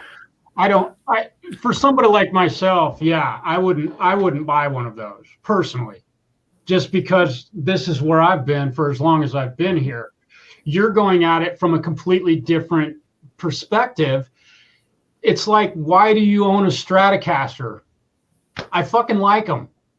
Yeah. Why hate them? Okay, good for you. I love my Strat. You don't. There's literally, Jeff, it's really that simple. Yeah. So, I think it's going to be a good way for you to get into this world because you've got faders in it. If you walk into an old bar that has bands that play there, they have a mixing board with faders and stuff on it. Yeah. That coupled with the fact that, I'm not saying I wouldn't enjoy having that Tascam board that you've got. That would be a nice addition to what I've got here. But you would use it if somebody said, "Here, Marshall, I'm not using this anymore. You want it?" Would you incorporate it into your stuff? If somebody said you have to, yes. But right now, what I've got works. So, that's my honest answer. Yes. And I've had to go into venues where they're using the Behringer wireless Wi-Fi mixing thing, and I had to learn how to use that in like an hour and a half. and I had my tablet. They told me bring a tablet with you. Okay. I downloaded the software, and the next thing I knew, I was running it because I've run this stuff for so long. It was virtually identical to this. You're going to learn things, ultimately the physical contact that you're going to have with the equipment that you own versus what I own is slightly different. Literally, that's about the only difference. You have everything I've got, plus you got faders to move, and I'm kind of, I won't say I'm jealous, but I would like to have that. Oh, I'm that's definitely jealous. man. Yeah. Brent, Well, see, that's the says thing. That, oh, go ahead. So I was just saying, Francis says that it's all about your workflow and how you like to work, and that's really all it comes down to. Like we're saying about where you put things and how you move around spaces. How much of the time, Ian, do you get up and move around to do your stuff? I mean, actually physically stand up and do your stuff. Do you have to? I don't have to. Other than doing the videos when I have to clear a space because I've got to get the camera far enough away, you know, and it's like I'm in a fairly small space here. So other than that, I mean, it's like I can, you know, I just grabbed my guitar. I've got my microphone there. I can alter my levels literally at arm's distance here on my interface. My computer's right here. All my guitars. I suppose if I wanted to pick up the 12 string, I'd have to stand up. That's it. Yeah. You Well, know, see, so that's it's why not things all- are so close to me right here and like right over here is because I'm an amputee.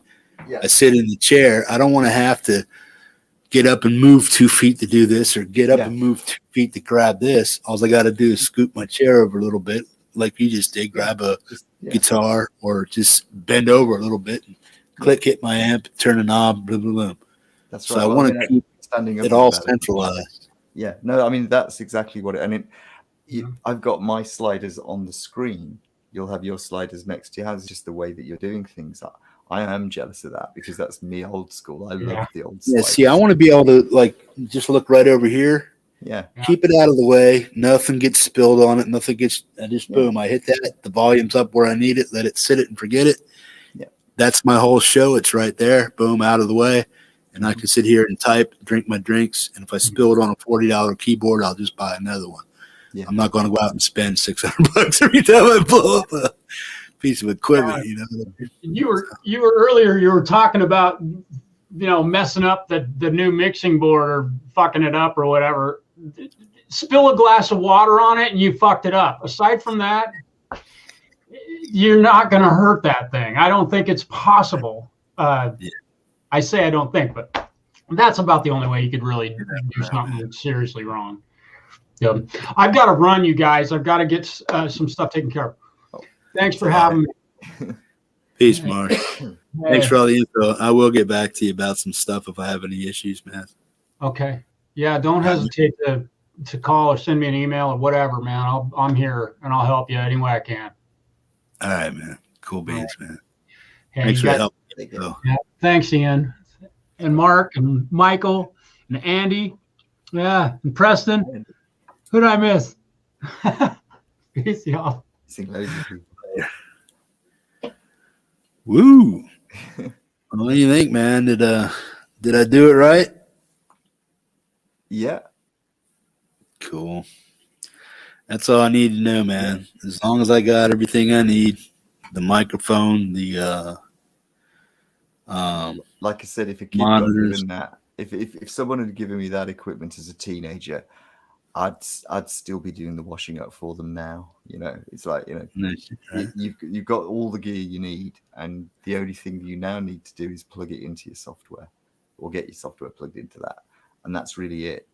In terms of for recording and for playing the guitar, it should make things a lot easier. In terms of the broadcasting, that you'll need to look into how StreamYards reacts to things, because I'm not sure. You know, it'll certainly make things easier in terms of controlling your mic and getting. So you're not going to get clutter. You're not going to get banging off the mic. You're going to feel more comfortable speaking because it'll be a more natural thing rather than leaning forwards and doing, which is always something that you kind of have to get used to doing, and then you have to get used to not doing it. But yeah, it's good stuff. So cool. Yeah, that's why I got the mic that I got, because it can be out here and sound good. and you can adjust it otherwise and stuff, man. So Yeah. and then there's other programs on the PC that you can use to amplify your mic and stuff, like, you know what I mean? Like mic programs you can, they control your sound system and stuff other than just doing whatever. But yeah, man. Yeah, I mean, I think OBS has lots of linkages where you can put hardware join the hardware to the software. I think OBS would let you put a mixer in. I'm not entirely sure about that. Anyone in the chat who uses OBS might be able to tell us that. I think it does. Yeah. Yeah, but I mean, there's all sorts of things you could probably do to make the best use of the stuff. But again, it's a learning curve. You get used to it. You do it slowly. You don't have to get it all plugged in right now. You can plug it in, use it as a sound card, and put your microphone through it, and get used to using that. Plug a guitar in. Download a copy of Amplitude 4. It's not as good as Neural TSP in any way, shape, or form. It's clunkier and it's free, but you get 4 free amps with it, and you can fiddle with it to your heart's content. And you can set it just like you would an ordinary amp. It's it's what I use, and it's the only reason I don't use Neural is because I don't want to spend the money on it. As I can't justify doing that. How much is Neural compared to the other stuff? Well, it's only about $150. It's not like it's a lot, to be honest with you. I should. Oh, you're talking about what Marshall? Yeah, what Marshall's got. My version is a free version of and it looks different, but it's very good. It does my job, does everything, and it didn't have to. So you can start playing with things you haven't bought, playing with the ideas, and then if you really like it and you think, well, that tone that Marshall was showing me or something, I really do like that, you can spend $150, and what you've learned on one software package is instantly transferable to the other with only minor differences most of the time. So the journey starts, and it just gets more and more fun from my experience. Yeah, so I hear a lot of people using Reaper and stuff like that, and then I know you got the very fancy stuff up there, this and that. It's like $200. I forget the name of some of it, but yeah. Well, I mean, I use GarageBand mostly, and that's free, but that's because I use a Mac and it just comes with it. But I've got Logic Pro. I've got an old version of Logic Pro. I use it occasionally for mastering, but it's just there's no need. I don't need it because I'm not miking up a band. I'm not doing those things. So I can make professional sounding stuff easier for free and sound just as good as the other stuff. Well, yeah, because I mean, GarageBand, for instance, has exactly the same core audio program as Logic Pro, and Logic Pro is an industry leader. So they've got the same output capacity. You can create just as good a quality with it. Same thing with Reaper. That will output quality that is broadcast quality, that is release quality, radio quality, whatever you want to call it. It's going to be as good as anything else you hear. So, there's no difference now. It's not like you have to.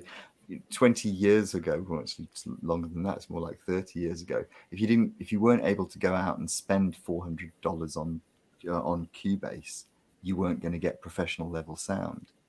But these days, you just download something free, and they all work. And they're easier to use than the old stuff. It's like it looks like what it's supposed to be. It looks like a recording studio, etc. So cool. I was just trying to see when Reaper or Audacity.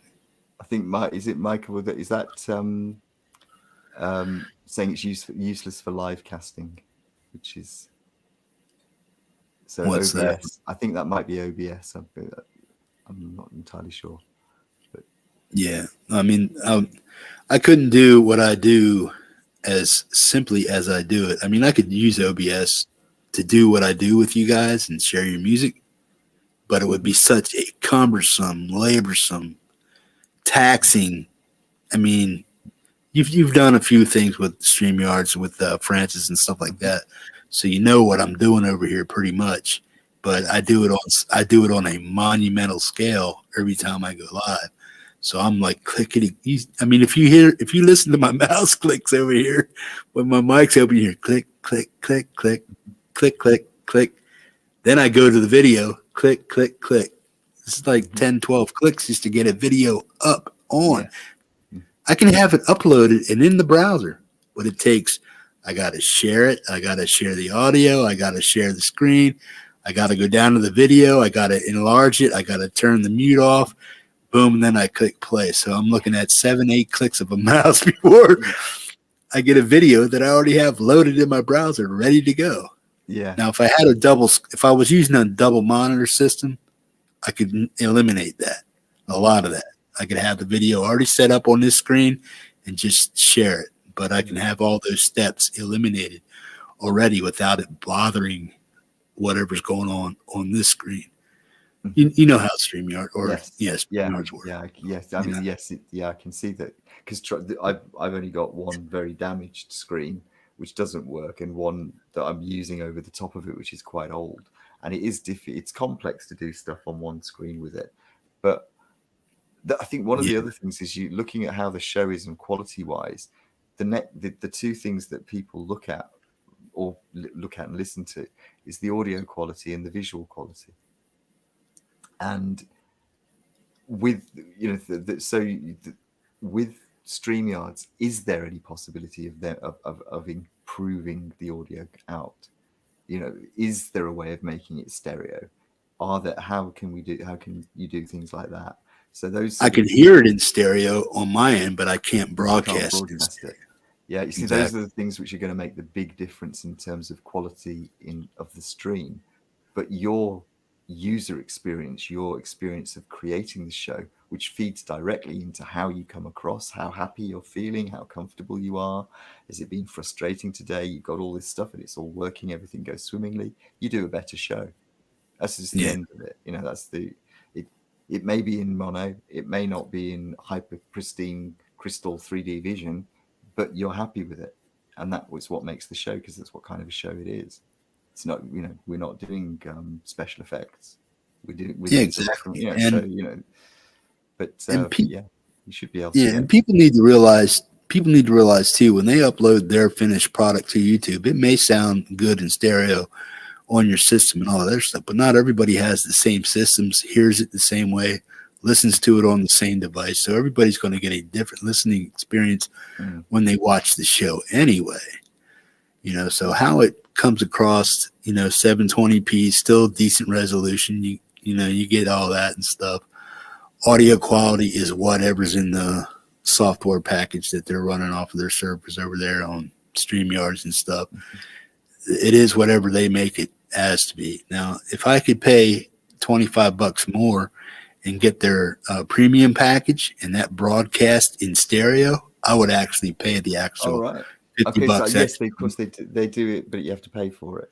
See, because then you're looking at. I don't know if they do. If they did that in stereo, if they did allow the stuff to come across in stereo, I would probably pay the $50, but I don't think it does. I think even the only thing it gives you is higher resolution and 8 hours. So it will come across in 1080p and 8 hours of broadcasting time. I don't need 8 hours. I mean, I probably do, but I'm getting anyway. No, Andy Dawson's saying here StreamYards might get an update to stereo in the future, so presumably it's not available now.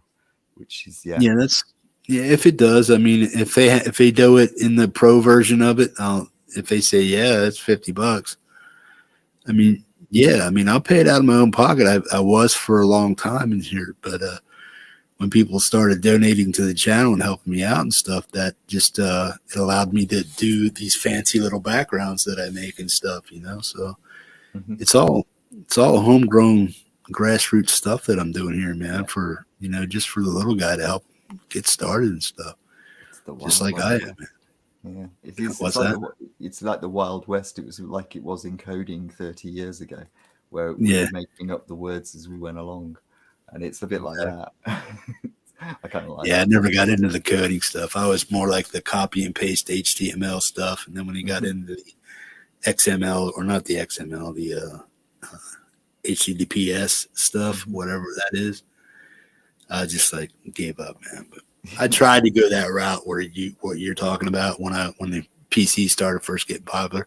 I just got bored with it, man. I could not see bogging my brain down with all this information and coding, this, that. I just wasn't that guy, man. So I just took a whole different route, man. Yeah. It's quite strange. A lot of musicians ended up going into coding because music was one of the first industries to actually make use of computers. Because when you think about it, MIDI stands for Musical Instrument Digital Interface. So it's been Yeah. around a long time. This connection. So a lot of musicians ended up becoming coders. The number I bumped into when I was working, who used to be musicians or worked in studios, and they ended up becoming coders. But I think it happened to quite a few of us. Yeah, I'm trying to see what Andy's saying over there.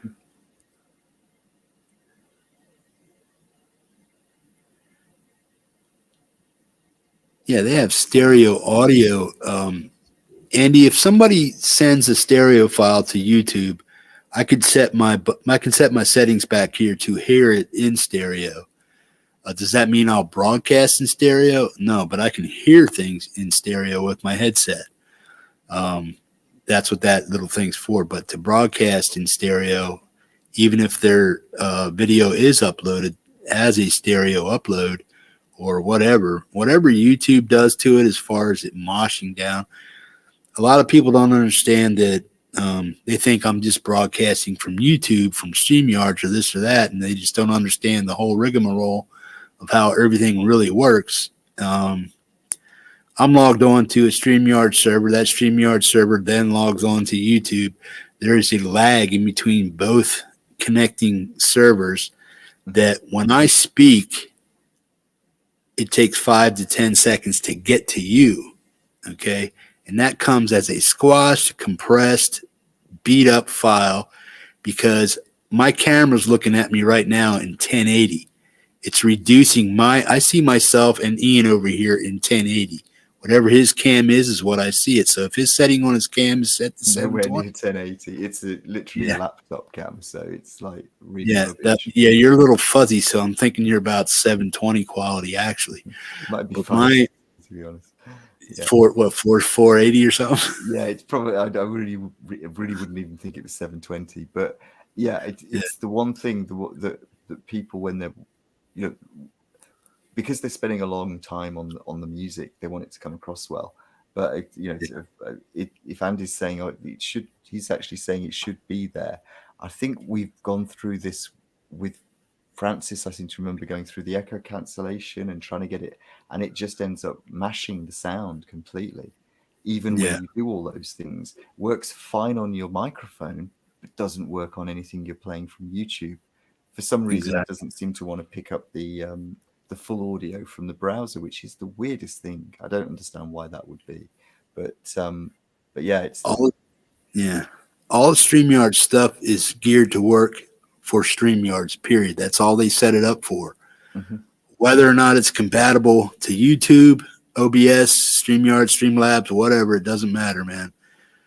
Whatever their StreamYard is using is what they're using. How they make it work is how they make it work. How it functions with YouTube, and you're this or you're that. It's totally whatever it wants to do.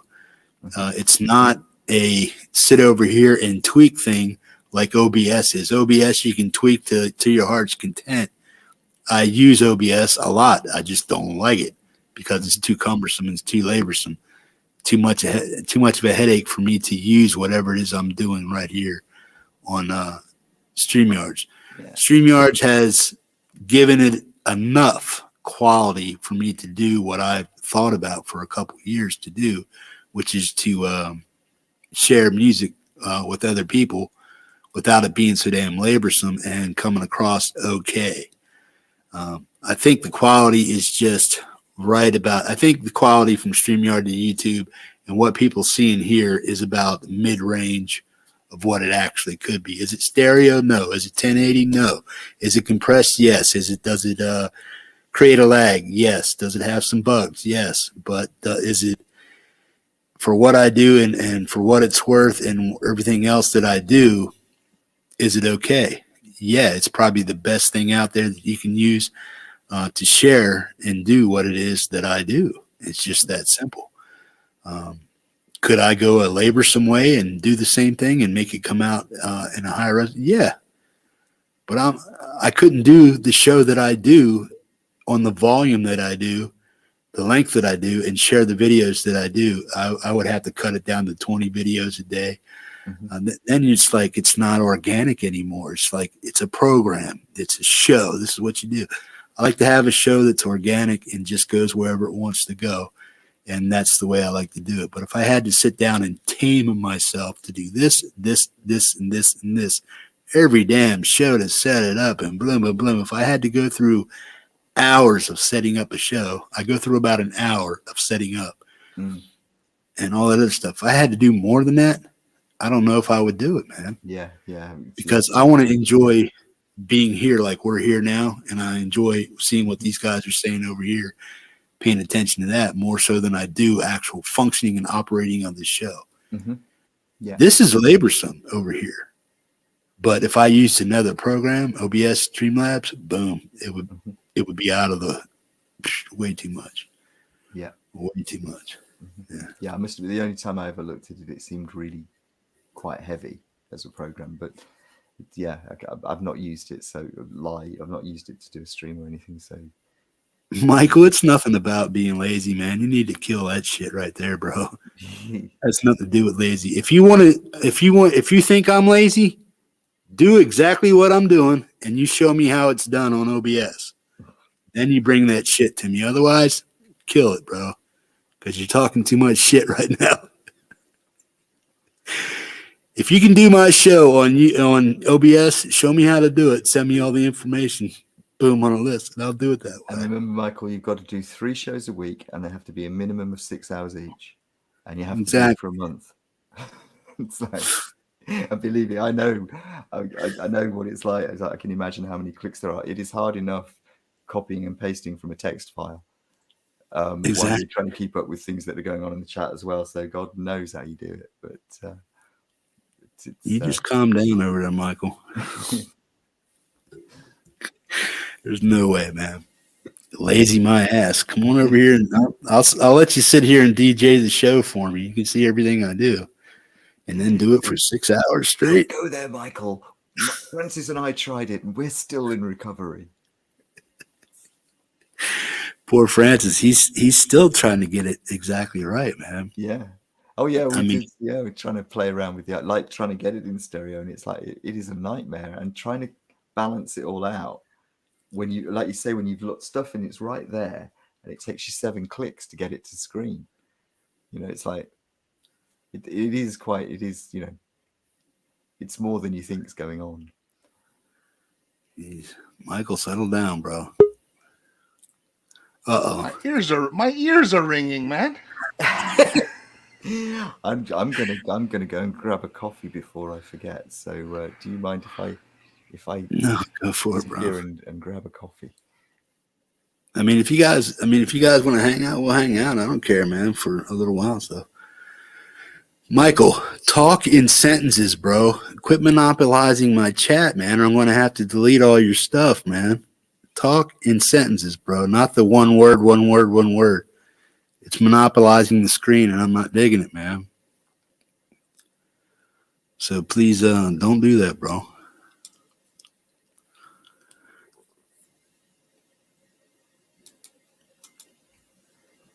What happened, man? Where'd you go?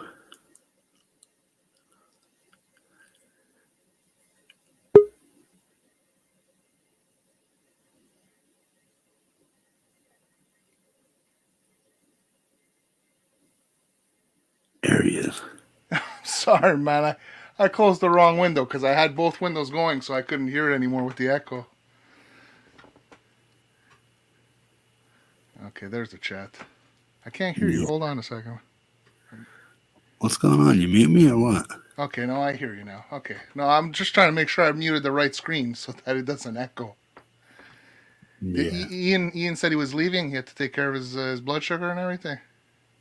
He said he was going to get a cup of coffee or something. Okay. He might be doing that too, man. Yeah. So what was for dinner, man?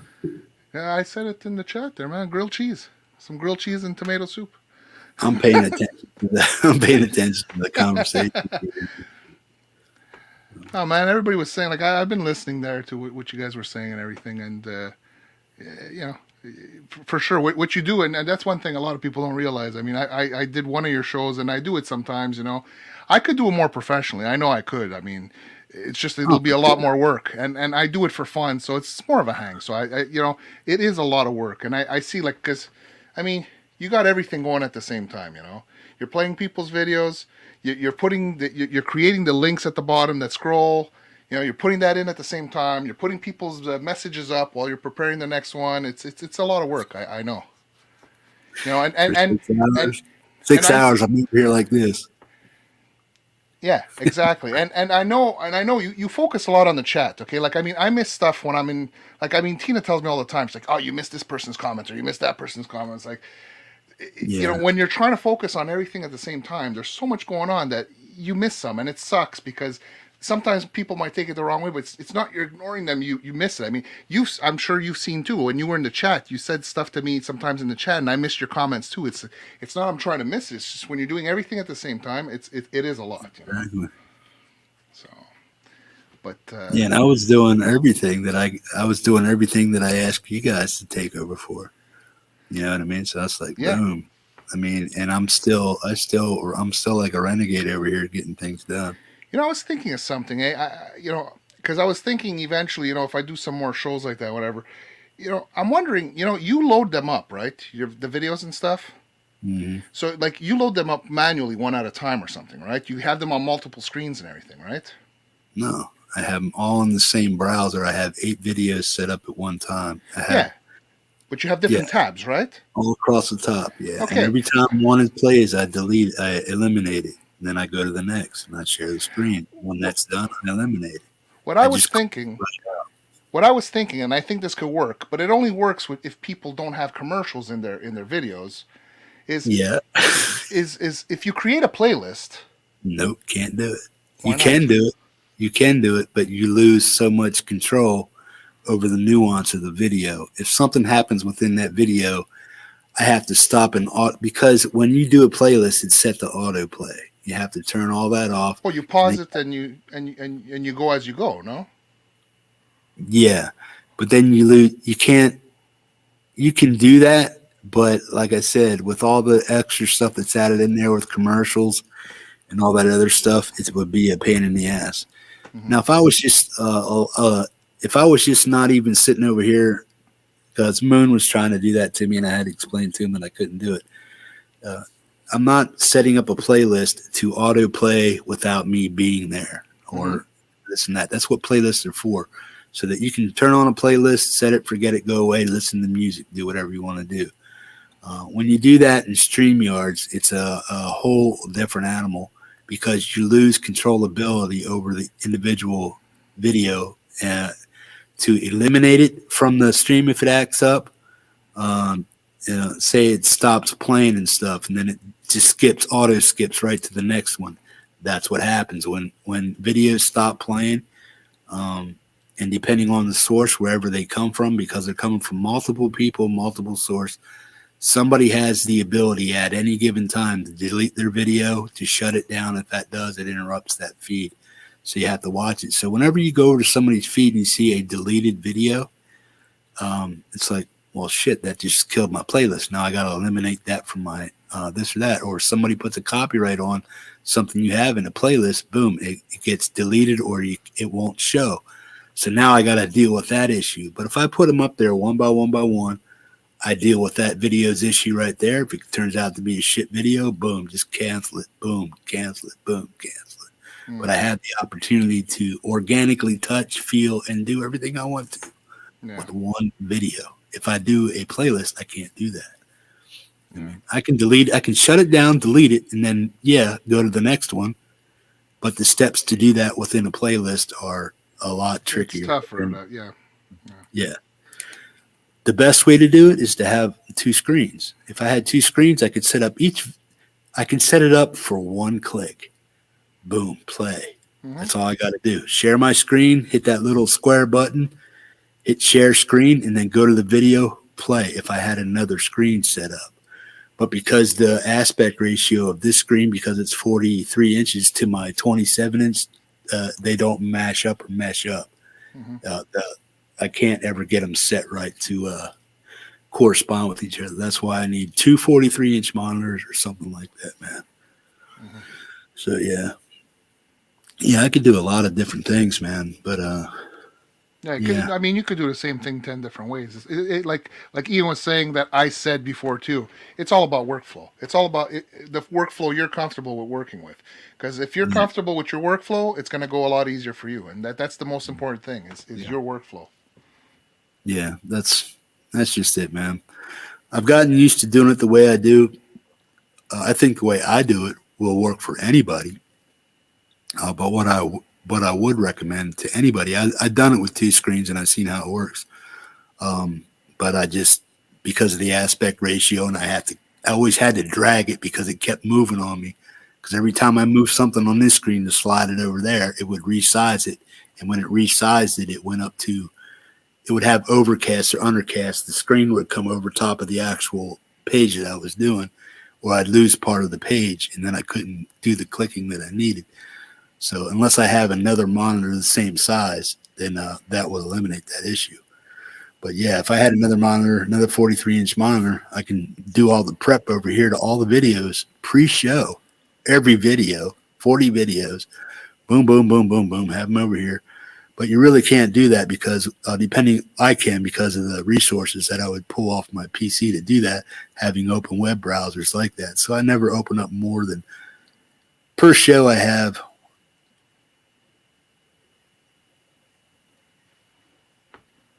9 browsers open at one time.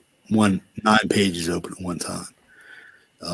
But only StreamYards, YouTube are being used for audio and video broadcasting, and the other ones are dormant tags that I move and delete at one time. And then when I get down to 4 videos or 2 videos, that's when you see me go like this on the screen, and then the screen goes big screen.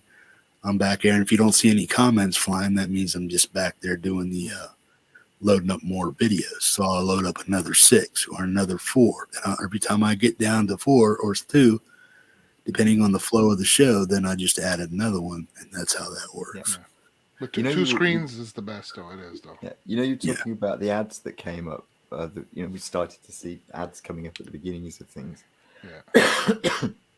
And I was wondering, Francis, do you know whether whether StreamYards works okay with the Brave browser when you're broadcasting? Because it seemed to when I used it. It seemed to have all the same features, the Brave browser, and that will cut out the ads. The Brave browser. Yeah. So even if you've got ads like that, they don't tend to interfere. I don't have a Brave browser. It's one I use. It's what I use because what I was using. I use Firefox, but when I'm doing the shows now, I use the Chrome because that's the only one that I'm able to share the audio with. Right. Because initially I was using all the hardware to get the sound going through. The first shows that I did, I was using the mixer and everything. And I was patching back the sound from my sound card back into my mixer and back in, and that's how I was getting the sound. And that was with Firefox, wasn't it? That was with Firefox. But then when we tested with the Chrome, like what Jeff said, you can share the audio, and we tested it, and then we went. I've been doing the last number of shows. I've been doing it with Chrome because you can share the audio. I can share audio when I'm a guest on your screen from my browser, which is Brave, and that gives me the option to do. But it's only on that. But then I can only do that from browser windows. It works with you, but I've tried it with Sean. And Sean was not able to share his audio with me unless he was playing it and it was picking up on his mic. Yeah. I couldn't actually hear it back into my into my stream. That is weird. Maybe it's because it's on a map. I don't know. Maybe it's different. Well, when you were interviewing Ian, man, what was your major malfunction there with the? That was all hardware. I was using all hardware. So basically, what was happening is I had my sound card looping back into my mixer, I think. And back in, because what I was doing is I was muting my mic on my mixer so we can hear the audio, and that's where the problem was. And then when I did Andy, I was using Chrome, I believe, but I didn't have the they had just changed with the echo cancellation and all that stuff, so I didn't realize that if I have my screen open when I'm sharing the audio, I got to mute that screen so that the person who's talking, there's no echo. So that's part of the problem is. Anytime you have, because when you're sharing your audio, you're sharing your screen, right? Yeah. And that screen has to be unmuted. But if that screen, when you go back to talking with the person, if you don't mute that screen, then you get an echo in there. Yeah. So I have to make sure that every time I quit playing a song, I got to mute that screen so that when we talk, then it's okay. Because when I did it with Jack the Rabbit, you notice that every time I say, oh, there's an echo, I'm like, oh, okay, sorry. I just mute the screen and then there's no echo. And it was fine when we were talking, you know? So.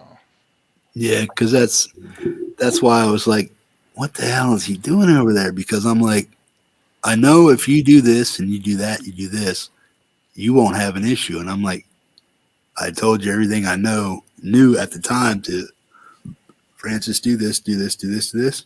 You'll be fine. Try this. Check this, uncheck that. Have your guests do this, have your guests do that. And it came across okay. But if your guest doesn't understand what you are asking him to do, no matter what you do, the problem may not be solved, and it may be on their end. So if they don't know, they don't know, and you can't fix that.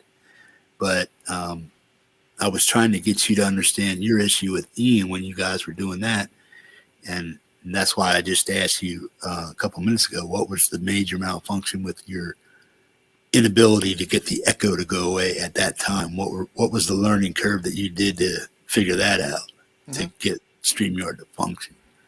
Well, I don't know. I think I was using the hardware to loop back in, and that's part of the problem is I was getting a loop between the hardware because I was looping the output of my sound card into a track, but then I was outputting the output of my mixer back into my sound card so that I could get the sound coming back in. And so when we were talking, it was causing a lot of echo, and when I was playing the music, it was okay for the most part, but I think there was still some sort of maybe a loop, but it wasn't as bad. It wasn't as noticeable with the music than it was in the talking part, basically.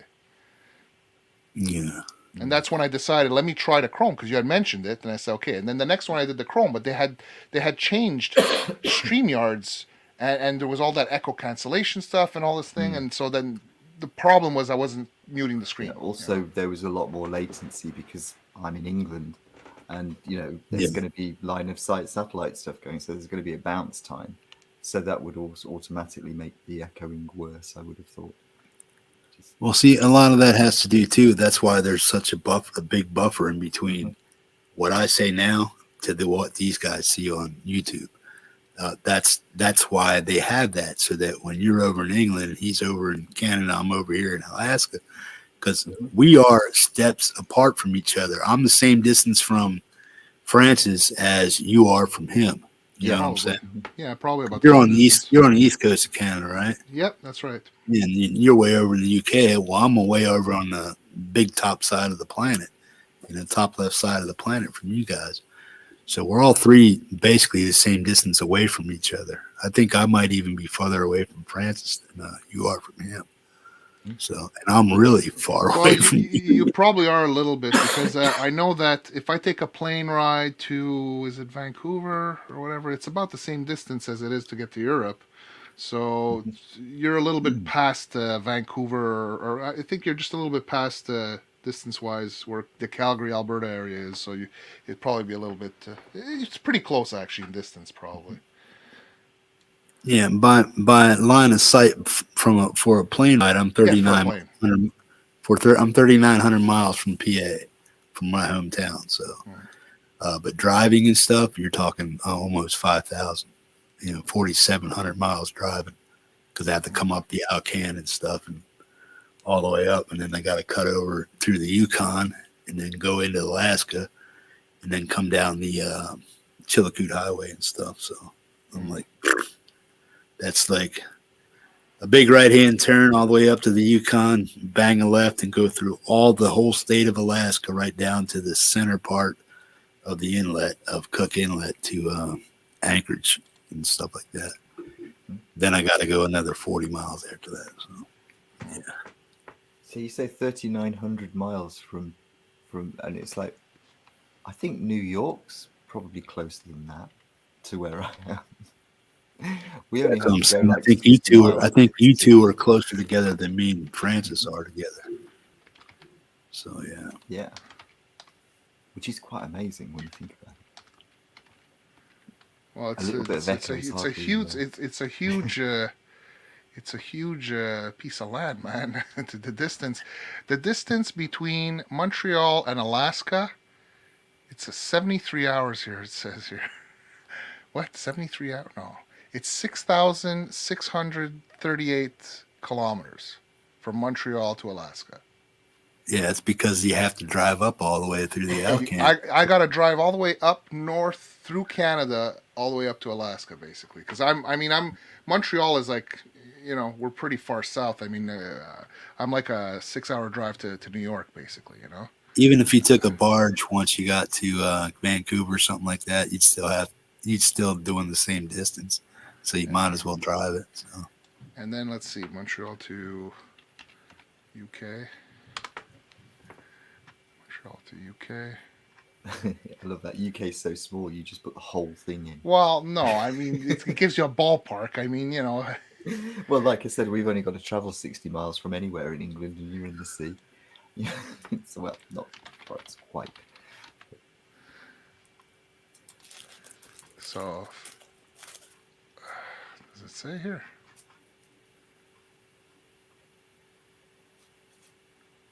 Why isn't it giving me the distance?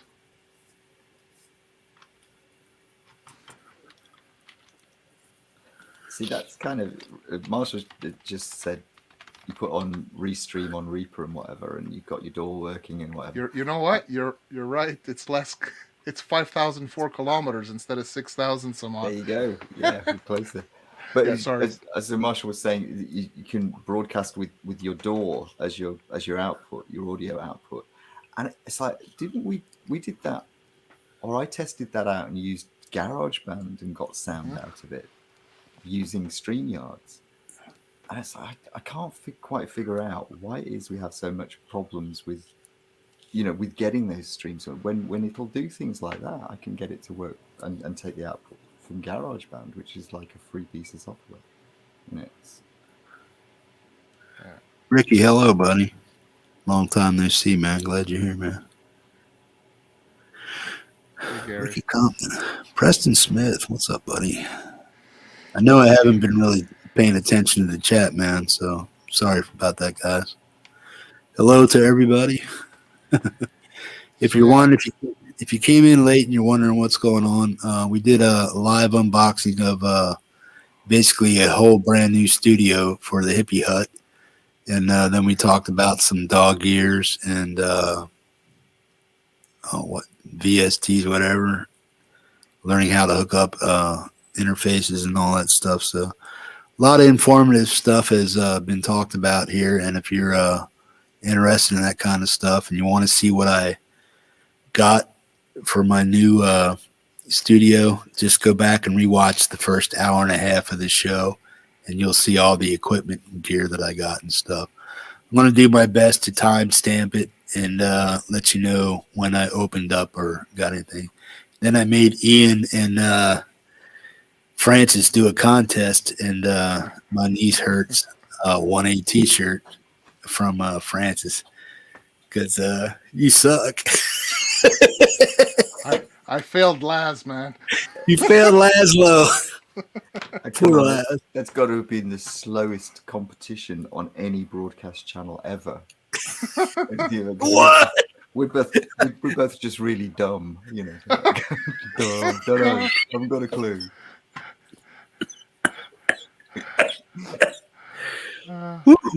You think you're on safe ground with musical equipment with a bunch of gearheads like us? And Hey, I have an excuse. I had just woken up off the sofa, man. Oh, yeah.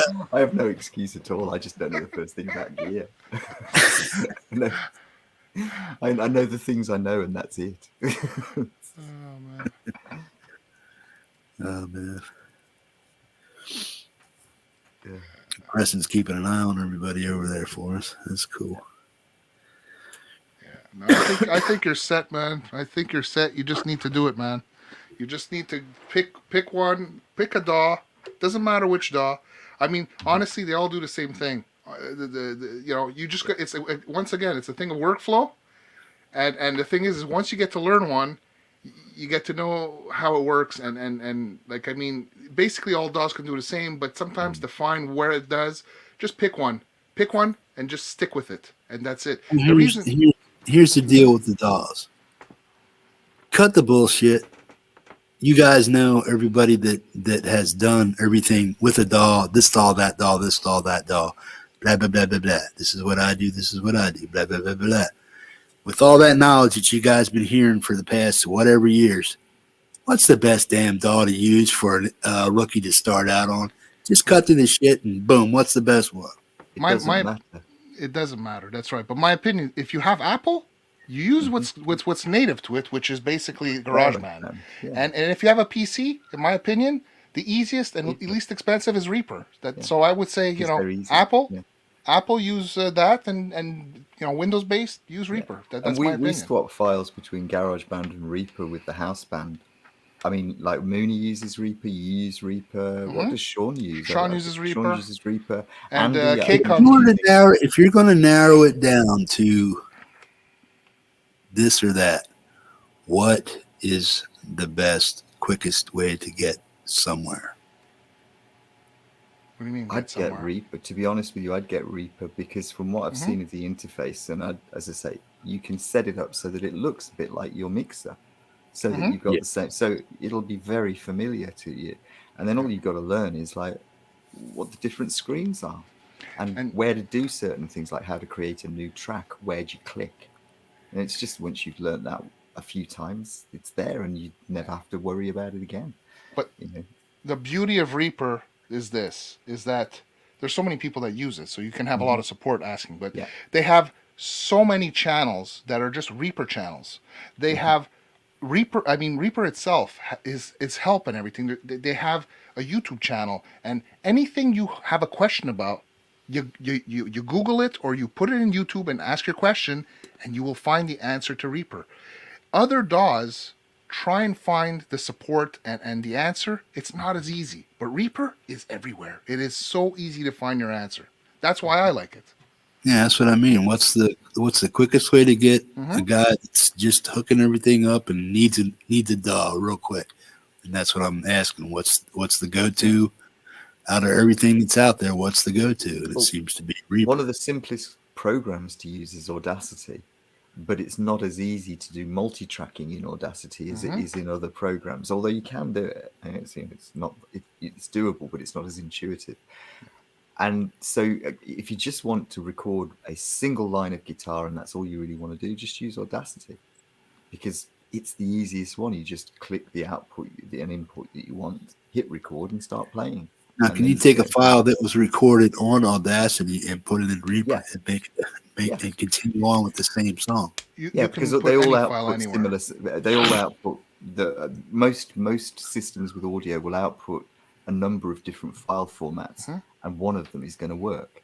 I mean, you can always use an MP3. It's not great quality sound. So if I know I'm going to do something over here, if I know I'm going to do something in Audacity, I want to save it as this type of file because I know I'm going to want to use it over in Reaper. So I say, boom. So you just watch how you save it. Yeah, that's so that you know it's compatible with your next program that you want to. So output it as a wave, and you'll have an absolutely pristine track that's uncompressed and is just as good quality as the one that you're playing in Audacity. When you play the Audacity file, it's the same quality. So you can do that. And the nice thing with Reaper too is that it reads so many different types of files, because Ian sends me his. I've been sent files, from Andy, in the format from Apple, and I just dump it in my Reaper and it reads it anyways. Or if I get a video, for example, I get a video with an audio file, or if I rip something with it, let's say Logitech has a program capture, and I could capture like the video of somebody playing, like a backing track if you want. I just take that video and dump it in Reaper, and it plays the audio. At Reaper, actually, you can edit video too. My first songs that you liked there that I did with my son and my kids and whatever, those videos I did them in Reaper. I recorded them on Logitech, and I edited it all in Reaper. I mean, you can do the audio file or the audio and video file? Both audio and video. You can do a bit of video, but you're limited. I use another program now, but you can do basic video editing, and I think you can do more than basic, but I don't know how to do it yet in Reaper. So but you can do a lot with it. Yeah, Marshall said he would buy me Reaper. That's cool. I'll get it. I'll get all that stuff taken care of, bro. Appreciate it. You don't actually need to buy it. It Yeah, no, works he- with he was saying- It will work. He You was just have saying to he click would buy it everything for off. me if I wanted it. Yeah. Yeah. But then again, if you use something and it's a good piece of kit, the people who made it deserve a bit of a thank you, don't they? That's why I paid for the You know, license. Yeah. which is, that's the way of looking. But somebody else was saying here, I can't remember. Let me just scroll back. Somebody brought up a point about, and it's like it's something I've heard a lot of, and it's not necessarily true. I think it might have been Ricky was saying that his son used Reaper, and he thought that GarageBand was not as good a quality. But GarageBand's audio core is the same as Logic Pro, which is an industry standard. So, and it's the same really for all of them, as long as they output, uncompressed files, you will always get a good sound. It doesn't really matter if it's 24-bit or higher. The human ear can only go so far. So all of the programs work. And just so you know, Reaper also has versions that work with other. You can use Reaper on an Apple also. Oh yeah, I know. Products, Yeah, so. I've thought of. We talked about it before. The only reason I haven't downloaded it is because I'm too lazy to learn a new interface right now. I just can't be bothered. But it's something I really ought to do at some point. But I think it does slightly more. One thing I find, Jeff, this is my opinion, is that when you're using something that a lot of people are using, even if you can find it online, sometimes if you want to speak to somebody to have help, it's the easiest thing. Because see, I started going to Reaper after my Sonar. When Gibson sold Sonar to BandLab, and I looked at BandLab, I'm like, if I have to learn a new software, I'm going to start with something that I can work with. And my brother-in-law, my sister uses Reaper. So Sean and I both decided at the same time to switch to Reaper. And we ripped our hair out a little bit at first to try and figure it out, but it's like, oh, it's not that bad once you figure it out. So, but we were starting at the same time with the new software, so we were asking questions, we were working on it together, we were helping each other. So when you have people that that use the same program, the questions that you're going to ask, we've already asked it or we've already been through it, so we can quickly answer. I mean, so it's good to use stuff that people use because you'll have support. I mean, there's great support online on YouTube videos and Google. But you'll have great support. I mean, Marshall uses it. There's so many people in the chat that use it, So I mean, it's and the same thing's actually true for when it comes to the Apple products. Yeah, you've got people like Jade who do nothing but talking about how to use the iOS and the stuff you've heard the stuff that she's produced. Yeah, it's Andy and you. Yeah, Andy uses tablets and stuff, and there's no way that you'd say what he's producing isn't broadcast quality. So that's right. They all do the job. And it is really down to how you like working. Here's another thing, a question. Are these programs, like say I bought something really expensive, like the neural stuff, or some type of expensive DAW or something like that, $200-300.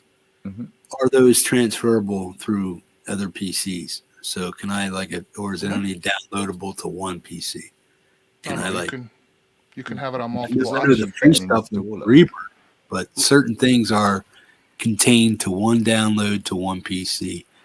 Or is this stuff like I don't know, you could ask Andy about that for Ableton, because he's just said that he bought the new version of it. Can you install it on more than one machine? But you're talking about a DAW or you're talking about VSTs now? No, I'm talking about actual. If I buy and pay, like say I get the thing, the neural thing with the 4 amps. Okay, I put it on this PC. Now, if I go buy a new PC, because I'm a customer of that company and I bought that before, can I upload it to my new PC? Absolutely.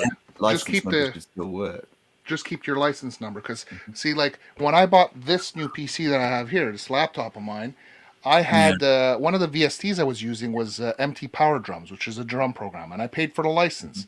I lost my email with the license key from my old laptop. When I switched to this laptop, I emailed them back and said, "Look, I bought it. Can you give me the license key?" And they just sent me an email with the license key back, and I put it back into here. So VSTs and DAWs, because even Reaper, I have it active here and there.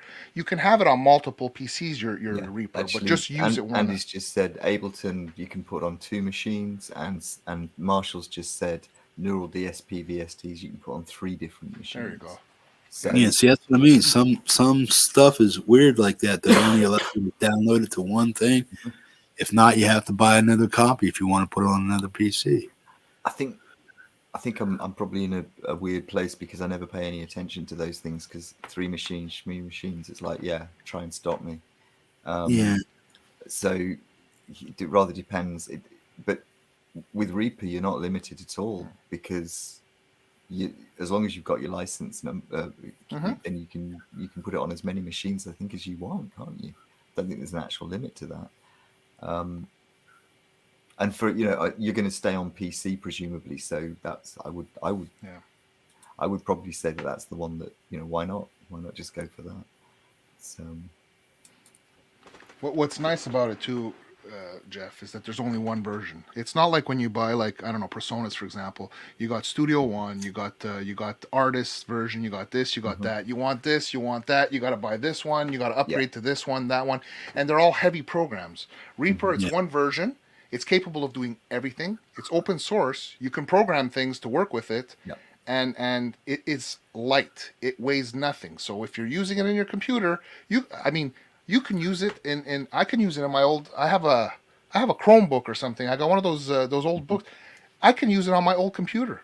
I mean, it works fine. Oh, she's really quite amazing. I mean, I can't do videos in them, but I can do my audio on my old computers. I mean, because it takes no weight, man. So what was that? This question: which one's the easiest interface? And again, they are all pretty much the same. And what about the preamps? The preamp for microphones and stuff with the phantom power, that the Focusrite only goes up to 50 something, and it needs 60 to 70 or something like that. So it's a little light in the boost for the microphones for phantom power. Well, I've got a 48 on my PreSonus, but the microphone is suited to that. So it depends which microphone you get. Focusrite's a good one. I'd recommend the PreSonus, other than that one thing about the clicky kind of dials on it. But they all do pretty much the same job. And I think with phantom power, as long as you get the microphone sorted so that it's suitable, you're fine. You're golden. But if you've already got a microphone, you just need to make sure that your interface has the sufficient current or sufficient phantom power. That's why I was worried about. That's why I was worried about hooking up that NT1 to that. Yeah, I think most of them are about 42 or thereabouts, and I can't think of a good mid-range mic that wouldn't work on that off the top of my head. But I don't know. I was just knowing specs. I don't know the names of things, and I can't remember model numbers. But it's like, as far as I know, then most of them will work on the same thing, 48 or 42 or something like that. Yeah. I mean, Michael's saying here 48V is standard. Yeah, Mark's saying the same thing. Yeah, it is. It's fairly standard. So I wouldn't. But yeah, those kinds of interfaces. Ricky's got to answer the right question. Yeah, he's got those kinds of interfaces. You got to know, for instance, do you want to be able to plug two things in at the same time, or do you want to plug in more than that, or are you okay with just one input because you're only ever going to use one, and then you just price it up accordingly because the single inputs are cheaper. So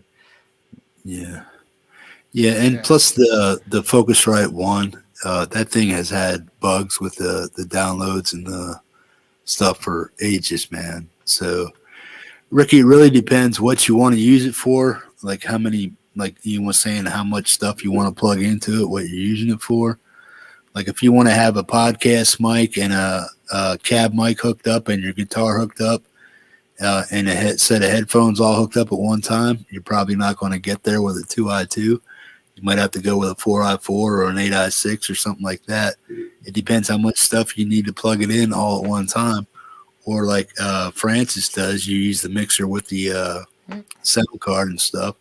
You have to do it that way. Get yourself a cheap mixer and maybe a 2i2 or something like that, and you'll probably be set up. You can get a cheap Mackie mixer for $150, and then get a Focusrite 2i2 for the same price. So for $300, you can get set up to do whatever it is you want to do on a minimalistic way. But my stuff, I think I want small gorilla. You know what I mean?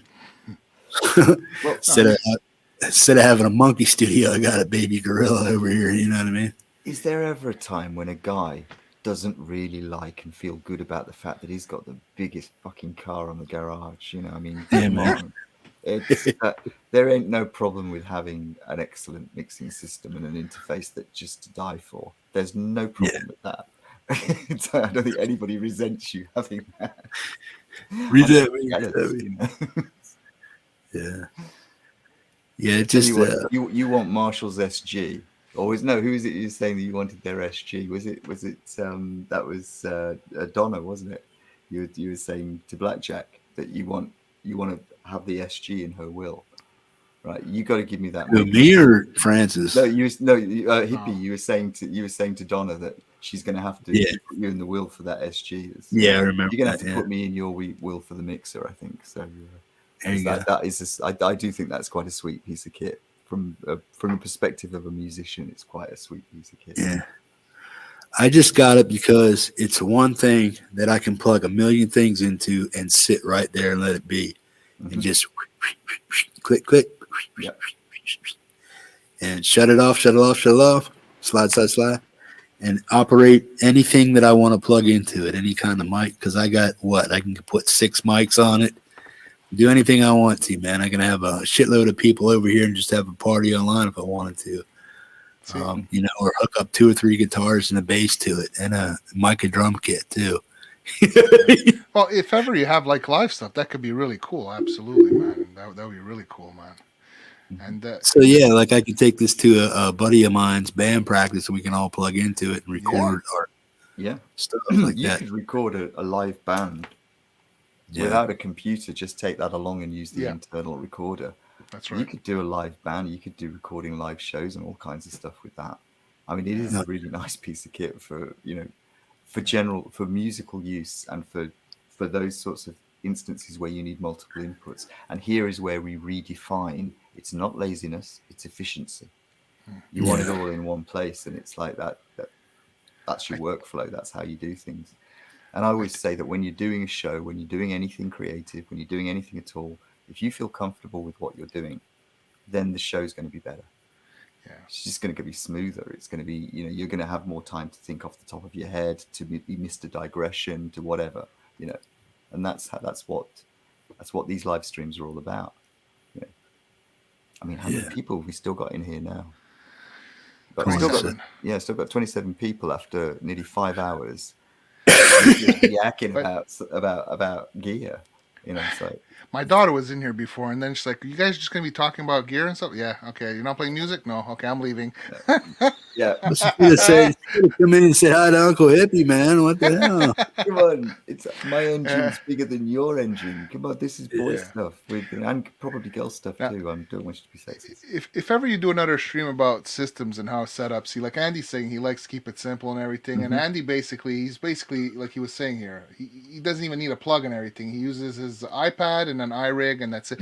And I think that it would be interesting for Andy, or even Andy, if you, on your next stream or whatever, explain to people how you do it, because there's a lot of people that don't realize how simple it is and how inexpensive it can be to actually up the sound of the quality of their music just with a simple iRig, which is like, I don't know, $50, $40, whatever, and an iPad or a phone or whatever even.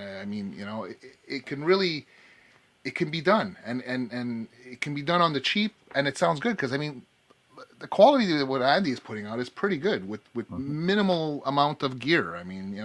Yeah, I think, isn't that what Preston uses too? He just uses something simple interface with an iPad, something like that. Yeah, that's what's that's right. Preston was doing the same thing too. That's right.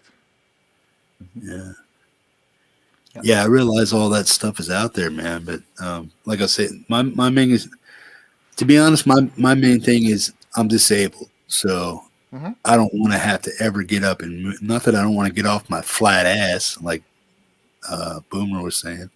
Hippie's got a flat ass. But you realize, Jeff, that you wanted us to write a song about that and everything, but we did. In one of the Hippie song, we put those lines in there. We talked about flat asses. And I hear that. That's why I told you guys to send me the lyrics, but you never did. And I'm like, well, let me hear all these lyrics that you guys put in there, because I do hear the flat ass part in there. The last song you guys did, it's in there. I heard it. There's some things I can't hear, but I'm trying to figure out where they're at. Did you put the lyrics in your description, Ian? Yeah, I was just going to cut and paste them and send them. Yes, send them to Yeah, Jeff, send man. them my email, man. I want to hear the lyrics and stuff so I can listen to it while it plays. Yeah, but Yeah, I mean, has anybody ever noticed as well that in the rules we make a specific mention of characters in the community? And I think this would be Say what you want us to hear, because I'll probably heard it. well. It's just that we make very specific mention. I want people to figure out who it is we're mentioning in the final verse of the rules. Are you going to make me go grab the damn thing or what? Go ahead and share the video. Go ahead and share the video if you got it handy. Just go ahead and share it up. I've just clicked away from that page. Wait a minute. Let me just grab these first. I did hear it, but it's slipping my gears, man. Because every time I play the song, I'm shutting down my show, so I don't really. I listen to the song. No shot gets fired that doesn't hit the mark. Oh yeah, Dwight, yeah. One shot, one kill, bang. Yeah. And we think about these things. We really do. Well, I do. Oh yeah, I got that reference. Yeah, I wasn't jiving with what you were trying to actually. Ian writes some great lyrics, man. I mean, sometimes it's like we decide, okay, what are we going to focus on in some of the songs? Like what main ideas we want to focus on, and then Ian just writes around that, and it's like it's really cool, man. Yeah. Well, Andy was asking me to do like an intro to the video last time, and I was like, man, I'm so damn busy, and I mean, I just had 2 kids jump off a bridge, and I was dealing with that and their parents and stuff, and state police, so I was just like, my mind was numb. And then he wanted me to do this intro for the show, and I'm just like, hang on, Andy, hang on. I never got back to him because I had to deal with that stuff. And then what was I going to say? What was I going for? I don't know. Oh, he wanted me to do that, and then I was thinking, well, yeah, for future references, just go organic, man. I mean, I don't mind doing that stuff if I absolutely have to and you need it, but I would rather you guys do what you keep doing and just keep me out of it. Not that I don't want to be involved in it, but keep me out of the decision-making process because I don't want to be a part of that.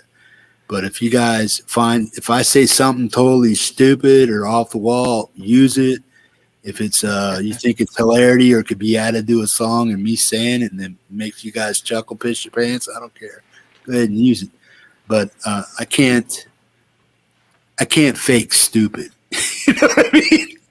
I mean, if I'm being stupid, I'm faking. I am being stupid. You know what I mean? It's like I'm actually trying to be stupid. You know what I mean? So it's like I can't fake doing something in a character by just trying to act it out. It has to be totally organic. So when I'm doing stupid stuff, I know I'm acting stupid, and my mind's like in that stupid frame of mind, and I just come up with stupid stuff that I heard as a kid or heard in a cartoon or heard in a song or something like that. And I just make it mix up with it. That actually, yeah. I tell you what, so scripting stuff often doesn't work. But Francie, do you want to give out to the community the idea that we need to generate crowdsource funding for? The what? We're going to need way more than the few thousand supporters, though, because this is going to cost millions. You know, the idea we were talking about the other day. Do you want it? Which idea were we talking about? I don't know. We talk about so many ideas, man. The one with the movie. Oh shit! Yeah, that. Oh yeah, yeah. I don't. Well, we didn't talk to the rest of the band. We didn't talk to the rest of the band about this yet. No, we just need to drop this one and see whether anyone sent us a large check. You know, we can run. I could do with the exercise. We were just pitching the idea, and we're gonna pitch it probably to the rest of the guys and everything too, about doing maybe some sort of like short documentary about Hippie's house band, and make it look like a real like a real documentary and everything, like really like snippets and clips of us when we were 18, as if we had always been in the hippie band. Yeah, with like wigs and stuff and wigs and things. Yeah. Andy, what do you think? Put some wigs in. Oh, yeah. You guys are going to act like a reenactment of the Beatles or something, man. Geriatrics. We were talking about methods of trying to make sure that when we wrote the script, we just didn't copy Spinal Tap completely word for word. There we go. That's what people are saying. Spinal There Tap. you go.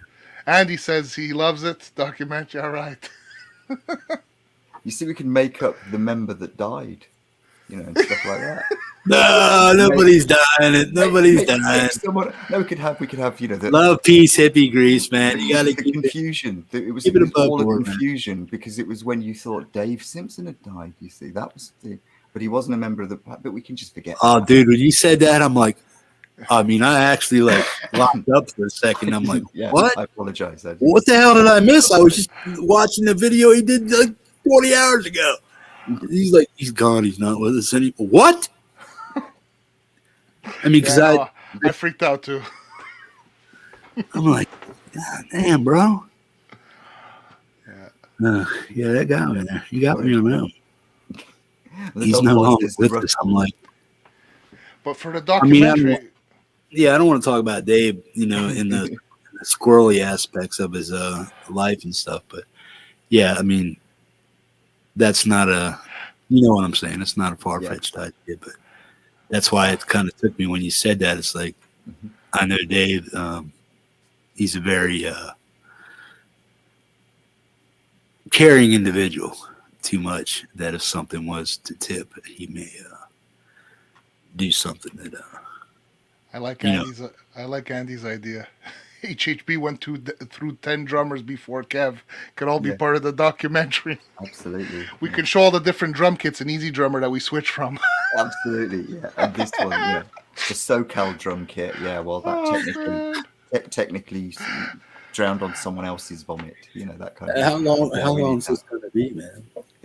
I think I wouldn't make it more than like a 15-20 minute documentary because nobody's going to watch it. But it would take a lot of work to get that 20 minutes in, though. It would probably take hours and hours and hours to. The thing is, Andy, do we tell them what we did with the previous 10 drummers? So where did we hide the bodies? There's just a whole load of things you can do with that. Oh man. Yeah. Encrypted files, hidden in encrypted files. But yeah. I lost them in an email. Yep. Sent him out to get cigarettes and he never came back. Yeah. Deleted. He got deleted. Yeah, Mark. You're gonna name him Bond. You're gonna name him Bond or something like that. I asked the drummer Bond. See, Laurie, I love that. Andy Dion's really got it onto the case here. He's like, Laurie used the bodies to make cannolis, of course. Yeah. Oh, man. Oh my God. Oh, man. Yeah. So yeah. Well, I think after going through everything, man, I think you're really set up there. I think you just got to do it, man, Jeff. You got to pick your DAW, download it, and just go for it, man. The only way you get to it is honestly by just doing it, because that's the way I learned. That's the way we all learn, basically. Is you just make sure. Pick do me a favor, man. If you guys know where the legitimate download for Reaper is, send me that exact link. Don't send me something that comes from a hack site or something that comes from a multiple source site or something like that. If you know the actual, it's Reaper.fm. That's it. It's Reaper.fm. That's the official link, and that's it, man. All right, cool. I'll send it to you if you want, but that's what the link is. Yeah, just make sure it's not like some third party, this, that, and that. Because I know how they got a lot of hacked programs out there for certain stuff. No, not this. You want to make sure you're clicking on the right one. Yeah. This one's open source, so they don't tend to do that with it. Yeah. And what version are they up to now? 6. I didn't upgrade the last time because I was in the middle of a project. I didn't want to upgrade it, but they're at 6.25 right now. And they do it by 0.5s? Is that how they do it? No, I'm not sure. Here, I just sent you the link, Jeff, in your email. All right.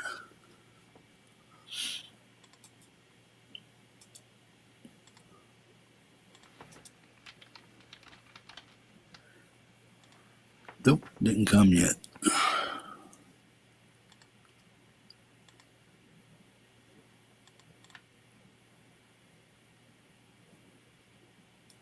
Take care, Pearl.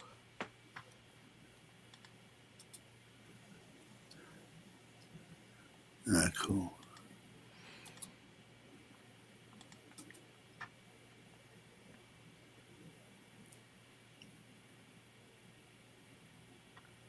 Medium shirt size.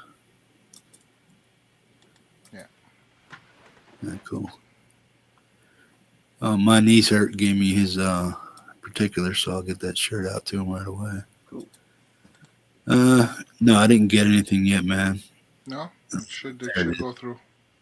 There it is. Yeah. Okie doke. Here, Preston put it in the chat. Put it in the chat. Quick, fast, and in a hurry, did it, right? Oh yeah. Look, did you see Ian what Andy put? Yep, definitely. We need a hotel room destruction scene. 6 very large cathode ray tube television sets for us to kick. Oh, I got one in my Has to storage be room done. still. Yeah, I think So we this got is- rid of the last one last year. This is the link I clicked on. This is what came up. You guys got that, right? Yep. Okay, so just hit the download Reaper, and that's it. Yep, download Reaper. And you can use the trial, and then after, when you're fed up of seeing the pop-up, you can just buy the license, and that's it. How long till after? How long is it good for? 30 days? It's good forever. I mean, for As long 30 as you days keep without a looking on. pop-up, but after 30 Okay. days, you get a pop-up when you open it, and that's basically it, man. Yeah, and the pop-up goes away so you can still use it. Yeah. But it's only just $50, so, you know. Yeah. No, I'd be glad to pay for it if I'm going to use it. Yeah, it does seem really churlish not to pay when it is. I mean, because everybody says it. You know, Francis swears by it. Everybody does. Not to pay them seems a bit churlish, really. Yeah. I mean, I used it for quite a while just to see if I really was going to get into it and like it. I used it over the 30-day period, and I was clicking it off. And then at one point I said, you know what? I want to support them. It's a good product. Why not? And I just bought the license. I mean, But at least they're not stopping you figuring it out. They realize that the learning curve is probably going to take most people longer than 30 days. So they're letting you carry on. And it's like, great, because if you're not going to use it for anything, it's no skin off their nose. But if you do, well, most people have got decency in them. So, you know. Oh, yeah, for the most They part. certainly keep up with the stuff because I've noticed all the release versions and everything. They certainly keep up with the maintenance and everything. So, Oh man, every It's week always there's a good practically an update. yeah. They always Oh, keep really? up to it, and yeah, I mean every time I go on, there's practically a new update. But I mean they keep on it, and it functions phenomenally. I mean the bugs are there's nothing. What do you see as their? What are they actually updating? What are some of the files you see that they're having issues with, or that they not maybe so much issues, but what are they trying to keep up with? It's everything. I mean, sometimes there's bugs that they're fixing, but a lot of times there's other upgrades where they add different. Like I mean, there's a lot that I mean, I'm not a computer guy and everything, but I mean, basically, like even the look of it. Like I mean, I keep it to the basic look, but I mean, you can upgrade to different skins, to different. You can have it look the way you want. You can have different colors. You can have the intro. You can. There's so much stuff, and they keep upgrading. Is all that those once things. you buy it, or It- can you do that while it's free, or what? No. When you buy the license, you're good for one full number, let's say. So if you go now it's at 6.25, you would be good for your upgrade up to, I think, 7.25, basically. And so, I mean, I paid the license. I was at 5 point something. I mean, I've had the program for, I don't know, 4 or 5 years, and we still haven't reached to a full number yet, you know? So they improve with every update. Yeah, they improve everything, basically. I mean, Yeah. they're always working on different things. If they notice a bug or if they want to improve things or add different Compatibility things. issues, and sound libraries and things like that as well. Yeah. So They've even upgraded the functionality of how to use it with video and stuff, you know, and the coding also, because you can program stuff to work with it. So they improve the coding so that it works with other programs easier too and stuff. So yeah, that's right. Because you can install Easy Drummer, can't you? And it comes up pretty much like it's standalone in the same way that I mean, Yep. a lot of them do this. GarageBand, you can do the same thing with that. But that's you know, this is it's a program that you were saying it always seems to find the file types that you're looking for. It doesn't ever seem to have a problem with that. And That's I know right. we swap a lot of diverse file types. even down to the MIDI tracks and stuff that I've generated with Logic Pro seem to just click straight in, so you don't seem to have a problem with any of that. I never had a problem with anything, man. I dump videos in there. I dump all sorts of audio files in there. It works pretty well, man. I can't complain, man. I'm surprised. And like I said, it does find everything. Because in my old laptop, I had my Sonar LE where I had like different reverbs and different things that the program had, and Reaper found it all and just pulled it into it. Put all the effects from that thing right in there. I'm like, wow, okay, cool. Yeah, so all your VSTs are always available to you. Yeah. I would probably do a show about a live cast and me hooking all this stuff up, but I don't. You would probably see me using choice language at certain points. It wouldn't be fit for consumption. You know what I'm saying? I'm just like, what the? So, I'd be getting all kinds of Looney Tunes over here, man. I take technology and all that stuff, but when it's giving me issues and just market it as Hippie Uncensored. Yeah, there you go. Yeah, but once they see me like a fanatic and stuff, they'll never want to watch the show again, man. I'll say, it's such a hypocrite. He comes in here, no MF and this and shit, and he's on this video cussing up a storm. And say, well, yeah, man. A show and me actually being in real life is a whole different thing, man. Yeah. You say I'm from Birmingham, so we just use, swearing is just punctuation to us. So yeah, that's what I was saying. Just enhances, kind of emphasizes how you're actually feeling, man. What the? You kick your ass. Son of a bitch. Oh. Hi, Tina. She calling you again? I probably have to go put the kids to bed. They're probably been already in bed for a while. Is she coming to hang out with the boys? What's up? How you doing, Tina? Oh, did she text me after put the kids? You giving Francis all the cuddling he needs? Taking care of his back? My back hasn't been too bad, but it depends on the humidity, man. When it gets really humid, it gets really bad. Yeah.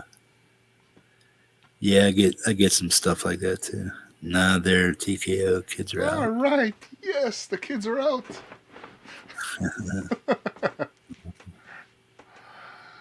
So what's the okay, so instead of a drum machine or this or that, I can get that online too, right? I can. If you want a cheap, Easy Drummer is what I downloaded recently, Marshall. It's phenomenal. But before you go there, try something that's cheaper or easier. Another free software is MT Power Drums. Yeah. It is sort of like Reaper. You can download it. You have a trial period, and after the trial period, you get a pop-up. If you donate, I think the minimum is like $6 US. If you donate $6, they give you a key, and you can pop it out. It doesn't sound as good as Easy Drummer because you're stuck with the same drum kit all the time. You can't switch out your snares or modify it as much. But to start off to test, it's probably the easiest thing to work with. So I would. I want the full kit right away. I want whatever. It is a full kit. It's just that you have one drum kit. Like with Easy Drummer, with the basic thing, I think you have like 8 drum kits. You can change out your snares, you can change out your cymbals, you can change out your bass drums or toms or whatever. See, that's what I would want because I'm going for Doom, so I want the bigger bass can, all that stuff.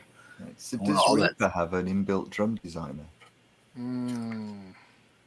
There's a piano roll. I don't know. Like you could load. I think you could load drum sounds if you go to some of the free softwares, like I think Slate or whatever. You could probably download.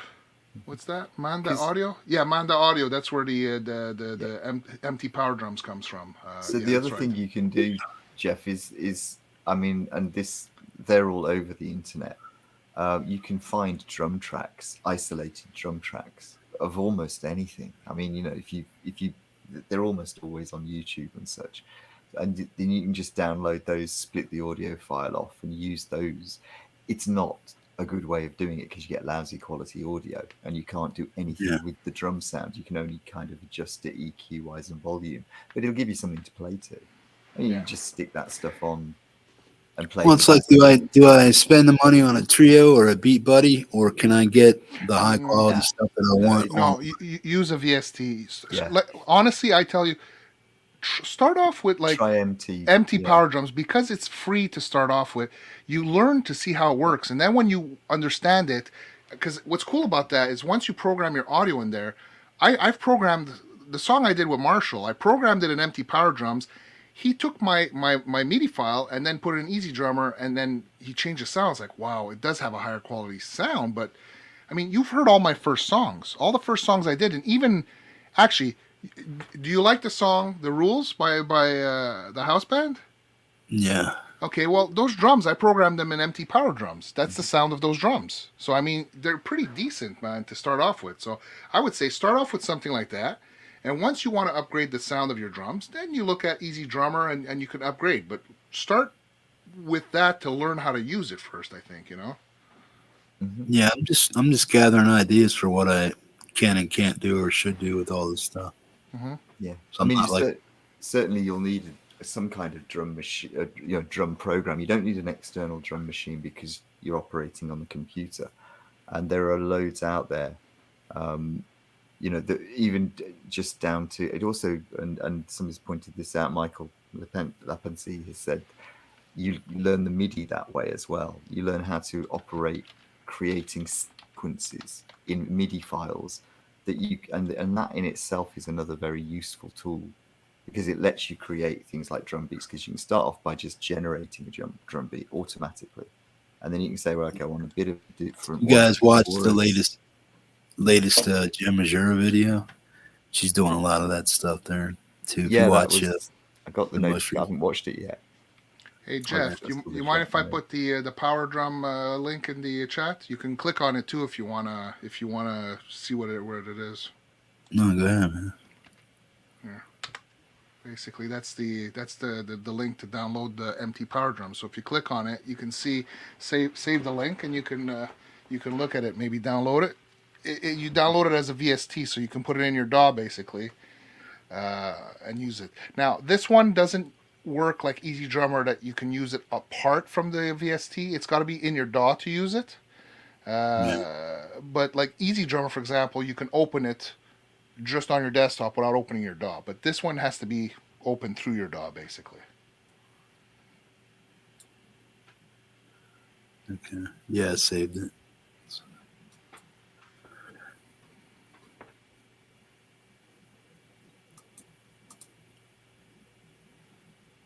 I remember those LPs, Epiphonium. Same back in the 80s, we had LPs of drum loops with about 20 drum tracks. I remember those. Yeah, once I get my interface hooked up and I get my audio coming through my speakers and my mics working through the thing and everything else, and then I'll just like, next step is to try some of this stuff on the machine with my PC and whatnot. I'm also going to be upgrading my PC soon too, so I'll be I got to figure out what's left in the state, because everybody, with all the import-export stuff going on because of COVID and stuff, there's not much availability or anything coming in for new equipment. The only other option I have is I built the one I got now. I put that together myself. And then if I have to do that, I'll do that again, but save me $400, $500 doing it myself. I get the same high grade computer that I want with this one here, because this has a 200 GTX card in it, 16 gigs, i5. One thing to remember is you don't need an audio card on anything you build, because as long as it's got a USB port, the audio card becomes the mixer becomes the audio card. But again, you've got to set it up so that it will work that way, so that the computer recognizes it. Which is what I think. If you go back through the chat later, I think Mark was talking about various ways, and I think he's probably sent you something on how to just basically set it up as a kind of step by step. But it might be better to, like Marshall said, it's one of those things that we take it all for granted because we've done it so often that we've forgotten all the little stumbling blocks that catch you out. So try to. But you know what? It's like Marshall said too. When you're setting up, man, Hi, Edwin. Marshall's offered that he would be on a private stream with you or something, or even Yeah. Ian or whatever. Like, I mean, just when you're setting it up, like, I mean, you can swear with us, man. No problem, man. We can listen to you swear. And we'll help you out, man. Yeah, I I don't hope think the rest of the house won't hear it. Yeah. Just make sure the kids are upstairs and There stuff. you go. Tell you what, my kids swear worse than I do. So. Oh, yeah. Oh, they're Brummagem girls. That's the way. They're very sweet, but they do swear. When they have to be, right? Yeah. Yeah. Oh, yeah. Yeah, I don't mind tinkering around, learning new stuff and stuff like that. The only thing is the learning curve with everything, even the guitar, even playing the guitar into some of the stuff. Because I'm still not as an accomplished guitarist as I would like. I know you guys think I have some chops and stuff, but they are minimalistic at best, man. But there are a lot of things I still need to learn, but I can put out some stuff. Yeah. But getting that to equate to music onto a PC is a whole nother thing, man. Figuring out that curve's a whole nother thing.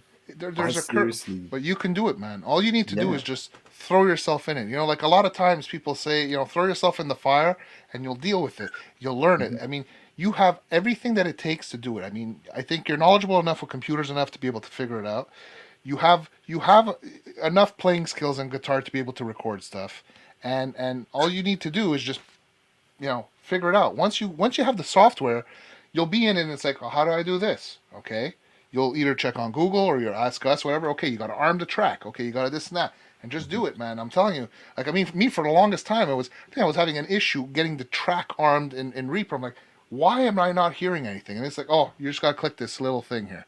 I mean, it's just a matter of try it, do it. When you're in it, it's okay. I want to do this. How do I do it? Look it up. You do it. How do I do this? Look it up. You got to go through the process to know the questions you need to ask. That's basically it, Yeah, that's very true. Yeah. I mean, one of the things is that in your position, I think probably one of the first things I'd do is download a sim that will work as a standalone, an amp sim that will work as a standalone package that's free. Download a drum kit or something that's free that you can play with, and see how they basically work. So, I mean, I'd recommend just get Amplitude, the free version. Don't and again, it's a trial period, so you can you decide what to do with it, but it can give you the starting point.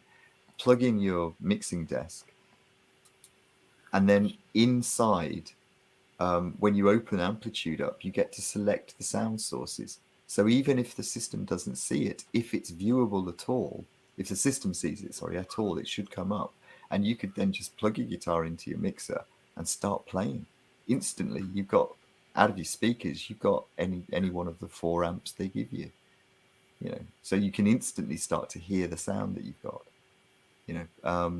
and all that requires is plugging 2 things in and downloading 1 piece of kit and clicking 1 button.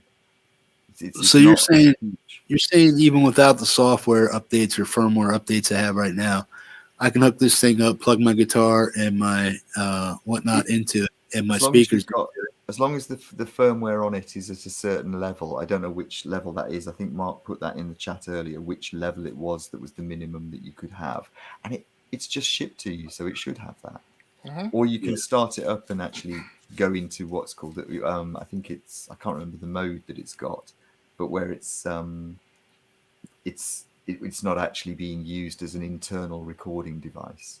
It's being used as so you can tell it to be that when you start it up by holding down a couple of buttons when you open it or something. Yeah. But again, if one of you 2 guys could, or both of you, look at how to go ahead and set up that stuff and get jiggy with it and stuff, and let me know about it.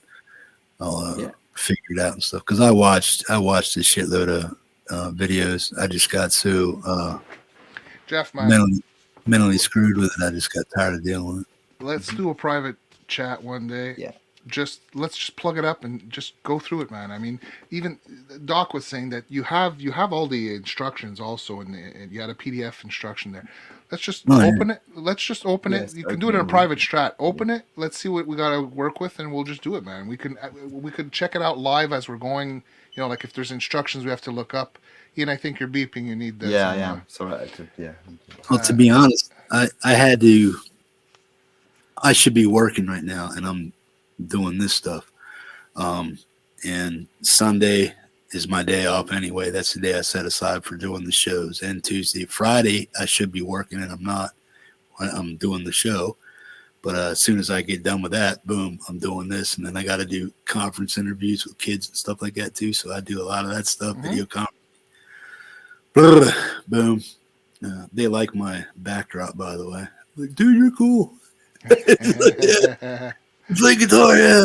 Can you play some Hendrix? It's like, they always want me to play guitar. I'm like, nah, man. Yeah. If you check out a place called Covenant House in Anchorage, that's where I work for. That's who I work for right now. But yeah.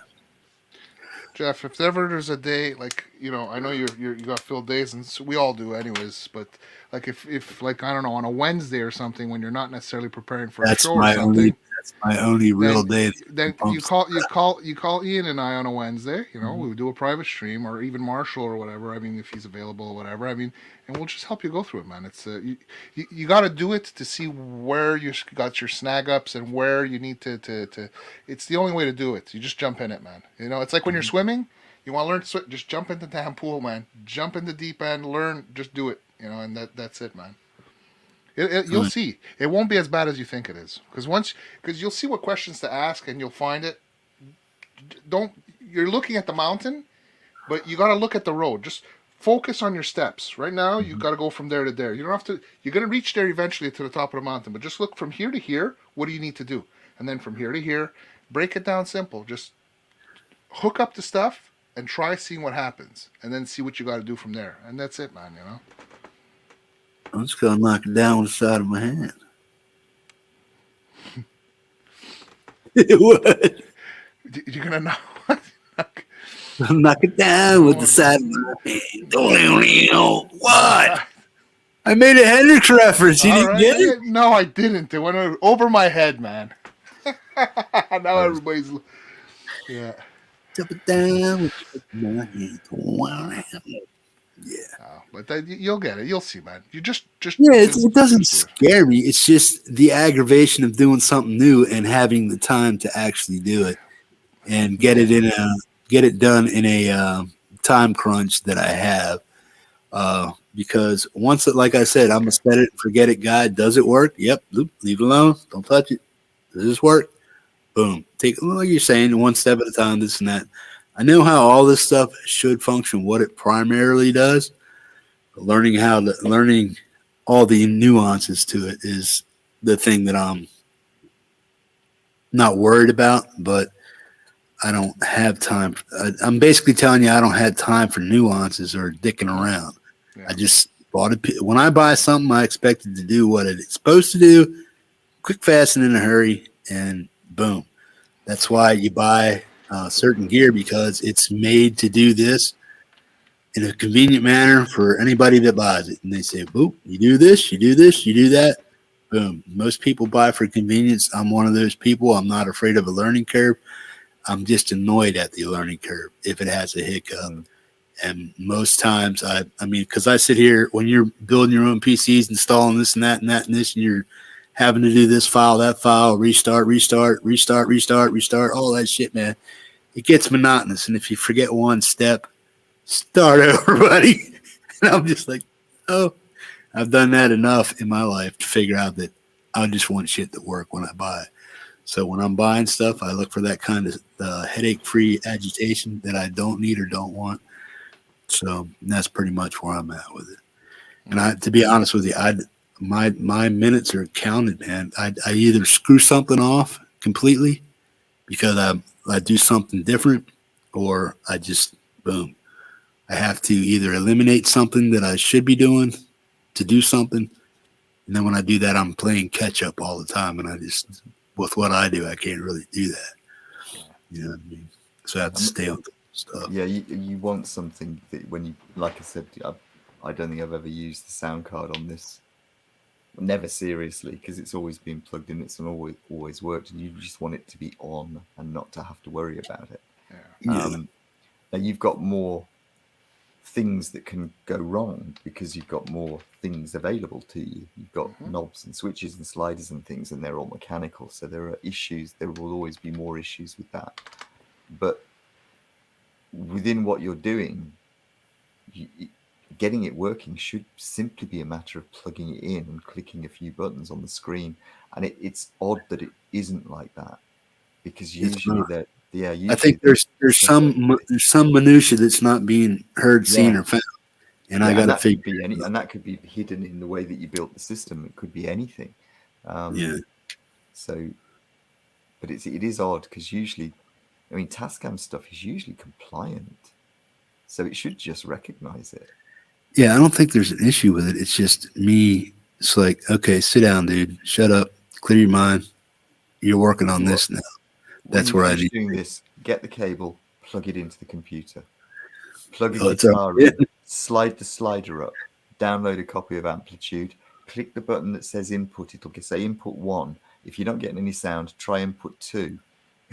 See what happens. Keep clicking it until you get a sound, you know. And then if that doesn't work, you'll know something basically really wrong. You know? The only sound you'll probably hear is me saying "mother." No, you're like 20 million miles away, so that's okay. Yeah, who knows? But yeah, I mean, I'm one of those people that when I get something new, I have to make it work, and I don't stop until I do it, and it stops me doing everything else. So see, I'm somewhat like that, but I'm the opposite. I want it to plug in. If I plug in a pinball machine, right, and it's got the balls in it, I plug that son of a bitch in, and it goes ching ching ching ching, womp. That's me. If it ain't there, I'm just like, if it ain't a pinball machine, plug it and start working the flippers. I'm just like, the ball goes. Yeah. That's me. I spent about 14 million years sticking bits of paper under each one of the legs to get it perfectly set level and whatever. And it's like, yeah, you play it, but you also do all those other things, like to make sure it's working in the way you want it to work. But yeah, just plug it in, move the switches around, press a few buttons. Sometimes, I mean, there's areas in my life that I have pristine patience, man. There's nothing that can faze me or nothing that bothers me and stuff. But like I was telling Francis, man, that's drive me nuts. I'm like, my dad. There's certain things, man. We all got our little things we do. They're just like, what the hell is going on here, man? But yeah, we all got those things, man. Certain things are like that. If it's not plug and play and it doesn't work, I'm like, I'll leave it until I'm ready to deal with the aggravation. And that's how I get with a lot of stuff. Certain things, you know. But yeah, when it comes to stuff like this, you just expect it to work, man, because you know everything else you do electronically works and stuff. Mm-hmm. Now, when you start talking interfaces and DAWs, stuff you never used before, it's like, shoot, take that piecemeal the way it comes to you. Well, but all the interfaces is a sound card that you can plug guitars and microphones into, like proper sockets with preamps to make it so that you can get sufficient input to make it usable in a studio. That's all it is. It's just a fancy sound card. Yeah. Wednesday is a good day for me for that kind of stuff. I mean, because to be honest, I don't even know if I'm going to have time to call Tascam on Monday because I got so much shit to do. Because one, I'm working on Monday, doing intake files and stuff like that, and then I got to send all that shit over there, do all that stuff, and then I got to worry about setting up the show for Tuesday. So I'm doing this, typing over here for work and doing all that, and then I'm sending over stuff to making the show for Tuesday, take a break, Tuesday show. Then I'll sit back and I'll do an hour's worth of work and stuff and whatnot, treatment plans and whatnot for kids to follow through with and stuff. But then finding time to do the show on Mondays, it's just hard to juggle the time that I have allotted and stuff.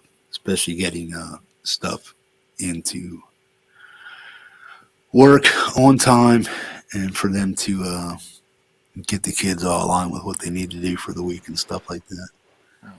But, Yeah. it's look. snowball now. Yeah. So What's if you want to do it, man, like I said, I mean, I don't know if I could be much help. I could help a little bit, but I think you're probably better off with Ian and Marshall. They probably know that equipment better than me, like the mixer. But then again, it should be plug and play. I mean, if you want to just do it one day, we go in the stream. I'll be there too. I don't care, man. I'll listen to you to swear, and we can look up the information if we have to, man. It's no Yeah, problem. 'cause I the, mean, the PDFs are available on the website, so I'll download it and have a read. They're usually quite informative once you break through the language barrier. Oh yeah, I mean the book for this thing is like it's never easy. So. half-inch thick and stuff, man. Yeah, well, exactly. It's technical ease, which is like half the time it's learning which bits are important. So, and they're usually quite good. I mean, I've to download it and read through. They're usually quite good at working it, taking you step by step through. Yeah, I read like the first 10, 15 pages of the manual. And then I went in and downloaded the software or the firmware and stuff to my PC.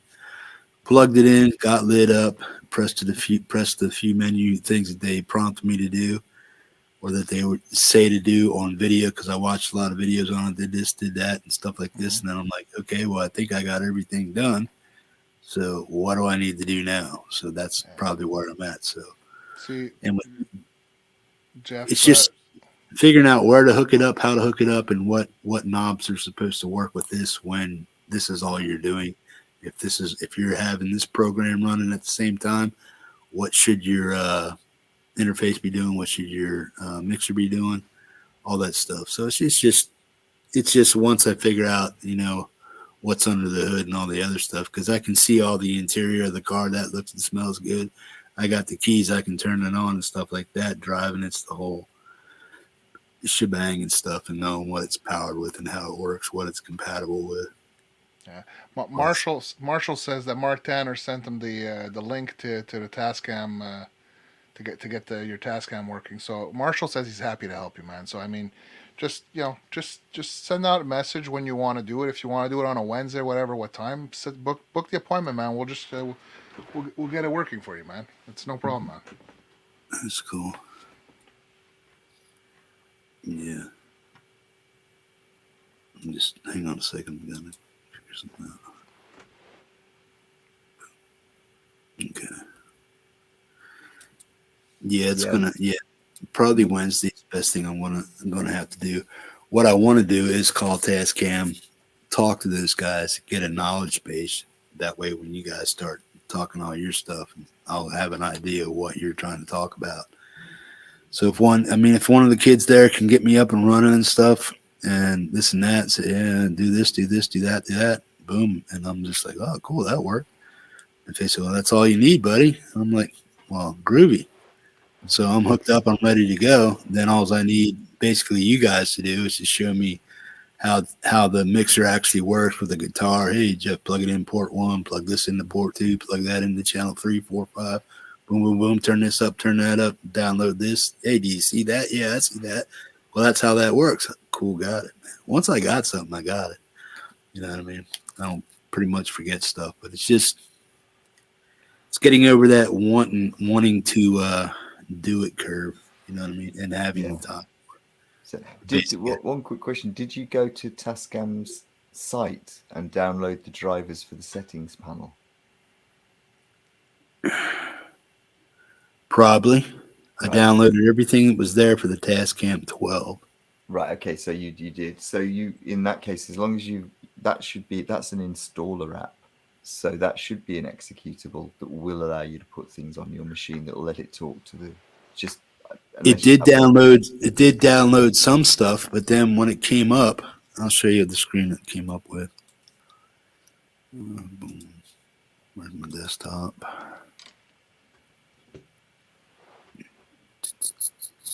That shouldn't even be there.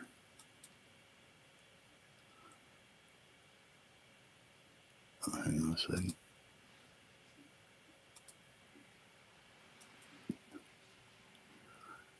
Oh, is that? I gotta open it up first. That's right.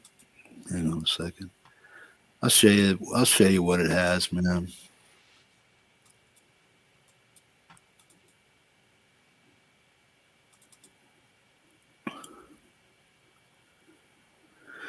Boom. Hang on a second. I'll be there in a second.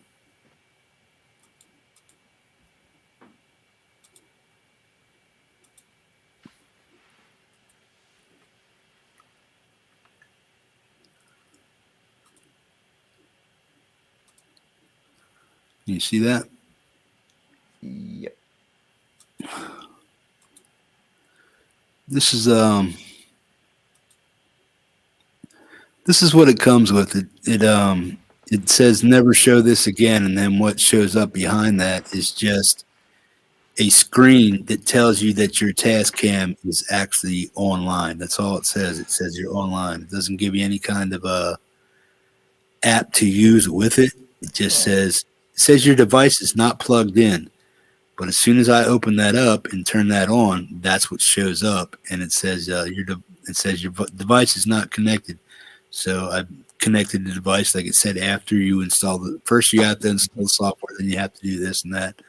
Did that. This is what popped up, and then I closed that little thing. I click OK, and it says never show this again if you don't want to. But I just took a screenshot of it to tell you what it is. That looks like you have installed. I would have thought the only way that you've clicked the installer package for the driver settings panel, because it doesn't come up with anything like that unless you had. So, yeah, that's why I'm saying it doesn't have that, and there's something that I'm missing, or something that's missing from the files, or something missing from the update. So I have to figure that out. Yeah, I'd have if you've got the files that they downloaded, look for one called Driver and Settings Panel V1.20 for Windows. There should be, or go to the website and re-download it and just try reinstalling it, because if you've already got them, it'll tell you. Yeah. So just try reinstalling them and see whether that, because it might have been that if you got a botched transfer, you might have got a file that was out of sync or so, that was corrupted. I think that's where I'm at, or I need to have the SIM card, or not the SIM card, the firmware update. the SIM card. Yeah. Right. What the fuck are you thinking about? Yeah, I mean that should only really be for the internal firmware, which should be okay on what coming out of the box. Yeah. This is what I'm saying. I think this has to be in there.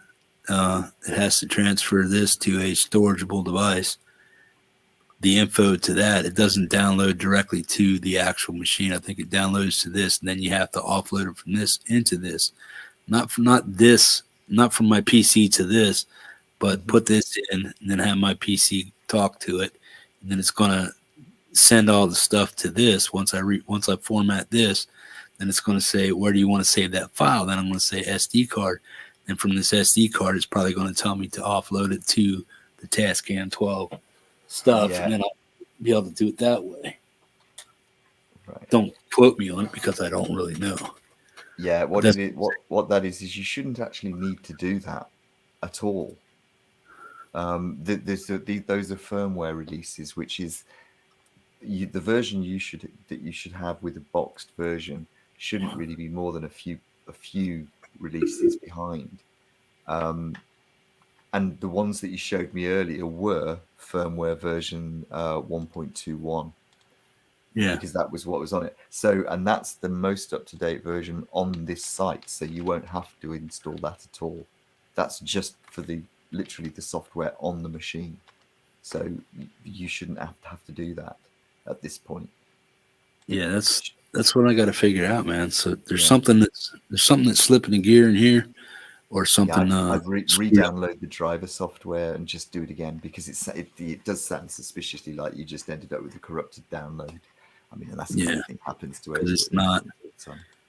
I mean, unless I'm just missing some simple piece of information that it's not clicking in my head to do. Well, or that's the because thing. it's such a, Once you've gone through those basic, the first things, just go back, because everybody knows we all do this so often. So just go back and do it again, because sometimes we miss that easy thing, that it could be a corrupted file. And then the next thing is, on a private stream, you just like, if you've got a camera that you can move around. oh yeah, I can put my So camera. you just point your camera, plug it in, share your screen, show us what's coming up. It shouldn't be that difficult. And if it Oh, is, then we know I there's can a zoom bigger it right problem. in on. I can zoom it right in on the screen, the LED screen. Yeah, You guys can figure it out. but it should be, finding out how to do this stuff is, you've done that already. So once you've eliminated those, if there's 3 of us looking at it and still can't get it working, then you know that Tascam have to be approached rather seriously to figure out what's going wrong with their machine. Because Yeah, plus I got to get it done within 45. Done it a lot, can't figure it out. Yeah, Yeah, I got to do it So- within the 45-day window to figure out, hey man, because if not, I can't return it until after that. But Yeah. Well, or I have to I'm get the definitely warranty free issue on. Wednesday. So.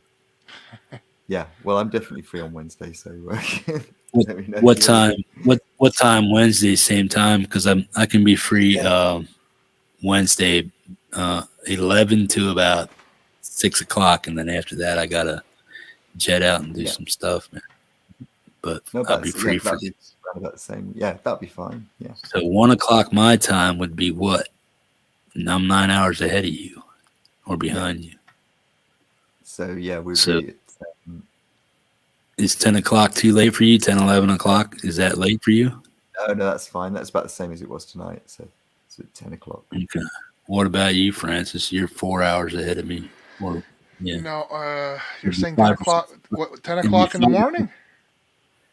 No, No, it'd be, have to be like 1 o'clock in the afternoon my time, so it'd be like 5, 6 o'clock your time. That's this time right now that we're used up all day today is the only time I have during the day. It's from like 1 o'clock to like 5 or 6 o'clock. You're 3 hours before me, no? No, 4. 4 hours before me, yeah. So if it's No, 1 o'clock, behind- behind? Yeah. Yeah, behind. That's right. Right now it's what? It's 7 o'clock for you? Yeah, going on. Yeah. Okay, so yeah, here it's almost 11 o'clock. No, 1 in the afternoon doesn't work because I'm at work. Yeah. I'm at work, but you can do Well, it. no, 1 o'clock in the afternoon my time. So it would be 5 o'clock your time. 5 o'clock my time. If I go online and, Yeah. You're right. 5 o'clock my time. I finish work at 5. I might be able to, depending what time supper's at. Yeah. But you can't eat a bag of donuts at the PC or what? The kids are not going to eat donuts, man. And no, I can't. I'm a diabetic, man. Oh yeah. But yeah, no, I can sit in a bit. I mean, I'm sure will probably be more help. But I'll send me the link, man. If I can pop in, I'll definitely pop in to help too there. Yeah, I watched almost 10 or 15 full-length 15-minute videos on how to set up the Tascam thing. I watched almost every Tascam video that they have on the thing to gain knowledge on it and stuff, but there's still something quacky that's going on that I'm either just like too new to understand what it is I need to do, or there's something actually screwed up that I can't figure out that this and that. Because most of this stuff, most anything to do with hooking up electronics and figuring them out isn't a big deal for me, really. That's what I mean. When you've got a couple of fresh sets of eyes on it, you very quickly figure out if there's something wrong. That's right. But yeah, I do. Set up by Marshall. I can't eat the donuts. I'm type 1 diabetic. Yeah. Yeah, you guys just have to calculate the amount of insulin you need, and there you go. You can eat what you want, right? Yeah, because that's not going to be dangerous, is it? Well, no, okay. Yeah, in theory. You know why I fell asleep on the sofa before the stream started there? I had McDonald's, man, and I shouldn't have had McDonald's there. But my blood sugar was probably so high, and like you said, like I was telling you in private before, it probably I fell asleep because my body was working so hard because of my blood sugar being so high, man. Yeah. Yeah. Well, let's shut this show down here, man. 6 hours, holy shit. No music either. Somebody sing a few bars, man. Ian's a singer, man. Can you? Okay, here's a clue for you. Can you sing Hippie's house band rules without seeing the lyrics or anything else? No, I don't even know the chords for it. I can play. I can play the You guys chords. had to do a concert, man. You guys just like blow it. It's like, We'd have to relearn the songs because I can't actually remember them unless I see the lyrics. Could get your global shutdown.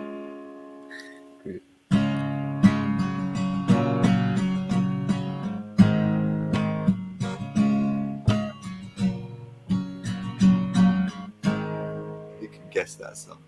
Free falling. Yeah, there you go. It's got to be the most recognizable, hasn't it? But yeah, no music.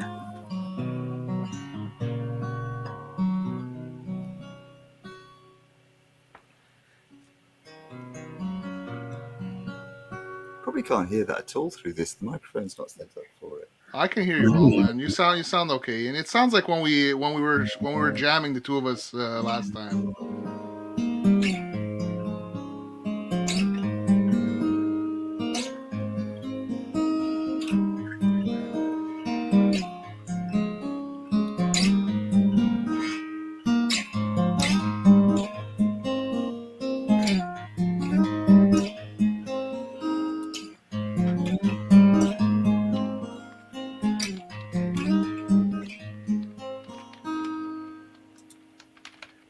Is that washing out over there? I know it sounds good in here, but are you guys in chat hearing that okay without it washing out?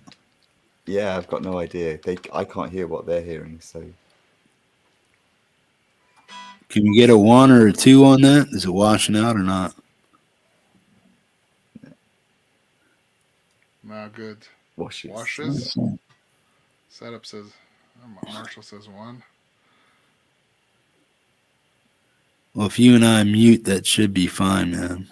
Yeah. He says it washes, but it's good enough.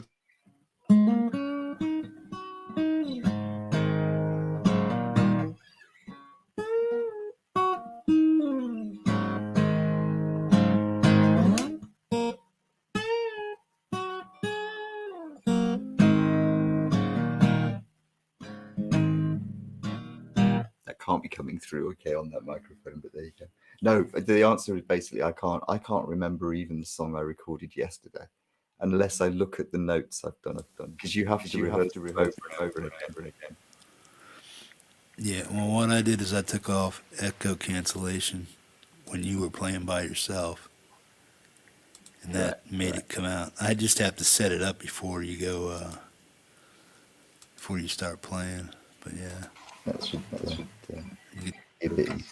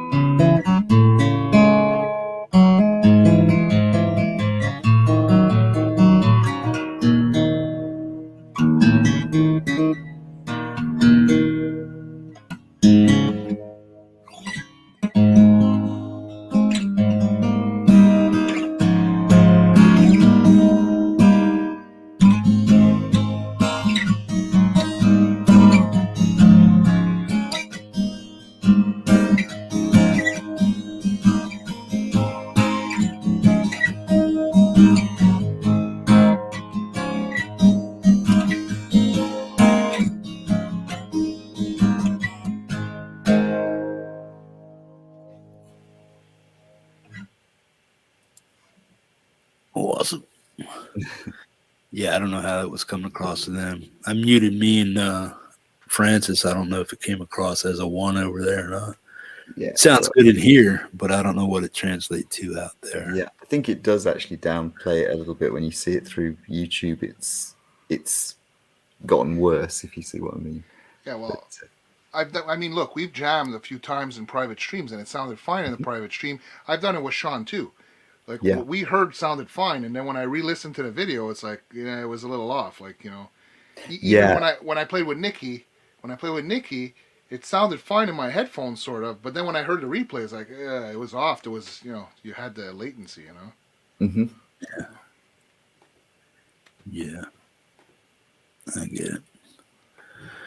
Oh, man. To recap, guys, my studio is fairly complete except for some downloadable DAWs and stuff like that.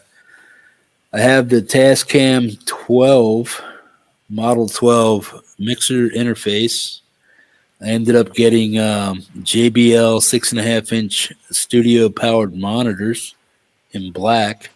I ended up getting an NT1 Rode microphone with shock mount and all the doodads to hook it up. Some strings, some TRS or TSR cables, and some Pig Hog TRS cables for the speakers and stuff to go right into the interface and stuff. The next step is to hopefully by Sunday or maybe even Friday's show is to have the Tascam up and controlling my audio through StreamYards and running the show from there on a brand new mic interface and stuff like that. And hopefully with the help of a few people here in the chat, Ian, Francis, Marshall, and a few other people reading and writing and checking out this and that, and maybe we'll get everything all figured out and fandangled and get me all hooked up and stuff. And my next step is to get a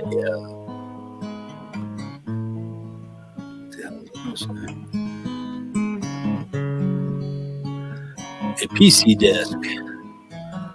Ian's playing me out. Guys, you're awesome, man. Go ahead. You guys want to say your closing?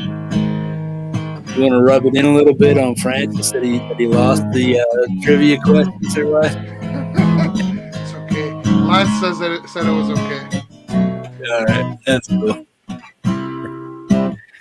You guys are cool, man. We're gonna get the hell out of here. Guys over in chat, man, have a good night. Thanks for hanging in, being a part of the show. I appreciate it, man. Go back and watch the first 2 hours of the show, and you should see all the gear that I got and accumulated over the past 2-3 weeks and stuff. Okie doke. Francis, thanks for hanging out. No problem. Ian, take care of yourself, bro. And Ian, you want to jam, Ian? Hey, you want I to was jam? going to do. I think this is what I do. I see trees, red roses too. I see them bloom for me and you. And I think to myself, what a wonderful world. I love it. As the skies are blue, the clouds are white, the dark day, the dark secret night. I think to myself, what a wonderful world. Colors of the rainbow, so pretty in the sky, also on the faces of people going by. I see friends shaking hands, saying, how do you do?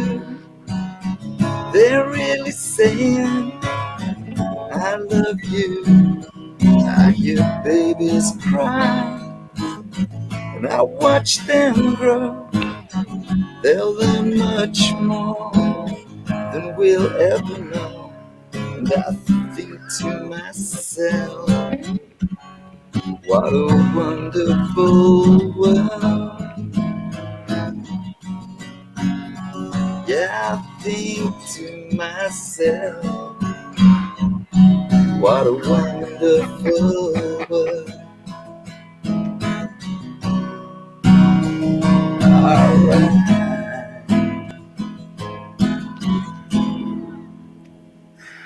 Oh man. One global shutdown later.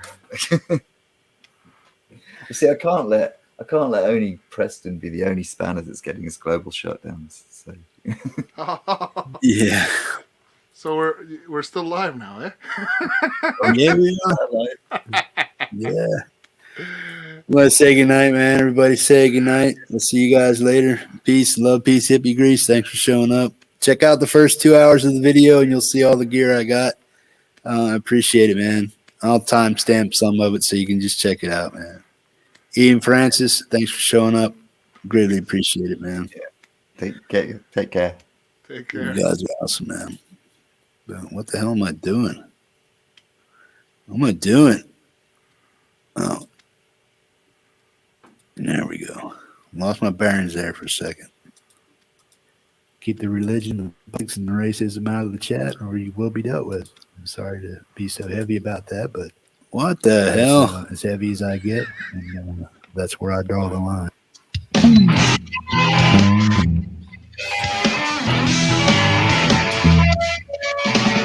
Can you hear that?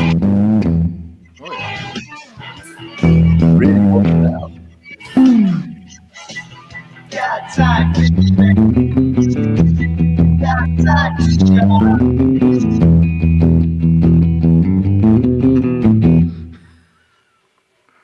I have no idea what I'm doing here. I totally messed that one up, man. Something's going on stupid here. StreamYards just quit. Like, what are you doing, StreamYards? Come here, you son of a... There it is. Hang on. Hang on. Oh, man. Boom. This should work. Take care, people. Keep the religion, the politics, and the racism out of the chat, or you will be dealt with. I'm sorry to be so heavy about that, but that's as heavy as I get, and that's where I draw the line.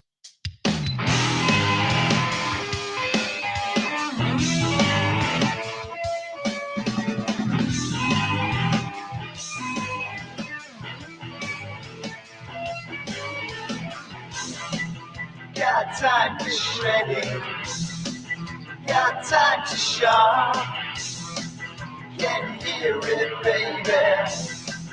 Got time to rock. Wanna hear real music?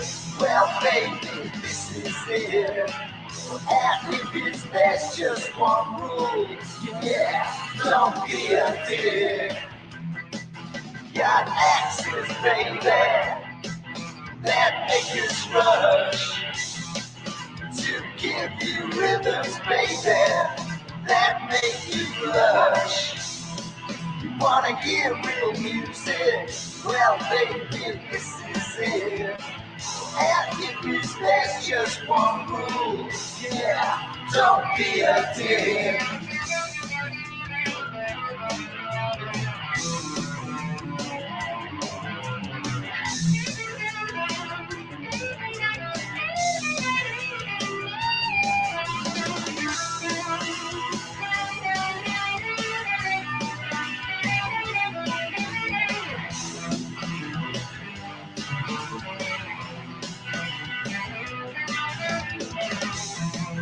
No time to rest now. So what we got? No shot gets fired. That doesn't hit the spot. Wanna hear real music? Well, baby, this is it. At Hippies, there's just one rule, yeah. Don't be a dick. Don't be a dick. No, don't be a dick. I'm going to say, peace out.